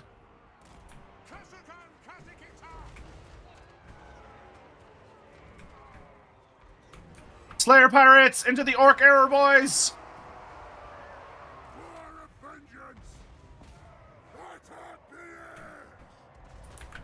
Okay, good. Broke them. Yeah, we're doing all right. It's holding. True. There's still a lot of shit to kill. There is, but it's holding. This side's looking not too bad. Yeah, check where some of your units are. You've got some rallied units that are in different parts of the hold. Whereabouts? Because I... Flying orcs. Over... ooh, well, no. They're probably... I don't know how much longer they're gonna hold for, but there's some warriors over here. Where are you pinging? Oh, shit. Over there. I don't have a unit there. Oh, no, I've got one unit there. There he is. Yeah. They're fighting, though. They're doing what they're supposed to be doing. They're alongside one of your units by the looks of it. Yeah, I got a unit of Slayers down there trying to clean up those savage or no, those are regular error boys. Our boys, okay, yeah. Bring them back home. So you can send those warriors back up to the center. Already have. All right, I'm going to try and keep my Iron Drake safe because when those wyverns start showing up, they are going to be our big answer to that problem.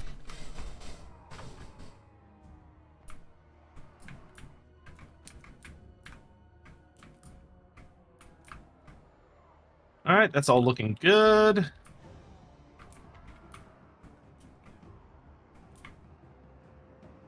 Such a great stream, says Bearded Freckle. May I ask for some cinematic shots? I don't even know how to do such a thing. So if you just hit N and just zoom in really close and just enjoy fighting. And how'd you get rid of the overlay again? Was that... Oh, wait, sorry. It's... I'm trying to remember what button it is. Chat, what button is it again? I know N is to zoom. Oh God. Hey, thank you. Hey. Nice. Oh, wyverns are inbound. Where are they? They are flying in from this direction. Got you. Okay, let's retreat. My these guys trollhammer up. torpedoes are ready. As are my thunderers. They are coming in fast. Yeah, feral wyverns are really fast. Trollhammer torpedoes! Oh, actually, I got Ungrim. Ungrim, go kick some ass. Take those slayers with you. Yeah, they got orc boys and I'm stuff sending too. over a Finn Starkeeper.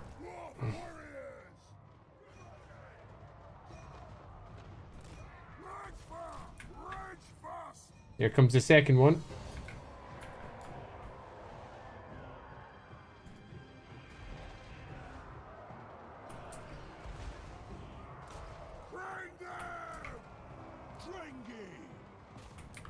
Bring it down! Bring it down!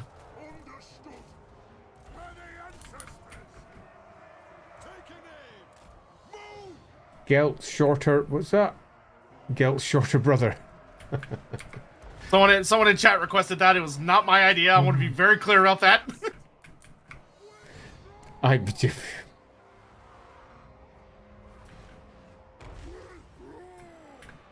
More wyverns inbound. Holy crap, look at them all. Yeah, it's a wall. Totally is. Okay, so my Slayer's almost dead, but he's just held on. Spin to win! No, fuck it, he's gonna charge. I mean, he's a Slayer, he's charging right in. Oh, yeah. Okay, they've broken the line here.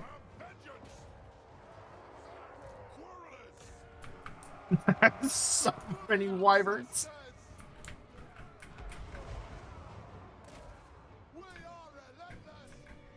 He's not dead yet, somehow. Oh, you cowards. It's just a feral, wyvern.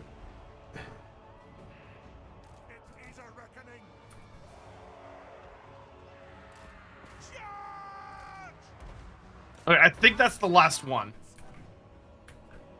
We're still alive. And then we're still alive. Go, you go, man. Kill it. Garrett Grimm's getting low. Gosh, he's so close to death. Whoops. All right, once we've killed the wyverns, we can start wiping out or Hey, purging set that it front of the hole. fleeing. Nice. Yeah, there it goes. I think And there's another one. There's more. there's another Onwards, wyvern. lads! I think I just died. Shame. Oh well, he Oh, was good you while he finally met his lasted. doom. It's not a surprise. It was a brave. Oh gosh, they're through here as well. God, this reminds me of the Siege of Altdorf with Gorbad. There's so many goddamn wyverns.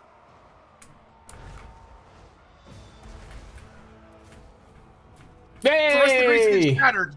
Yay! Victory! Yes! Zafar has held, despite everything. Oh my goodness, that was a fun fight. It was.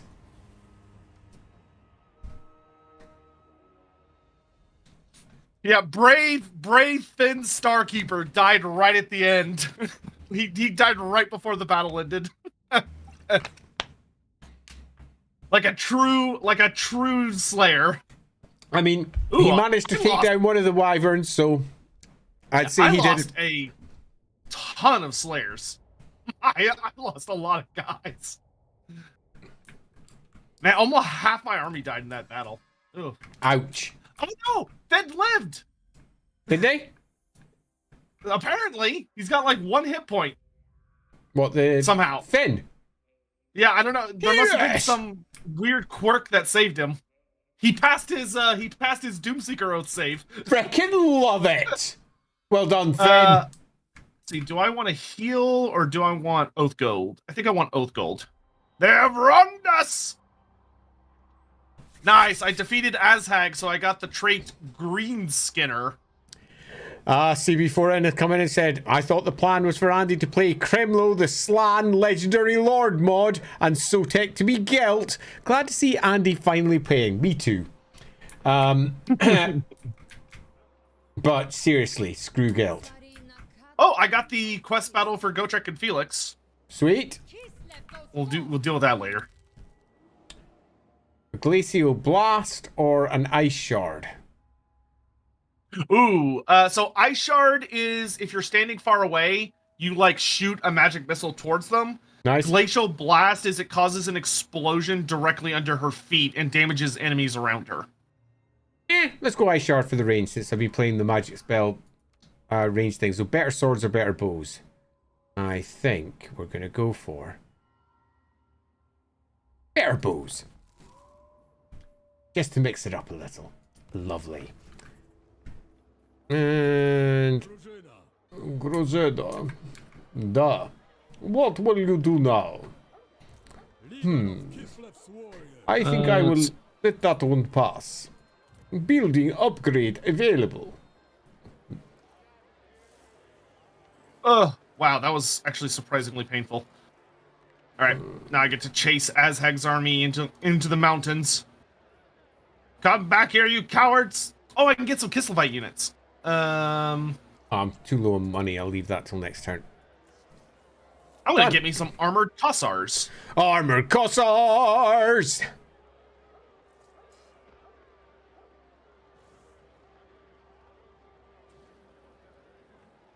Okay, let's upgrade the Silver Pinnacle. Gosh, I am pretty hungry. What time are we at? We're at 3:30 in the morning. Yeah, I think it's actually time. I was literally about to say that. So, we are growing close to it. Well, I mean, do you wanna wrap up now? Like we've been going for 4.5 for another hours. turn or two. All right, we can go for a couple more turns. Yeah, a couple more turns. I'm cool with that. Let's see. Having fun. Crossbows.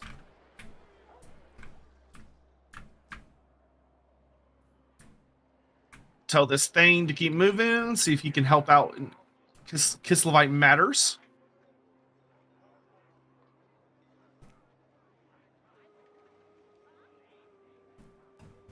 Just real quick. Oh, I can get non-aggression with the ropesman, which will be good because since I'm friends with you, that'll make them like you more.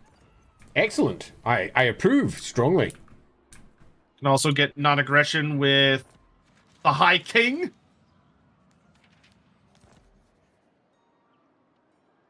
Trade agreement with Averland. Oh, I could confederate Zufbar. I shall do so. Definitely. Karak right. and Zufbar have just confederated. It just told me on my screen. Which means that Finn Starkeeper, the legend himself, is now one of my characters. Yes! he survived long enough. Freaking love it. Ascend to glory. What? That's perfect. That's perfect storytelling right there. It is. He earned it. You earned it, Finn. Appears that Festus is fucked off as well. For now. Yeah, for now, which is good. Let's see. Do I want to have... Like, I kind of have a really, really strong Slayer army with Ungrim, so I think with Finn's army, I'll run a more balanced approach. Sounds good. So I'm going to put a Thane in there. Bearded Freckle says, has Sandy tried to lay ambush yet with a decoy army? Absolutely not. Don't even know how to do it. I'm sure it's easy. So, yeah, that's another one of those kind of cheesy strats. So what you do is you deploy an army, or you hire an army, and you don't put any units in it. It's just the Lord by himself, and you put him out by himself, like in the middle of a field, and then you have your big army go into ambush stance right on top of him. So the AI will see the one lone guy and be like, "Oh, that's an easy kill," and it'll attack him, and then it gets ambushed. I mean, yeah, sure. AI exploits. Yeah. Who doesn't like them? Yeah, it's no, granted, it could work against a human player if you made it convincing of like, oh, this army's only at like half strength, but it's pretty difficult to trick a human player with that. Ooh, Talisman of Preservation. Yes, please. Talisman of Preservation? Yeah, I got that. So I got a close victory here on an auto resolve, but I don't lose any units. I'm tempted with it just to because we're late and it's better to save for the more exciting battles. That's up to you. Yeah, I'm cool with that. I'll just take it. Close victory. Not very many in the case of losses there. Occupy! Zoishenk is mine, which is what it always should be, given I named the place. God damn it. No one else is getting it. Right, Garrison Lord not moved. I think you're just kicking around in the south, defending against a possible horror show coming from... But Ostland's doing pretty well at holding that off. I love the idea that there's like a GW person watching the stream and Andy's like, I should own this thing because I named it, and they have like a heart attack, and they're like, oh, he's just talking about in game. Ooh, as long as it's not legal, right? Ooh. Uh-oh. We don't want to pay people after they they make something. That would be silly. Yes, you couldn't have royalties, could we? Yeah, God. Perish the thought. People might think we're supportive of our staff. Oh, can't have that. I like GW's stuff, but I will shit on them for their employee practices all day. We go to reclaim Zafar! Alright, good. Zafar is back in Dawi hands. As it should be. As it should be. I think I'll just continue picking up the basic stuff for the Patriarch. Oops. Oh shit, I didn't do the unassigned skill point. Damn it. Oops. Hayes Arena. I think you've got an unassigned skill point. How do I get to it? I'm gonna guess here. Yes! I found it myself! I rock! I'm proud of you. Thank you! I'm altogether far too pleased about that. What's arson protection do? Missile resistance of 10%. Oops, I pressed it and that meant I took it. Never mind. Not so proud of that.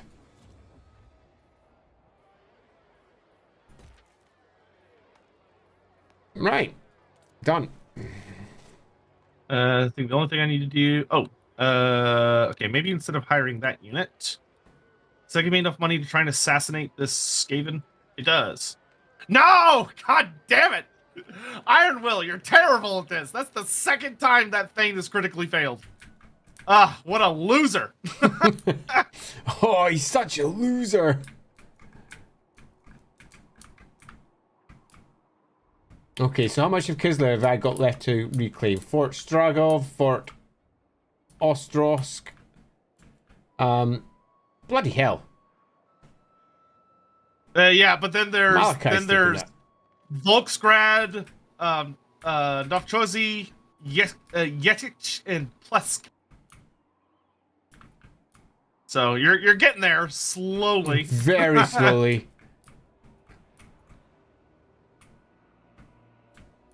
And then Karak Vlag, because obviously that's 100% a Kislev place. Oh, out in the Darklands? Yeah. Yep. Defo. Yeah, that one's gonna be nasty, because they're Chaos Dwarves. They're Chaos Dwarves in them hills. In them Dar Hills. Idea for you, Total War Warhammer tier list based on voice acting. Could do it for Legendary Lords, Legendary Heroes, Legendary Heroes. That would be tricky to... We'd have to, like... That one would require a fair bit of prep to, like, get all of the audio files in isolation. That could take a really long time to set up. If someone else set it up, I could see us doing that. Hey, totes. Black Wolf came in with an Andy, you inspired me for my first art class. How awesome is that?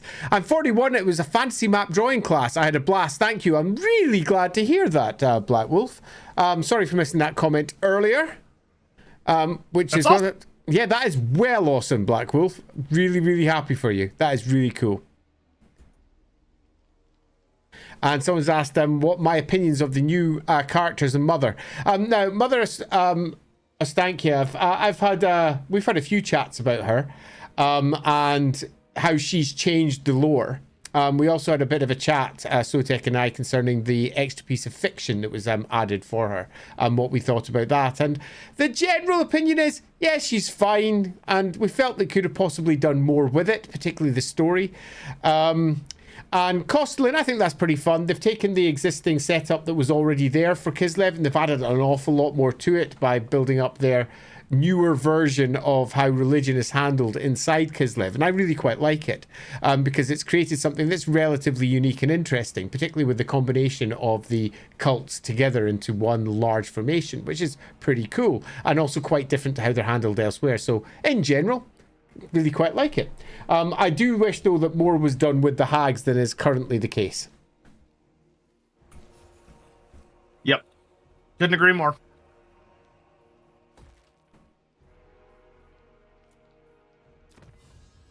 You guys are awesome. You're awesome. Thank you, though. You're awesome! And you're awesome, too!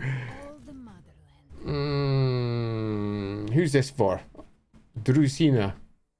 Borodin Ivkin. Who's my Drusina? Where the heck's he? Ah, yes, Have I you remember. finished? Have you finished trading an Ice Maiden? Justice mine alone. No. Yes. They Where got- are they? So if you go onto any settlement, so like if you go to Zavastra and you click on it, and the far right icon is to recruit heroes. Oh, okay, you so should I be can able just to pick recruit. one up. Got them. Excellent. Yep. Oh, I can pick You up can- Hag Witches at some point too. Excellent. Yeah, you just got to get the right building. Sweet. Love that. There she is. Victoria Ropsman. I mean, she's a Ropsman. And she's a Ice Witch. What? Well, you could just change her name. It is randomly assigned. Yeah, but if you pop her into Borodin's army, that'll give him a wizard. Also, what? Frost. That's really funny. That makes no Have you sense got- at all. Have you got the quest for the Golden Knight yet? Nope. So when you look on the right side of your screen and remove the events, so at the top right, there's an icon that looks like a scroll. If you Okay, click so it, it'll... maybe. So you so- should have a list of quests on the right side of the screen. Yeah, there's all manner of stuff here. Yeah, But I what, don't- what are the I don't- titles? There's no. I've just got world events and war declared between two, and that's it. No, no, I've no, got- no. So Sorry, at the number top, Ah, so yeah, sorry. at the very top, click on the scroll and it'll get that out of the way. Okay, get rid of that. Sure. What am I looking for? Whoa, I pressed war coordination by mistake. Go wait. Are there Um, any actually do it so at the bottom of the thing on the right, there's like a little medal. I've just got a gain devotion bit. Is it all these things? Objectives, missions. Objectives, Okay, yeah. a hero Click on becomes a that. legend. Win 10 battles. No, I don't. Ulrika Magdova slaughter in the steppes. Oh, that could give you Ulrika if you Golden finish that Knight. one. Yeah, Golden Knight. Golden lineage. Okay, yeah. So those two, the Ulrika one and the Golden Knight one, what do they want you to do? So the Golden Knight one, ensure that the following building has been constructed. Royal Barracks. So I should be doing that somewhere. Yes. And the so other one is you ensure that you have a frozen outpost somewhere. Yeah, so you could build both of those right now in Kislev, because it's got 2 slots open. So I would prioritize building those. Okay, so which one am I looking to build? So the frozen, actually no, the frozen outpost I don't think you can build in Kislev actually. The sorry, frozen outpost What was the other one will again? look like a. So the other one was the Royal Barracks. I probably don't have enough money for that just now, do I? Where is the Royal Probably Barracks? not. I want to build a it'll- Boca Palace. God, I want to build that. Yeah. You can build it in a minute, but we want to get you the Golden Knight first. Yeah, no, understandable. No, it's not there. Where is it in the building options? It's a military building. Okay, so that's basic military. Royal I Barracks. think- There I it is. think it's- 2000. I think- I need to wait a turn to get extra cash. Okay, cool. So let's get you that so you can get the Golden Knight, because in Kadrin's army she is a beast.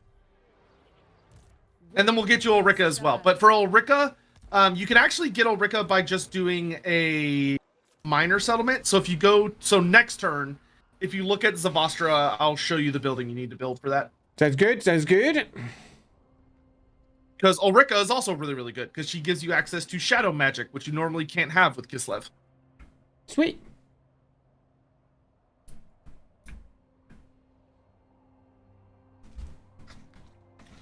Still haven't read that trilogy, and I really should. Stately affairs. It's pretty good. I read the first book. I haven't finished it yet, but the first book, it's a bummer. Like the thing that I really enjoyed about it is the author. Like, there's a lot of different ways he could have took Nathan the again. trilogy. Yeah. Nathan seems to have taken the direction of I'm gonna use this to show why being a vampire sucks. Hmm. Like, what makes being a vampire hard? Seems to be the angle he's taken. I think it makes for a pretty compelling series. Nice. I mean, I have a copy of it sitting on my shelves that he signed when he was last here. So I literally should have read it by now, but I just haven't. Oh, Thrott's out, you fucker. Do you have enough? Okay, so if you go to Zavastra and you go to the empty slot and you go to the garrison buildings, which are the yellow one, I think it's the second one that looks like a torch. I believe that's the frozen That's outpost. Night Patrol, Frozen Outpost. Yes, it is. So I'll pick up the first one of those, and then I can get the next one after. Do you need me to send you money to build the building for the Golden Knight? I'll get money eventually. It'll come. I could just send you money. It's fine. I mean, if you want to, but it'll come. There you go. Anyway. And so how does that work? You just hit the check mark. I'm looking for where it might be. I don't have anything on my screen, or if I do, I don't see it. Click on the diplomacy button. Okay, diplomacy. Oh, wait a minute. I see it. Pending negotiations. Oh, Loremaster of Sotek has just given me all the money, except you have accepted their author. Love it. Okay, so now if I go over to Kislev, I should be able to purchase, as I recall, which one am I after again? The Royal. It's the one that I think gives you Zargard, if I remember right. Royal Barracks. Yes. Zargard. There it is. That's the one. Yep, that's it on the build queue. Mistress of Ice. Okay, right. So where the frick is Throt? Throt is there, and Throt, I mean, could be going for Kislev. Champion of the motherland. If knowing him, I mean, Kislev's got a pretty staunch garrison, so I don't think he's going to be able to take it. So I would just worry about defending Zavastra with that army and just let Kadrin keep working her way towards Hell Pit. Only the bravest are required. So you could have Kadrin attack Fort Stragov. Yeah, I was thinking that. Just to strip more territory away from Prague. Yeah.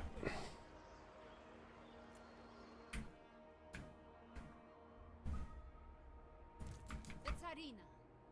Frost winds carry me. Oh, I'm on a big bear now. Oh, yeah. Oh, you got the bear. Nice. Oh, yeah. Oh, wow. I can just colonize that. I don't have enough money to colonize it. Fuck. Oh, it's empty. That's interesting. I didn't think it was going to be empty. I was expecting Neither Skaven to did jump I. at me. Well, there you go.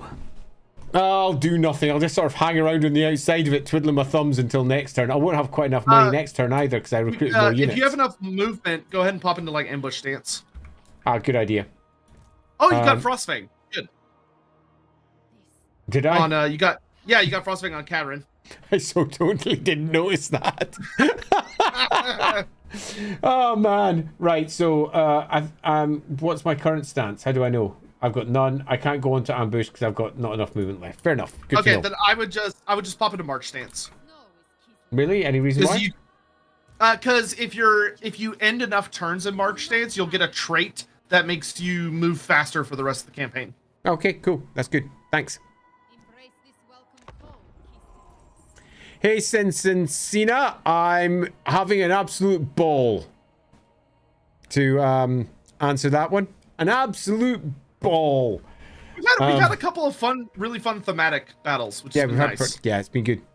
Like the defense of Zavastra against the literally like 8,000 Skaven, and then we also defended Grom Peak against another like 6,000 greenskins. It was good. And it appears that Throt has pissed off somewhere.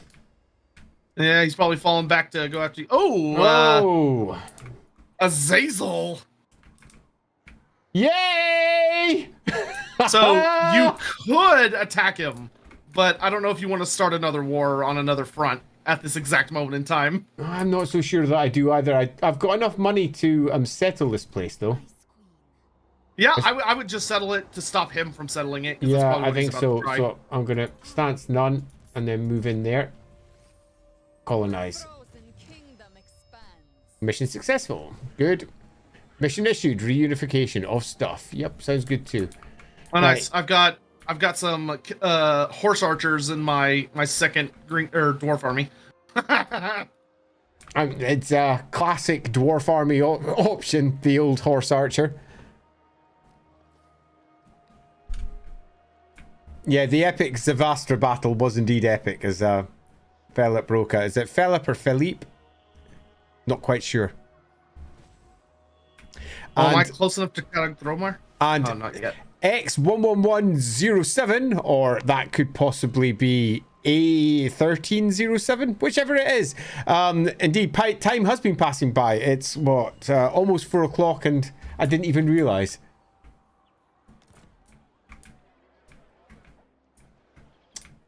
So it was Philippe, or was it Philip? Because you said exactly, but you didn't say which one was exactly right. What's your name? Exactly. I'm going to go with Philippe.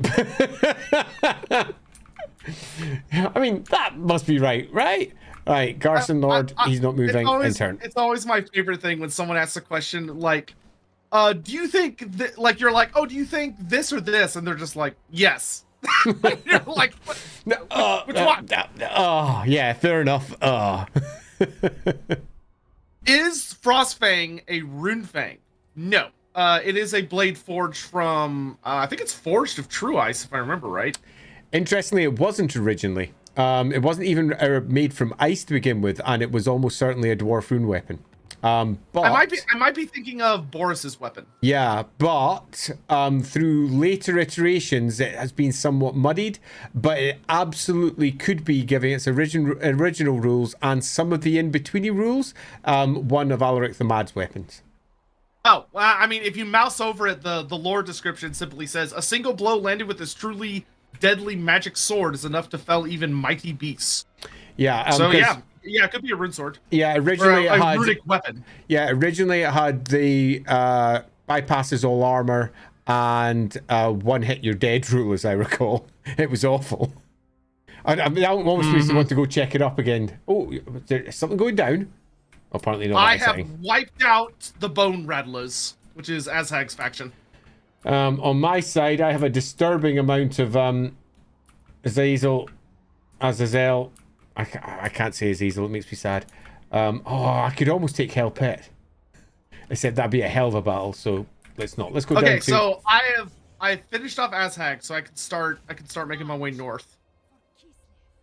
At long last, to help support you. Ooh, that's a lot more people there than I expected. Thoughts? Oh, at Hell Pit? Yeah, no, I didn't. I went down to Fortress Ostrosk. Oh, okay. And that's a close defeat. They've got about, I mean, there's loads of storm vermin. Holy shit. And warp grinders and just the local garrison of clan rats, night runners. And I've got whatever it is that I've got. I mean, if it's Kadrin's army... It is Kadrin's army. We could probably win. I'm happy to give it a go if you want. Although I could put it into siege first. Oh yeah, you could siege it. Yeah. Actually, you could siege it, and then you could tell your army in Zavastra to go into march stance and march north to come support. Good idea. Let's give that a go. See how it goes. Continue to siege. Made good use of that army finally. Guardian of the land. Oh, nice. Got Slayer of Legend on Garagrim. We got Dragon's Bane on my Dragon Slayer. Good. Yep, love that. Yeah, I got Karak Dromar, which will let me rebuild Bugman's Brewery eventually. Which is kind of weird, because that's not where...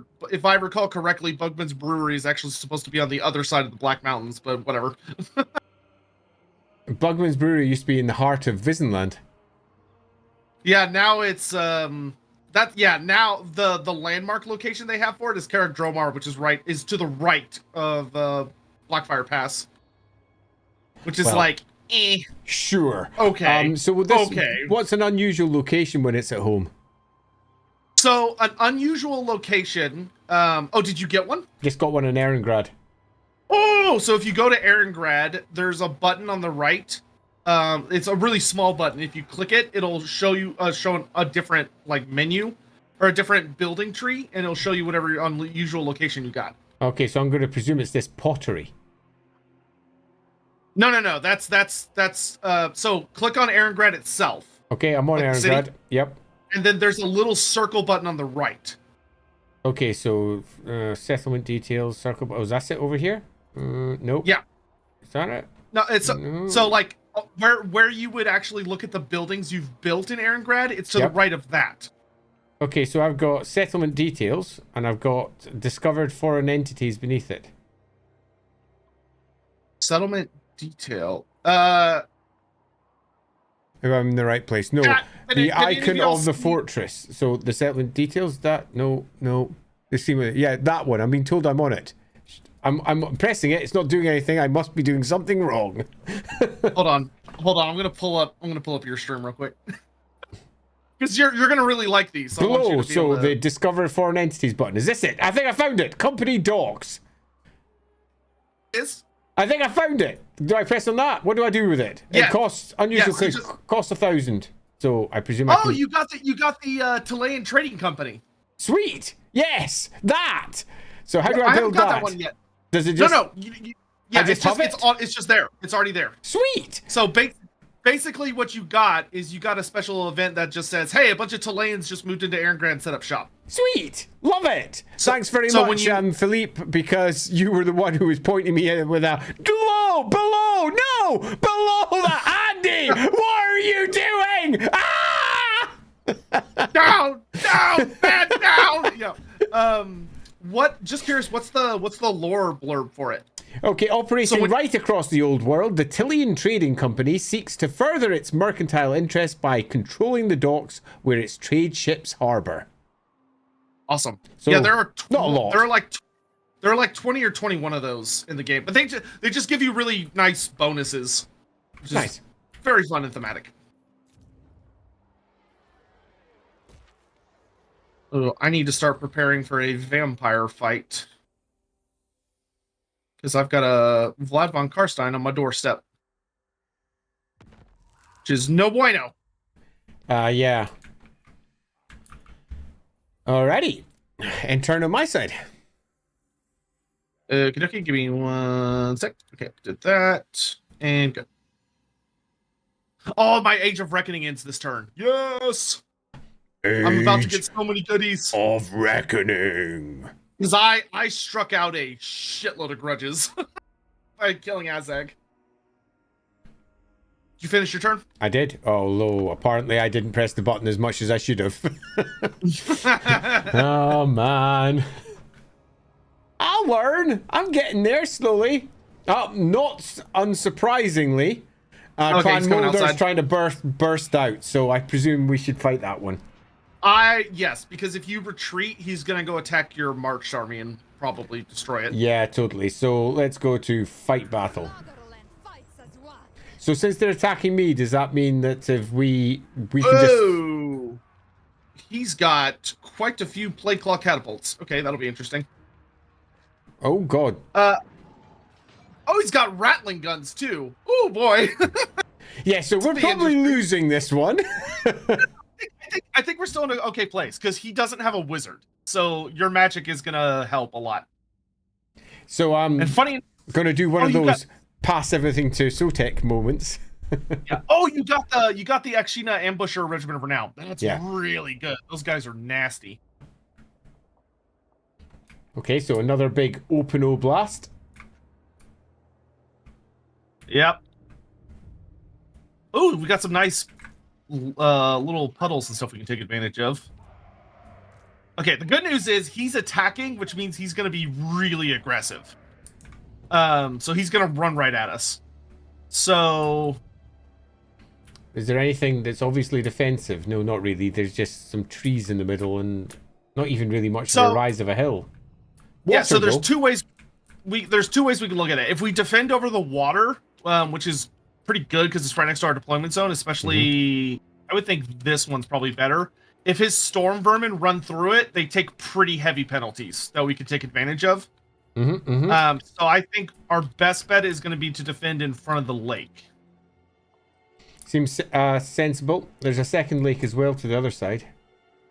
Yeah, we're not going to be We don't have that many. Well, We don't have that many Yeah. troops. yeah. Plus, we don't want to encourage him to try and like thread the needle. I presume I'm going to be primarily ice maiden kissing to try and take out as many of them as possible with the occasional throw of Death Frost on a character. Yes, though I'm also going to give you the ice links or the ice snow leopard. Just keep it with Kadrin. Just Yep, keep it always shall next do. to her, to protect her. So if anything gets on her, it gets on them. I'm going to put this guy over here. We're going to put these guys Well, I've here. got 3 special powers now. I've got Frostfang. Nice. Frostfang's awesome. So if Kadrin gets in a fight, she gets surrounded. Well, actually, I think she has a cast range on it. She's also got a Wand of Jet. Oh, that's really good. And she's got the Crown of Command. Okay, Crown of Command's a little difficult to use in real time. But I would say... So I'm going to put these guys Effects right here. allies, range 100, duration 30 seconds, cooldown 90. So basically, it's you throw it on a friendly unit, and it makes them unbreakable for a limited period of time. So really, you only want to use it when they're close to breaking.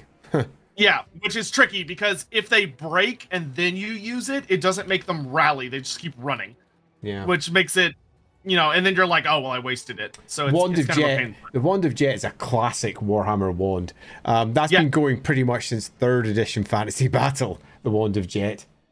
That item is great. Its only downside, if I remember right, is it puts everything you have on cooldown in exchange for giving you more winds of magic. So you want to activate right it like at as the soon end. as... Yeah, or no, you want to activate it as soon as the fight starts. Because it'll put things on cooldown, but they come off cooldown. So you just want to activate it when you're not like in the middle of something. Why not activate it when you run out? Because if you want to activate it multiple times over the course of the battle. Ah, gotcha. That's a good reason to not activate it then. Nope, gotcha. All right, and then Frostfang, it's just a really sexy big damage ability. So when the Skaven are all bunched up, you can use it on like the Storm Vermin. It'll It's blow got up a and deal a bunch of damage. range of 200 meters. It's pretty decent. Yeah, so she basically goes, and then like a big icicle explodes out. Nice. Yep, love that. So she's significantly improved since last we used her.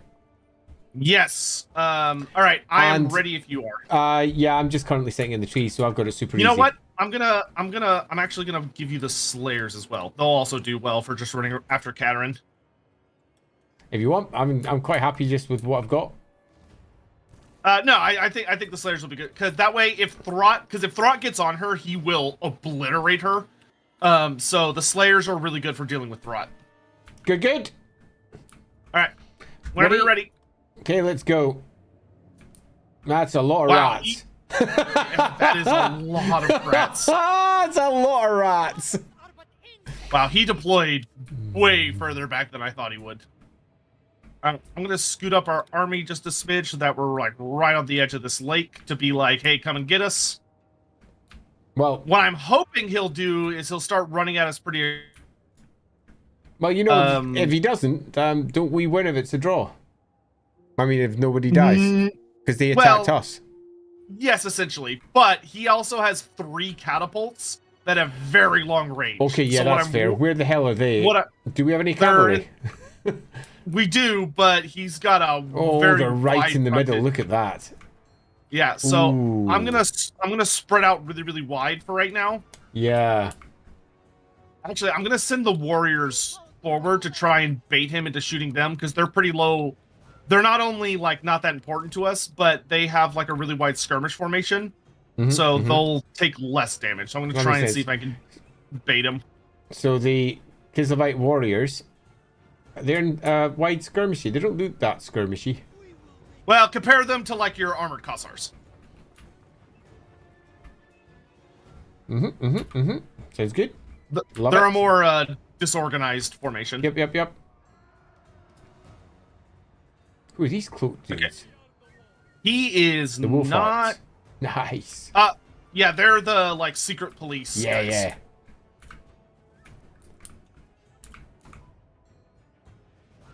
yeah. Ooh, he is not taking the bait. That is not good. All All right, we're gonna fall back and see what he's gonna do because I don't know what he's gonna do. Nope, here comes no. the first hit. Okay, he's there they taking go. bait. They're taking the bait. Okay, good. They will die honorably. Oh no, he's also getting some shots in on the armor crossers. Okay, so my goal is to try and just hold them off. Oh, that's not good. Oh dear. Okay. Might want to move those armor crossers. Yeah. Oh god, fall back, fall back. Retreat! God, his frontage is so wide. This I is don't not think we'll be looking able to good. get around him. Oh god, rattling guns, run! Frickin' Skaven. Fighting fair is for nerds, run back! If he didn't have the catapults, I would feel really good Look about at this. the That's gonna amount go of perfect. rats there are. Yeah, he's gonna get a big time full surround. Yes, look at wondering- that. He doesn't have anything fast on the right flank, so I'm gonna send some cavalry to see if I can sneak around. Get the dervishes round. Yeah, I'm gonna... Because that left flank, he's guarding it, which is no bueno. Oh, you're getting hit in the central line there. The ice guard had just got Yep. hit. Yeah, we're falling back. If he's gonna shoot at us, we're gonna make him work for it. Yep. Oh. Targeting back on the warriors. And, oh, that one's going in deep. Oof. Oh, that hurt. Oh. Yeah, ice guard are, Oh, They're a pretty premium target. yep. And here they come. You ready? Yep.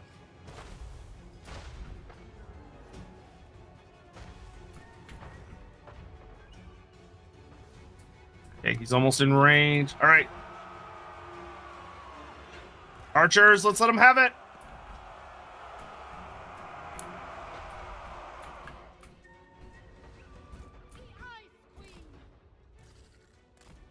Okay, good. The winged lancers are about to shut down the catapults. They will be there in just a moment. Actually, the ambushers are taking out the rattling guns. Oh, is that a frostfang? Oh, that's gonna be so good. Oh, boom! Oh, that's good. That's tasty right there. Frostfang for Kislev! That's the way to do it. Ugh, warp fire. Oh my god, his shooting is really nasty. Oh, I did that wrong. Right, where the heck is the big guy? He's over there. Let's leave it.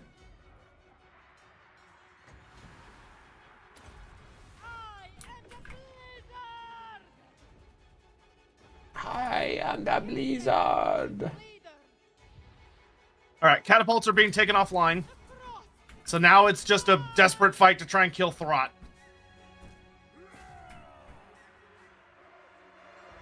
Oh god, he's got his summons.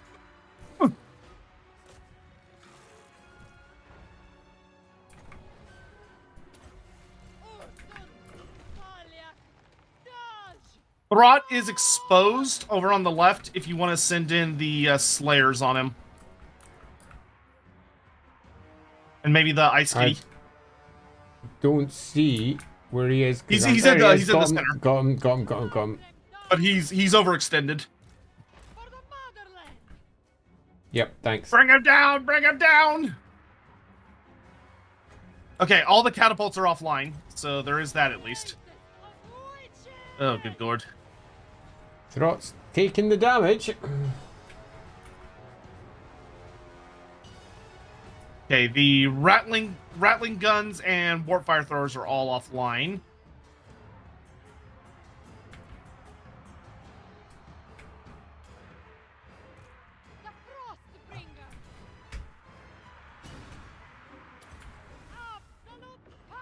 Throt's running.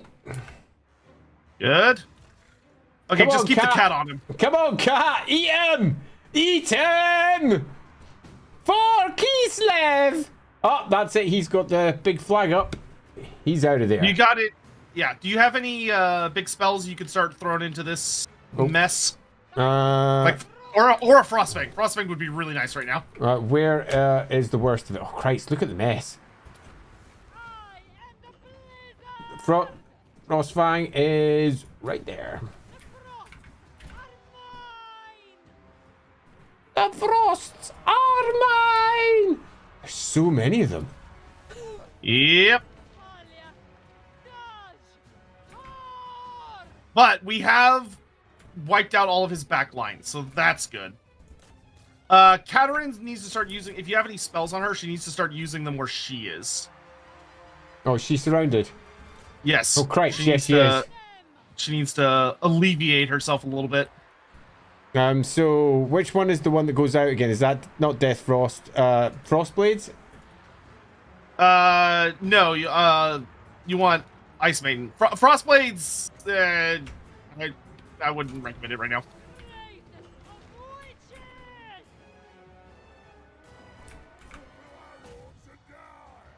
Ooh, this is dicey. Oh my god, he's got another full health unit of rat ogres. I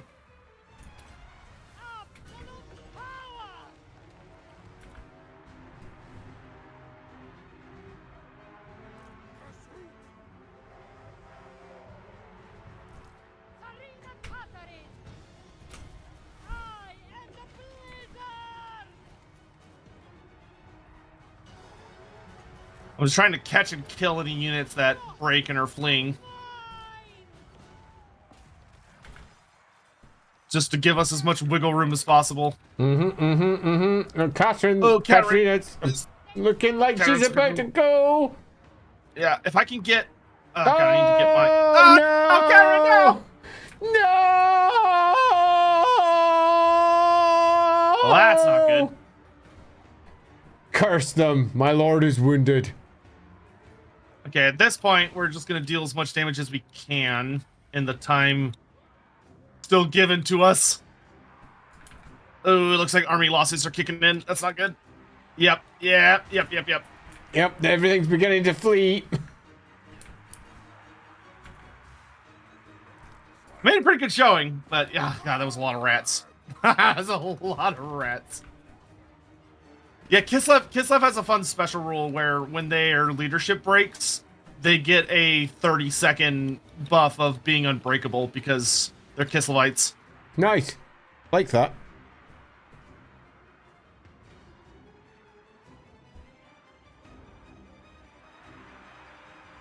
Those Slayers are going to give it in to the last man.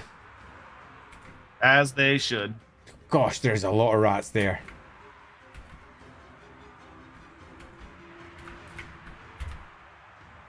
Yeah, the good news is Throt's army isn't going to be super well equipped to chase because his numbers are being heavily bolstered by the garrison.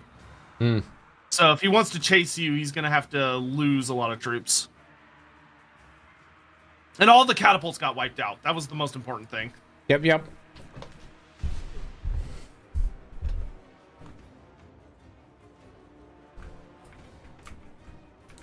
How much longer do they have on there? Oh, there they go. Fall back! Fall back! Oh, there's still Not the four Slayers. Yep, they're giving it their best. Their best shot, taking on They're like like, "To the bitter 5,000 rats. It's a worthy doom. Oh no, one left, come on, you can do it! Oh crap, here come the rat ogres. The Slayers have a really fun animation where if they get decapitated, instead of just dying when they get decapitated, they'll bring their axes together and swing them out for one last attack. Despite their heads having exploded. Amusing. So that went pretty poorly. But it could have gone worse. All of his war machines got taken offline. Should have brought Kremlo, says CB4N. Not the rout ogres, my lord. Okay, hopefully he will not pursue what's left of your army. No, he didn't. Okay. And I have another big army just coming. Yeah, the good news is that means Borodin can attack backed up by your other army, and the two of them together might be able to bring it down. Hey, Marius Light. That doesn't look anything like Marius Lightdorf. No, it's just, oh, it's just the a generic. Electrocamp models are terrible. They make me sad. They make me cry. Yeah, they're just regular generals, unfortunately. Hey, I've unlocked Bart. the Golden Knight. Oh, nice. So, diplomatic relations with Kislev. No, who cares? Wrath of Kislev. Recruitment cost. Yeah, let's take that one. The Golden Knight. So you could have her just join one of your armies. She is really powerful. She gets all of her items right away as well, which is really nice. Poor Zarina. Sad times. She'll be back. Worry not. Unlike her dad, she knows how to roll when hitting the ground.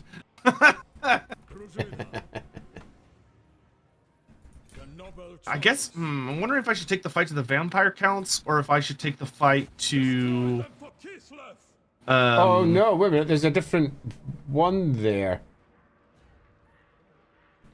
Karak the blade, that's because the other dude died, didn't he? Yes. When a general dies, a new one will be brought in to Oh, they've replace still them. got really quite a lot. I think it'd be better besieging them again. Yeah, that works. Yeah. Well, he might be able to reinforce some hell pit. You may need to fall back. Yeah, you may. I think I might. I've given it's marking out as decisive defeat. Yeah. Okay, I would fall back, Borodin to Where are we? Zavastra, and probably fall back Vaska to Zoishink. Yeah, I think so. Although Fort Stragov, In Zavastra, make sure you use your money to upgrade the night patrol house. That way you can get Ulrika. do I have enough money for that? I think so. That was down in Zavastra, wasn't it? Yes. No, wrong one. No, wrong one. Am I in the wrong place? I'm in the wrong place. What an idiot. There we go. Frozen Outpost. What am I doing?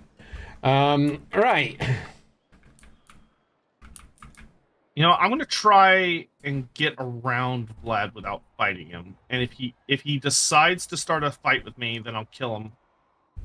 But if he's willing to ignore me, then I will simply run past him so I can come help in Kislev. We'll see how he responds to me moving through his lands. Makes sense.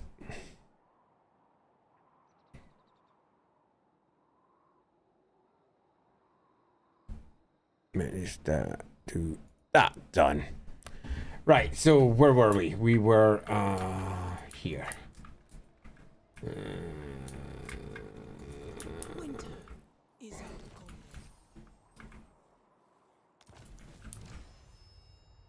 Golden Knight will arrive at the rendezvous point.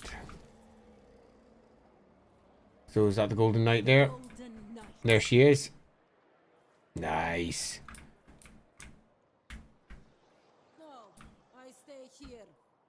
So how'd you move the Golden Knight? You There just we left go. clicker and you can just move her anywhere you want. Yeah, that's what I thought, but she said, no, I stay here.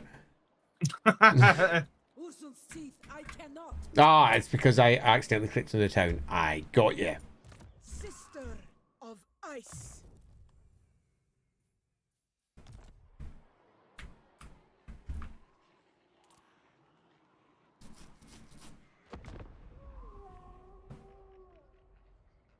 Yeah, I think this next turn I'm going to go get the Axe of Dargo, so Ungrim is all kitted out.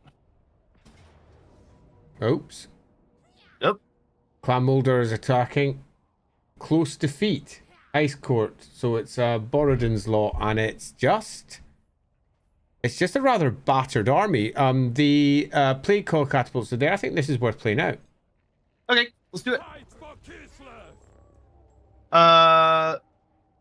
Yeah, the hard part is going to be dealing with the... Catapults. No, the There's Storm a few of Vermin. those. How many storm vermin is there?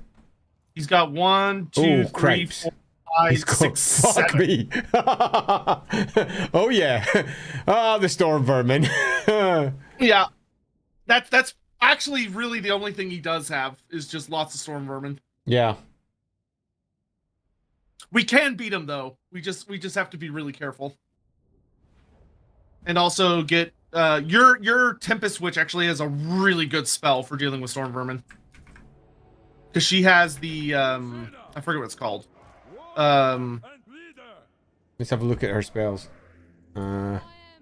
She's only got one, Hailstorm. That's the only one you need. Okay, good to know. What's the range of that one? 200 meters, duration 9 seconds, cooldown, So, and yeah, does boom. Yeah, okay. So that one's a bombardment. So you target an area and it drops a bunch of meteors essentially on top of them. Sounds good. Sounds good. The only big thing about that one is you'll want to wait until they're all like bunched up before you start dropping it. Yep. All right, Oh, and she's also got an ice shard.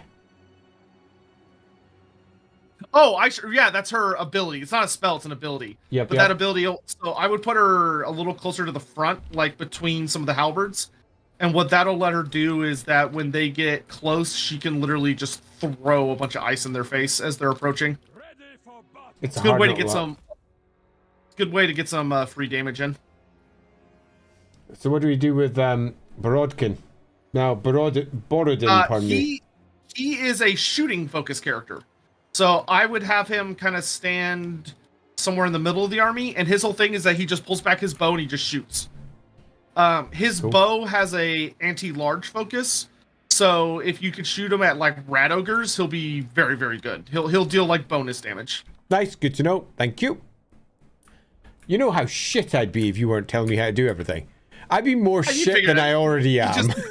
You just have to do a lot more reading. All right, I am ready if you're ready. Yeah, sure. Okay, let's actually fall back a bit because we want his catapult staff to work for it. We want to make his life a little difficult. Oh, holy shit balls.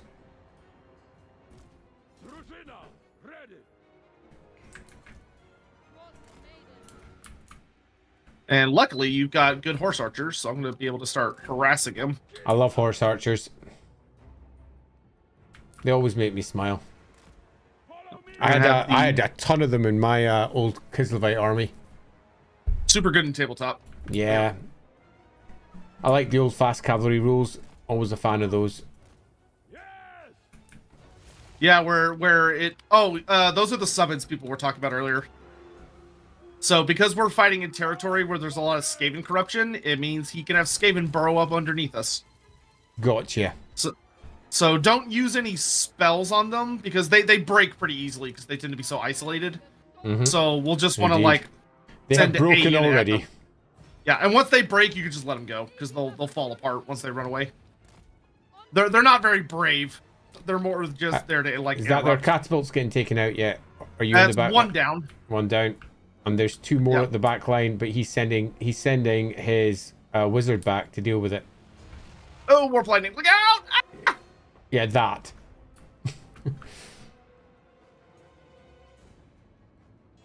He's summoning more rats. That's rude. Fall back! Fall back! Oh, did you just get minced or did you mince them? Oh, you minced them. Nice. Yeah, now the trick is he's actually protecting his catapults now, which is not great.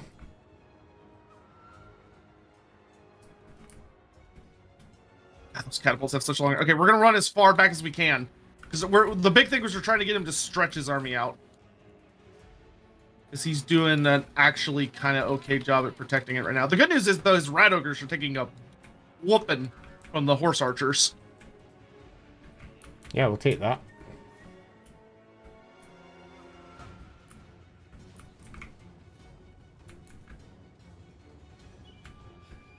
Oh, I love horse archers. There's a lot of storm vermin. Indeed, but they are starting to run a little. He's spreading out a bit more thin at the back, though. You might be able to squeeze in somewhere there. That is what we're going to try and do. He does have a unit of clan rats with spears guarding, which is not good. His spears will make mincemeat of those. I'm hoping they'll just kind of keep running. Because if they just sort of keep What moving, lightning? that's fine. I'll dodge it.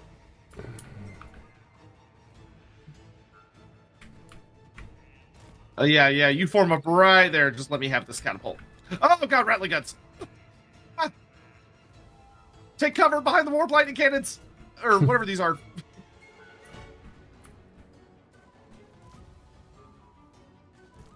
Champion of Kislev. Orson's rage.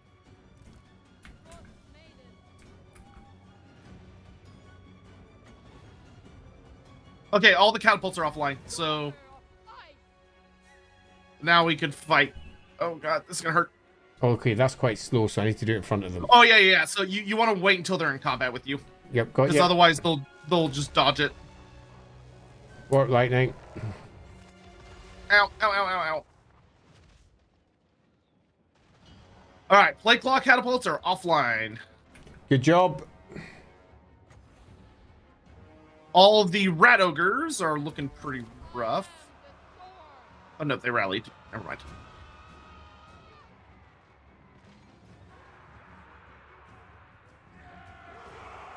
Your ice witch should have an ice shard ability. You can She try does? throwing that. Yeah, I would try throwing that into. I would move her a little bit Caracas? around. Because it seems to be a one. It should Yeah. have 3 uses, I think. It does. I just threw it at their general. Oh, nice. Good job. That hurt him. Yep, it did. Have your general target his general. Yep, with his just bow. noticed that. I was just doing that right as you were speaking. I was like, yeah, let's do that. Yeah. He's got a snipey thing. Let's do some snipey things. Okay, all the rat ogres are offline. I'm gonna start getting rid of the warp grinders because they are problematic. Oh, right in the back. Line. Lightning.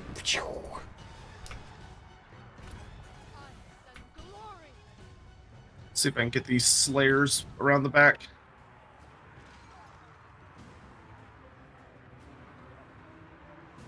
Good Tempest. Yeah, that one went all right. Oh, we're losing in the front there with the Kislevite warriors. It's okay. They've got by the motherland's blood. They'll hold a little longer than they should. Just a lightning. bit Touch, more. touch. Is there Rear charge! There are catapults right in the front line. Yeah, they abandoned it earlier. Okay, so that patch is good. Now, for further Tempest, you want to focus that big old squad of Storm Vermin on the side. Yep.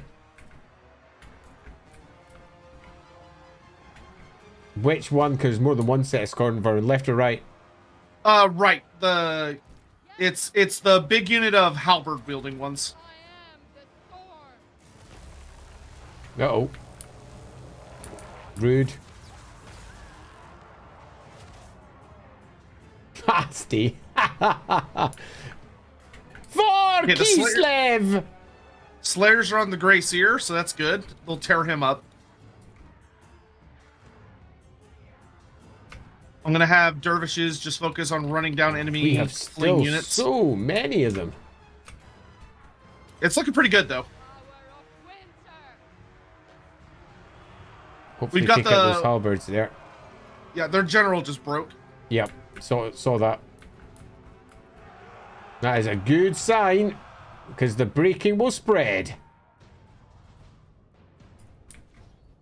Ready for battle. Yeah, there's only one big Storm Vermin unit left. We have a lot of shooting. Yep. Okay, there you go. They're shattered. Victory! And we will want to run down as many as we can.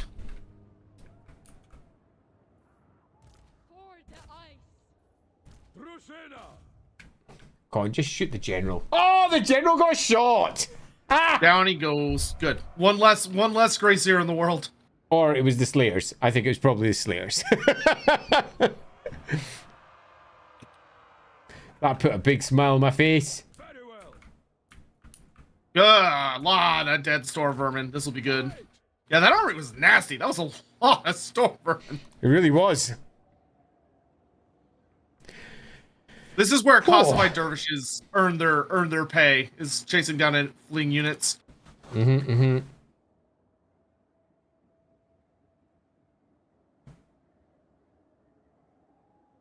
No, wait a minute. She speed that up. Yeah. If she has another frost shard, you could target this big old unit of storm vermin as they're running away. Okay. See if she can take a pot shot at them. Oh, those aren't storm vermin. Those are clan rats. But whatever. Oops. It's still worth shooting. Completely missed anyway. Yeah, you gotta lead it a little. Completely missed. Embarrassing attempt there. And he's that guy sitting there with the gun being like, hold on, I gotta load it. Stay right there. Don't move. Don't move! Take a second to aim. Oh my gosh. Holy shit, that's a gigantic raid. What the fuck? Did you just get a raid from somewhere? Yeah. Legends of Aventris? With like 600 fucking people? Jesus Christ. Hello! Hi! Welcome! Wow, that is a shit ton of people. Thank you very much for the raid. Hope you're all having a great day. We're getting kind of close to wrapping up, unfortunately, but welcome. I want to say hi. I'm Loremaster of Sotek. This is Andy Law over here. The two of us together are kind of considered some of the big lore authorities on Warhammer Fantasy goodness. And this is our first time doing a co-op of Total Warhammer, but Andy Law has written a lot of the lore for Warhammer Fantasy. So if you love Warhammer Fantasy, Andy's written a lot of it. Legends of Adventure, I feel like I know that name. Oh, y'all do D&D stuff. Awesome. Did you know Andy is running a Warhammer Fantasy Roleplay 4th Edition campaign on his channel, the LAWhammer channel? Indeed, the reason I'm doing it. Indeed, one of the reasons that I'm doing it was because I discussed it with Matt Mercer, because I know Matt because I did a bunch of maps for him back in the day for Critical Role. Matt was like, you should too. So, because I wrote the Warhammer Fantasy Role-Playing game, I've been doing a campaign of that online called LAWhammer, which is all kinds of fun. Yes, it is. It's got definitely adult themes, but it's super duper fun and awesome. I watch, and me and Andy do a podcast every Sunday for Warhammer Fantasy lore, and we've been having a lot of fun with it. We talk about a lot of just story stuff. We also talk about writing and what could be's, if situations, a lot of really fun stuff. So if you love anything regarding Warhammer Fantasy, you come to the right place. But this is just my Twitch channel. Please make sure to check out Andy's Twitch channel because he's streaming right now as well. He is LAWhammer. Hawk, if we could just spam all the links. We both got YouTube channels. We both got Twitch channels. We both have Discords. Yeah, feel free to come join our communities. But if y'all love anything, and forgive me, my camera's a little goofy. We were experimenting using Video Ninja so we could have each other, both of us on the screen simultaneously, and mine's goofing. But yeah. Jesus, that's a lot of folks. Thank you very much, Aventris, for the raid. I really appreciate it. I think you subbed as well, you crazy son of a bitch. You did! Legends of Aventris, you've been a sub for 8 months? What the fuck? Aventris, we need to chat. We need to have a conversation, sir. Please DM me on Discord. We should do something. Thank you. Goodness gracious. What a wonderful surprise. But yeah, I do a lot of Total War Warhammer stuff. Andy does a lot of roleplay stuff, but we're playing together today, and it's been a lot of fun. We've been fighting a lot of epic battles, and it's just been a good time. But we just kind of scan the chat and keep an eye out for people asking questions about the lore and all that jazz. And actually, you're just in time, because I'm going to go get the Axe of Dargo for Ungrim Iron Fist. Because we've been doing a team-up today of the Dwarfs of Kadrin, the Slayer Dwarfs, and Tsarina Kadrin of Kislev. Oh, right. This is the one where you have to fight a bunch of rank 9 Chaos Warriors. Oh, boy. Easy! Oh, boy. It'll be simple. So, as Sotek said, we're streaming on both Sotek's channels and both of his Sotek channels, his channels over on YouTube and over on Twitch. But we're also streaming over on my channels on YouTube and on Twitch too, because we're all over the place. So if you want to go find us over on that side, if you want to see my side, if I was going to press join team, yeah, I did that, Sotek. 100% did that. You can do so and see the other side of us streaming, because obviously Sotek's got what he sees in his screen, I've got what I see in mine. Yeah, also, if you want to check out any of our podcast stuff, you can find us on most podcast platforms. It's called Lorebeards. Lorebeards. Because we both have beards and we're nerds, and it just works. It just works. Alvinius, thank you very much for the super chat. Couldn't catch the stream early because of work, but I hope you guys had a blast. We've been having a great time, actually. Ungrim's giving another one of his fiery speeches. He certainly is. I like Ungrim's voice actor. While he's doing that, Ricky Chapman dropped in and said, just did our Warhammer roleplay. The players met our favourite demon prince.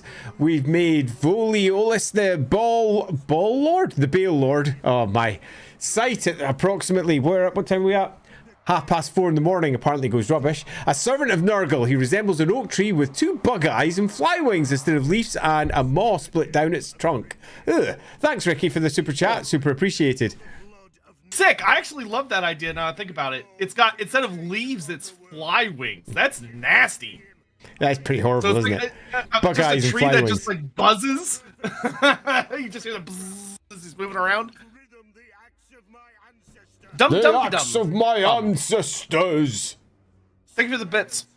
I'm sure you've been asked this question before. How faithful do you and Andy feel Total Warhammer is to the actual lore? It's what's the best way to put it? It's as faithful as it can be, given the fact that it's a gigantic war game set at the end of the world, using characters from across time. But yeah, that all said, still really quite faithful in its own way. You know how like Super Smash Brothers is really faithful to the individual characters and their themes, but as a universe, it's not at all lore accurate? That's kind of what Total War Warhammer is to Warhammer. There's a lot of elements of it that are very, very, very lore accurate and made with a lot of love, but the like taken as a setting in and of itself, it's definitely like its own timeline. With its Absolutely. own drastically crazy events. However, that being said, once again, just because I have to shill for him at every opportunity because I adore him so much, if you go watch LAWhammer, Andy Law's Warhammer Fantasy Roleplay 4th Edition show, he actually melds the Total War Warhammer Fantasy Universe timeline in with the timelines from Warhammer Fantasy Roleplay 4th Edition, also in with the 8th Edition Warhammer Fantasy timeline simultaneously, which is kind of crazy. But it makes it more fun, because who doesn't want more Warhammer in their Warhammer? Here, I'm going to let you control your Kislevite units. Oh, nice. So, I'm going to cheat a little bit, because I know what happens on this map. Good. So Tell me what's what. What the game wants us to do is to run forward and go fight the Warriors of Chaos. What it's hoping we won't do, which we're going to do, is know that there's going to be a giant army of Chaos Knights that come in behind us. Okay, let's turn that way then. Yeah, so if you could have your guys stand behind my Quarrelers, and just do their damnedest to hold them off for as long as possible. Line. Hold the line! Against the chosen or the knights, that would be swell. All right, go. Love listening to Lorebeards. Well, thank you. We appreciate that. Yeah, me too. Because Lorebeards is a lot of fun. I'm gonna speed up time because he's way up that hill over there, and he's making his way down. We just can't see him yet. He's running up that hill. I actually really like this map where you got like these destroyed dwarven ruins just kind of lying around. Yeah, I'm having a good wander around it just now, taking a look at it. Oh, here come the Chaos Boys. There's a nice temple area right up at the very top, surrounded by giant skulls of giants, I presume. It's quite nice. Oh yeah, they They were very obsessive in this game with just adding skulls to the environment. Oh, there's actually some really cool dwarf statues behind us. Yeah, there is behind you. You say in this game, Warhammer is somewhat obsessive with all of its skulls. But it's like the mountains, it's like if you have enough chaos corruption, the mountains themselves turn into big old skulls. It's just super goofy looking. Come on, get your butts down here. Okay, I'm gonna cautiously start heading that way. So I'm gonna move up to like here. Sounds good. I shall not skip back too much because obviously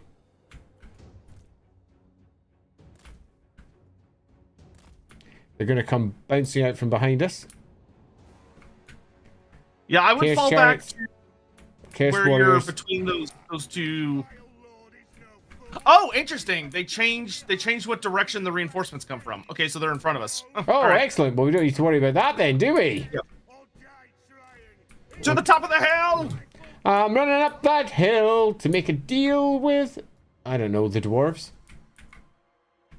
Rugning. Gazul. Scavor. Oh god, that's a lot of knights. Okay. Slayer pirates! Fire pistols!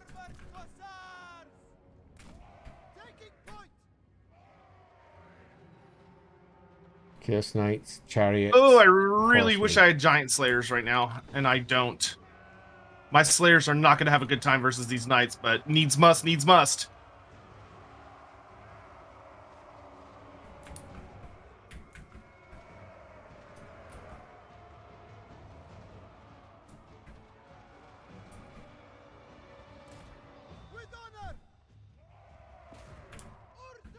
Okay, I do have my Dragon Slayer at least, so I can send him over there. Trollhammer torpedoes! Open fire!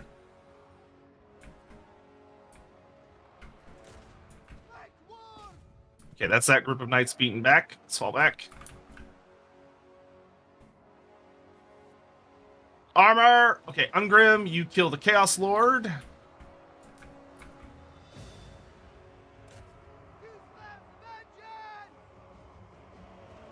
Oh, wait a minute. I gotta go look at those flaming feet there. Haha. Chariots running through your back line, dude. I am a little busy.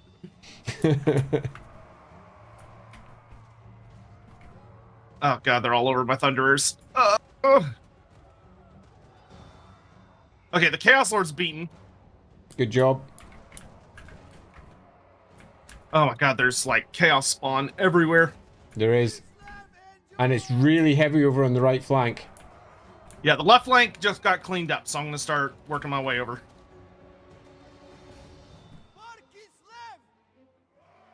Okay, we got Trollhammer torpedoes on the chariots. Oh wow, those chariots are getting obliterated. Yeah, nice.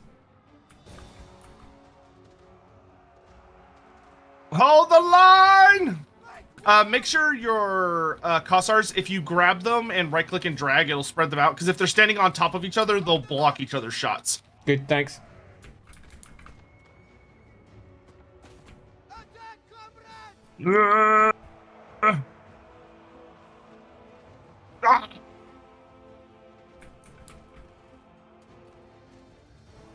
Yep, that made a difference. Oh, I can Wrath and Ruin. Wrath and Ruin! Howdy, I was recommended your channel by a friend. As a new player, is there any particular order I should play the campaigns from a story perspective? Not really. So I would do the tutorial. The tutorial does a pretty good job of teaching you the game, and it also has a story that relates to one of the characters. From that point, it's really, no, there's no particular order. It's just do whatever you think is fun. This game was very much designed from an ideology of making sure it's a fun sandbox. You kind of make your own stories as you play. I would not say it's really designed in mind with like, oh, you should do this, this, this, this. Yeah. It's just designed so you can have a good time. Yeah. Question. If a dwarf and a Kislevite had a drinking contest, who would win? typically the dwarf. There you go. Yeah, dwarves are kind of like engineered from the bottom up to handle their drink. I mean, no matter how much you may drink and drink and drink and drink and then drink some more, a dwarf is just significantly tougher than your typical Warhammer human, meaning that under normal circumstances, the dwarf will drink the human under the table. But individuals are individuals, and there will always be some humans who will drink some dwarves under the table. As is often the case with Warhammer, every single time you say, this is the rule, someone comes along and goes, I'm the exception. And you're like, I was gonna say, that really should be the tagline of Lorebeards is, we'll explain to you Warhammer lore and why none of it matters. Because we'll be like, here is the hard and fast rule for this thing. Except for all the times there are exceptions. Yeah, pretty much. The Axe of Dargo. Good. All right, so I've got all of Ungrim's legendary items now. So that is his last quest battle. So I can upgrade from the regular Slayer Axe to the Axe of Dargo. And now he's got the Iron Warden's Tankard. So he has regeneration. Because that's fair. 100% fair. Okay, let's get Mason. And for the Runesmith, we want the Rune of Negation. And then let's get Stubborn Defiance on Garagrim. And Vanquish Chaos on my Dragon Slayer. And while you're doing that, I'm bravely running away. Brave Sir Robin.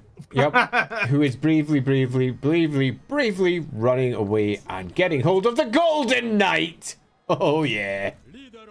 Much better. Oh, nice. I got the Brotherhood of Grimnir finally. Good. Hear my command. Move out. Move out. Right. Champion of Kislev. Champion of Kislev. Yeah, I think the Silver Pinnacle is almost ready for me. I just need some Slayers. And then we can head to the Silver Pinnacle and start to seal the hold, which is going to make a lot of vampires very upset. And they're going to come attack us for it. Yeah, that's not going to last long. Let's see. Yeah, I'll take the Grim Delvers. The Grim Delvers are really fun. Oh, I need more Kislevite units. Oh, you have access to Zargard now. That's right. I do. Oh, baby. Oh, you have Streltsy too. Give me those Streltsy. Give me those Streltsy. I have been slowly but surely upgrading my Ice Court's martial prowess. Yeah, since you have a tier 3 building in Kadrin, you should be able, if you're in a settlement or recruit stance, you should be able to get some much better dwarf units now. Because you can have up to 4 allied units per army. Let's have a look at what I've got available. Nothing at the moment. I'll need to get back. Oh, a minute. Oops. I'll do it afterwards. Yeah, you should be able to get I'll do it next turn. Quarrelers, Warriors, Miners with blasting charges, Slayers, Slayer Pirates. I'm almost to higher tier Slayers. Not quite, but I'm almost there. I've got this Thane making his way up to your territory. Those goblins are getting a little... Those goblins are getting a little feisty looking down there. What if the drinking Umgi was Andre the Giant, says CB4N. And you know, that's a very fair point, because Andre the Giant drank like a fish. It was ridiculous the amount of alcohol he could knock back. Oh yeah, Andre was something else. But to be fair, a beer can in his hand looked like a sippy cup for a small child. Oh. What are you doing, Azazel? Are you declaring war on me? Yes. Oh, screw you. Oh, jeez. This is going to be bad. Hey, at least Oslin joined up with us. Oh, this is going to be bad. I am marching my way north to come help. I am on my way. Let's have a look at how close he is up there. Oh, he's coming down south. I think I might leave. I might just let it fall. Yeah. No, I don't think Zoshenk will hold. Not if he's got... Oh, he's got 2 full banners. What's in it? Okay. Daemonettes, yeah. You may... Chaos Ogres as well. Ooh, Ooh. Yeah, you may want to fall back to Erengrad. Yeah, I think I do. Yeah, nope. Sister. And then Erengrad, oh yeah, I don't even know if Erengrad's gonna hold out against that actually. No, yeah, I can bring in some reinforcements up as well. Yeah, has Zarina Kadrin resurrected yet? She has not, or if she has, I didn't notice. If you click on, actually, so in the top right, there's an icon that looks like a banner that says Lords and Heroes. If you click on that and scroll a little bit, you should be able to see her somewhere. And it'll be like, yeah, she's back. 2 turns. 2 turns. 2 turns. Got 2 more. That is a very long time when you've got Azazel kicking down your door.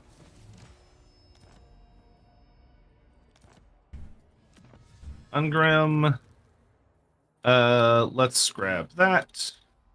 A gift for all. I really want Ungrim to fight the vampires. Stand ready. Let us advance.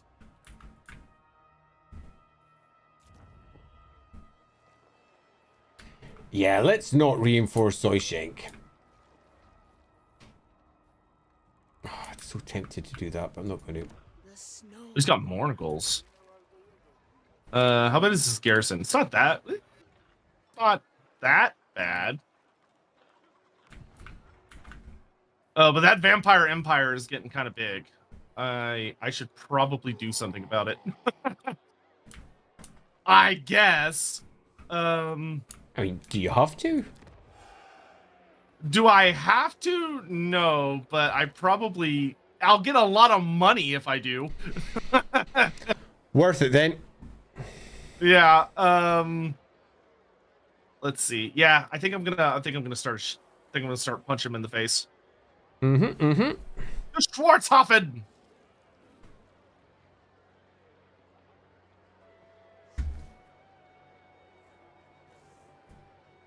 Vlad is nerfed into the ground, so it's fine. I'm not really worried so much about Vlad as I am other things.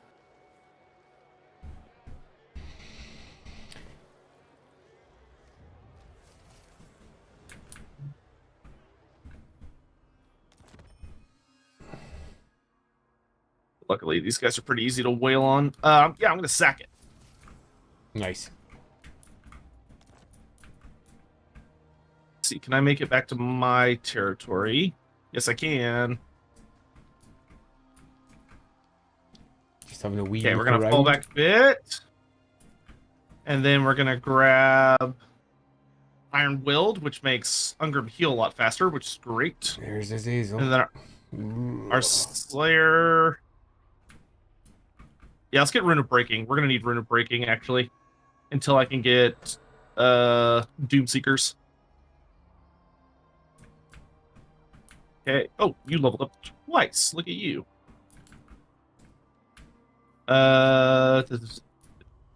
Scarred Veterans, fine. I'm So always, what's the always vaguely amused to find the wood elfy spirits kicking around over here. Oh yeah, from the Griffin Wood. Yeah.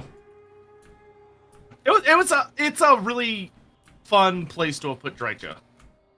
I find it a mixture of inspired and amusing at the same time. I moused over my Demon Slayer to check on something, and the Demon Slayer's just bitching about Gotrek. We can't all have a chronicler like Gotrek. The asshole. That's funny. Alright, let's upgrade Karak Ungor so I can get better gold mines. Mundry Mogrimsum is on his way to Kislev to help out. My Thane's up there to try and help out. I'm going to grab the Master Rune of Spite for Ungrim, which will make him extra scary. Always worthwhile having your extra scary people. Yep. Yeah, that makes it where so long as Ungrim is in combat, he deals persistent damage over time to everyone around him. Huh, nice. That'll do. That'll do. Alright. That should be good. That should be good. And have my engineer steal some more technology. Nice.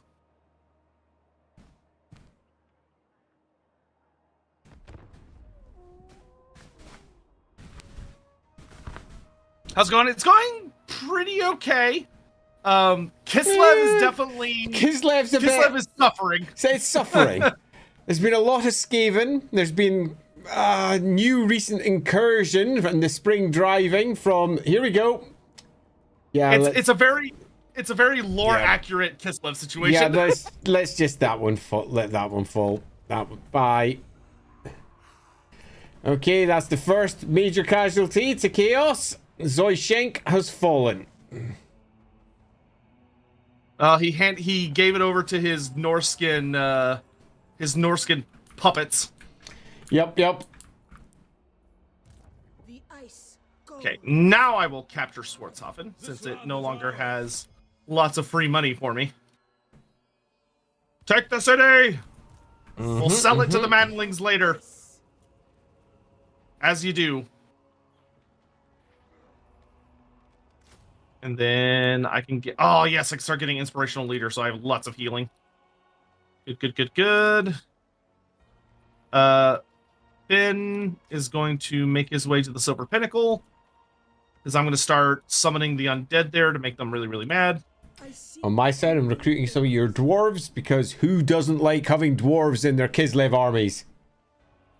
Okay, and I've got this bonus army that I got from my Age of Reckoning marching towards Kislev as fast as it can go. Okay, I'm busy bolstering up my forces to hold off Azazel, and they're not too bad. I'm gonna have two full... Can you get that army out of march stance, or do they have to be in march stance? They do not have to be in march stance. Didn't even... Oh. If you can, you're going to want them in ambush stance. That way the AI... You might get lucky and I catch can't them at the moment. they're... They're in encampment at the moment. Oh, you should be able to switch them to ambush. No. Won't let me choose. It's probably because they're standing on top of the city. They might need to move just a smidge away from it. Yeah, they're out of movement. Oh, okay, that's fine. So, right. they'll just have to wait a turn, assuming that they don't blow up. Yeah, the good news is he did pull back with one of his armies. Oh man, he's got frickin' Harold Hammerstorm with him. Oh, he does not, does he? Yeah, he's got Harry the Hammer. Oh, awesome.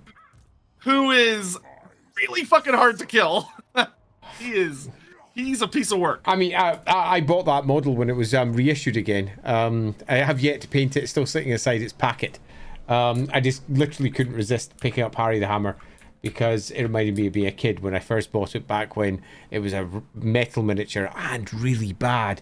And here's a little thing that not many people may be aware of. Harry the Hammer was... No, I'm thinking of a different character. I'm not going to say that because it's actually a spoiler for LAWhammer. I was about to say something I really shouldn't. I won't say that! Greenwell Cowboy asks, how many players does one campaign multiplayer support? You can have up to 8 players in a campaign. Can you? Awesome. Yes, I will note, if you're doing more than 2 people, that I heavily advise for you to all get the same VPN. There are some really, really nice free ones, like Radmin, RADMIN VPN is really good for this. I've tested it, it works great, and there's no issues with it.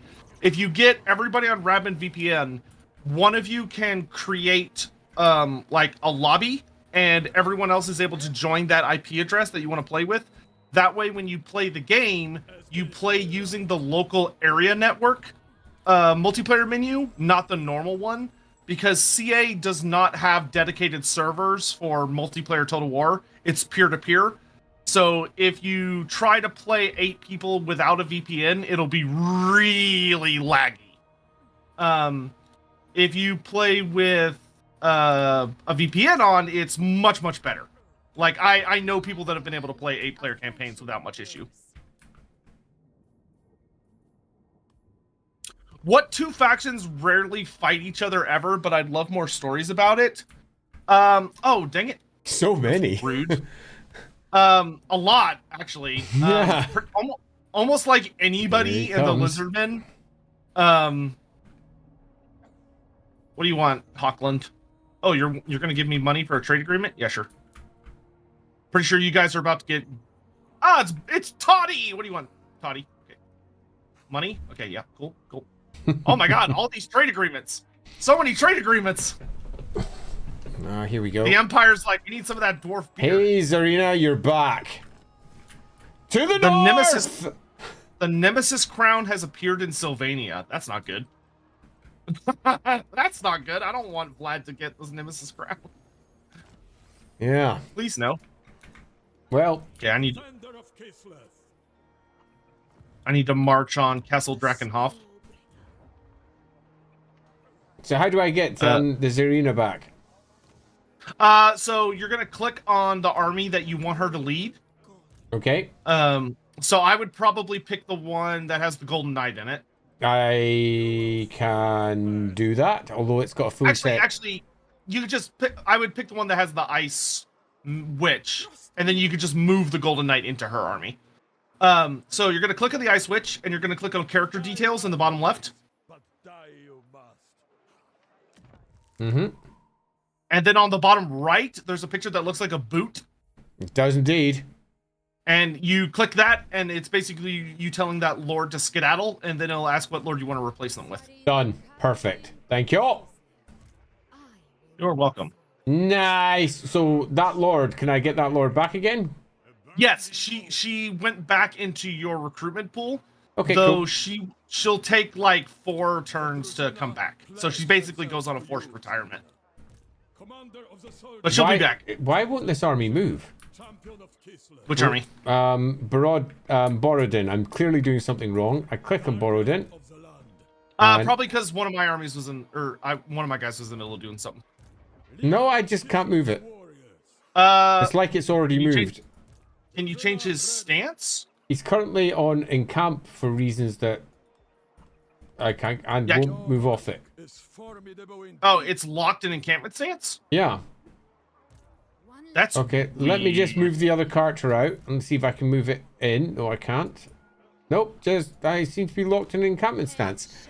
Let's see if there's anyone there. So, oh, he's recruiting. Thank you very much for explaining. So if I get rid of that, I can then move off. Thank you. Super appreciated. Okay. I did not realize you were recruiting. Yep, that'll do it.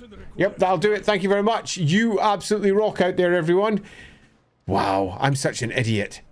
Have I finished the Elrica building? I think I did finish it, but let me just go check. Zavstra. Which wanted a frozen outpost. I have done that, so do I have to do something else? Yes, you do. So if you click on objectives in the bottom right, you'll have an update to the Ulrika one. I think it's you have to have 10,000 gold in your treasury. Ha! I mean, yeah, that's going to happen soon. Let's have a quick check. But no, it's worse. It's 15,000. Okay. Yeah. So that one might take a bit, but that one will usually come. That one will usually come from winning like a bunch of big battles in a row. Yep, makes sense. Let's hope Azazel pops over and gets his ass handed to him. It's not going to happen, but let's hope he does. Ugh, Chaos Dwarfs. You stay far away from me, good sirs. Okay, I've got my Thane up there who's harassing them. I'm moving through Drycha's lands, which is going to make her very upsetty spaghetti. No, I did mean to do that.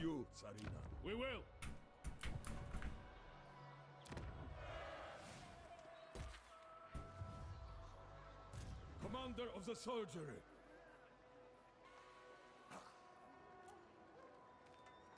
You will die for insulting Kislev, leader of Kislev's warriors. And I'm done. I will tolerate you no Addy, you're not an idiot. Let's see positive, says CB4N. I like calling myself an idiot. It's relatively accurate. Not entirely, but relatively. But thank you very much for trying to keep me less negative self-talk. Ooh, defensive alliance with Reichland. Yeah, that sounds good. And yes, it has been quite a few hours since we started. 6 hours, holy crap. And we've not had a toilet break, god damn it. Yeah, okay, hey, I just confederated Kislev+Karak. Oh, good job. Which is good, apparently, because it was the only hold that he had left, and it's surrounded by Skaven. Oh dear. You are less than That's a lot of rats. Oh my goodness. Oh, that is god damn head taker. Female flash flood, I'd just like to say it's not 4 a.m. brain, it's 5 a.m. brain. Yeah, speaking of which, I believe that it is time to call it an evening. I think we are definitely getting to that point, because I am about to get marched upon by not just some of the forces of Slaanesh, but maybe all of them. And that means that we will need to have a relatively fresh brain to deal with these ridiculous daemonettes, because we don't want to tackle daemonettes when we're not ready. Yes. Okay. I have just saved the game. Excellent. So I've got the save file. You don't need to do anything. I love it, because that would be bad. So we are good to exit to main menu or whatever you want to do. And just kind of do our little outro here. You will feel the burn. But thank you all so much for joining us. Mm-hmm. We hope you had a fun day. We certainly had a fucking fun day. Yeah, that was awesome. So I have a couple of things to say at the end. Number one, thank you very much for turning up and watching. And number two, it has been... Oh, piss off. Well, we all know what's going to happen the second I start playing when we come back. The Static Legion is attacking the Ice Court, and it'll be a valiant defeat as literally all of it descends upon me. But it will be a pretty epic encounter between the Golden Knight and Harry the Hammer. Is Harry there? Yes, he is! Oh. Yeah, we held out against quite a massive Skaven Legion. We can hold out against two armies. I just want this to go away, go out of the way, get out of the place. I just auto-resolved it and suffered a valiant defeat because it's not going to save, and then exit to Windows. Well, I already hard saved, so you don't have to do anything. Yep, good. Yes, as I was saying, I've had an absolute ball. It's been really fun to actually get to grips with the game for the first time properly. As you all know, I've not really played the third Warhammer game pretty much at all. So this has been an absolute delight, particularly because I've had somebody there saying, no, dude, don't do that. No, dude, don't do that. Do you really have any idea what you're doing at all, Andy? Which, of course, the answer is no. But we're getting there slowly. Oh, goodness. But yeah, thank you all. We hope you had fun. We'll definitely be checking out like analytics and things. But if you had fun with this, please let us know. Feel free to drop by either Andy's YouTube stream, my YouTube stream, hit the like button and leave a comment, because we're going to be, using that to sort of gauge interest. If people really, really like this, then we'll do it again. Yeah, we will. And we might not do it next Wednesday. If anything, we might do it on kind of a bonus day. But a lot of exciting things coming up. Just a quick reminder that for those that don't know, Andy streams his LAWhammer Warhammer Fantasy Roleplay campaign, which has been going for just over a year now. We're on episode 40. So I'm going to say 47, 46. Okay, yeah. 47. About there. Yeah. So those are on Fridays at 1 p.m. CST, 7 p.m. BST, right? Yeah, 7 p.m. my time, correct? Yeah, and then on Saturdays, Andy also streams on his other channel, which is called Rookery Publications, which does a lot of stuff about writing, world building, making games, like tabletop games, making video games, writing books. They have a lot of really, really prolific people on there about all sorts of different subjects. What was it? Like 2 weeks ago, y'all did an episode on... what was it? Are you talking about when we had Gareth and Jendy on? Yes. Yeah, we were. Yeah, that week we were discussing creating anthology books, because they've just opened their new fiction imprint, and they're building an anthology of different authors from across the world to build their own very impressive sounding storybook. Yeah. So if stuff like that sounds like of interest to you, be sure to check out Rookery Publications. And Hawk has been spamming the links in chat because he's awesome. Thanks, Hawk. And then on Sundays at 10 a.m. Central Standard Time, 4 p.m. British Standard Time is when we do Lorebeards, which is our show where we do a podcast type format where we discuss various subjects about Warhammer Fantasy. And this week we're talking about the old ones, which should be super fun. Have you put up the stream for that yet? No, I don't think I have. So I think I'll Okay. go and do that. Not right after this one, but I will go and do that tomorrow, today, tomorrow, whatever. I'll remind you later. Yeah. But anyway, so that's everything kind of coming up for the rest of the week. So we'd love to see y'all join us again in the future for that, if you'd be so kind.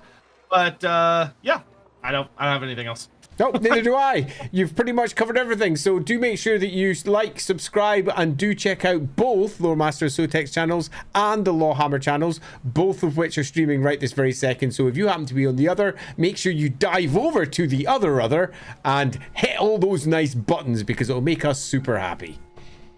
All right.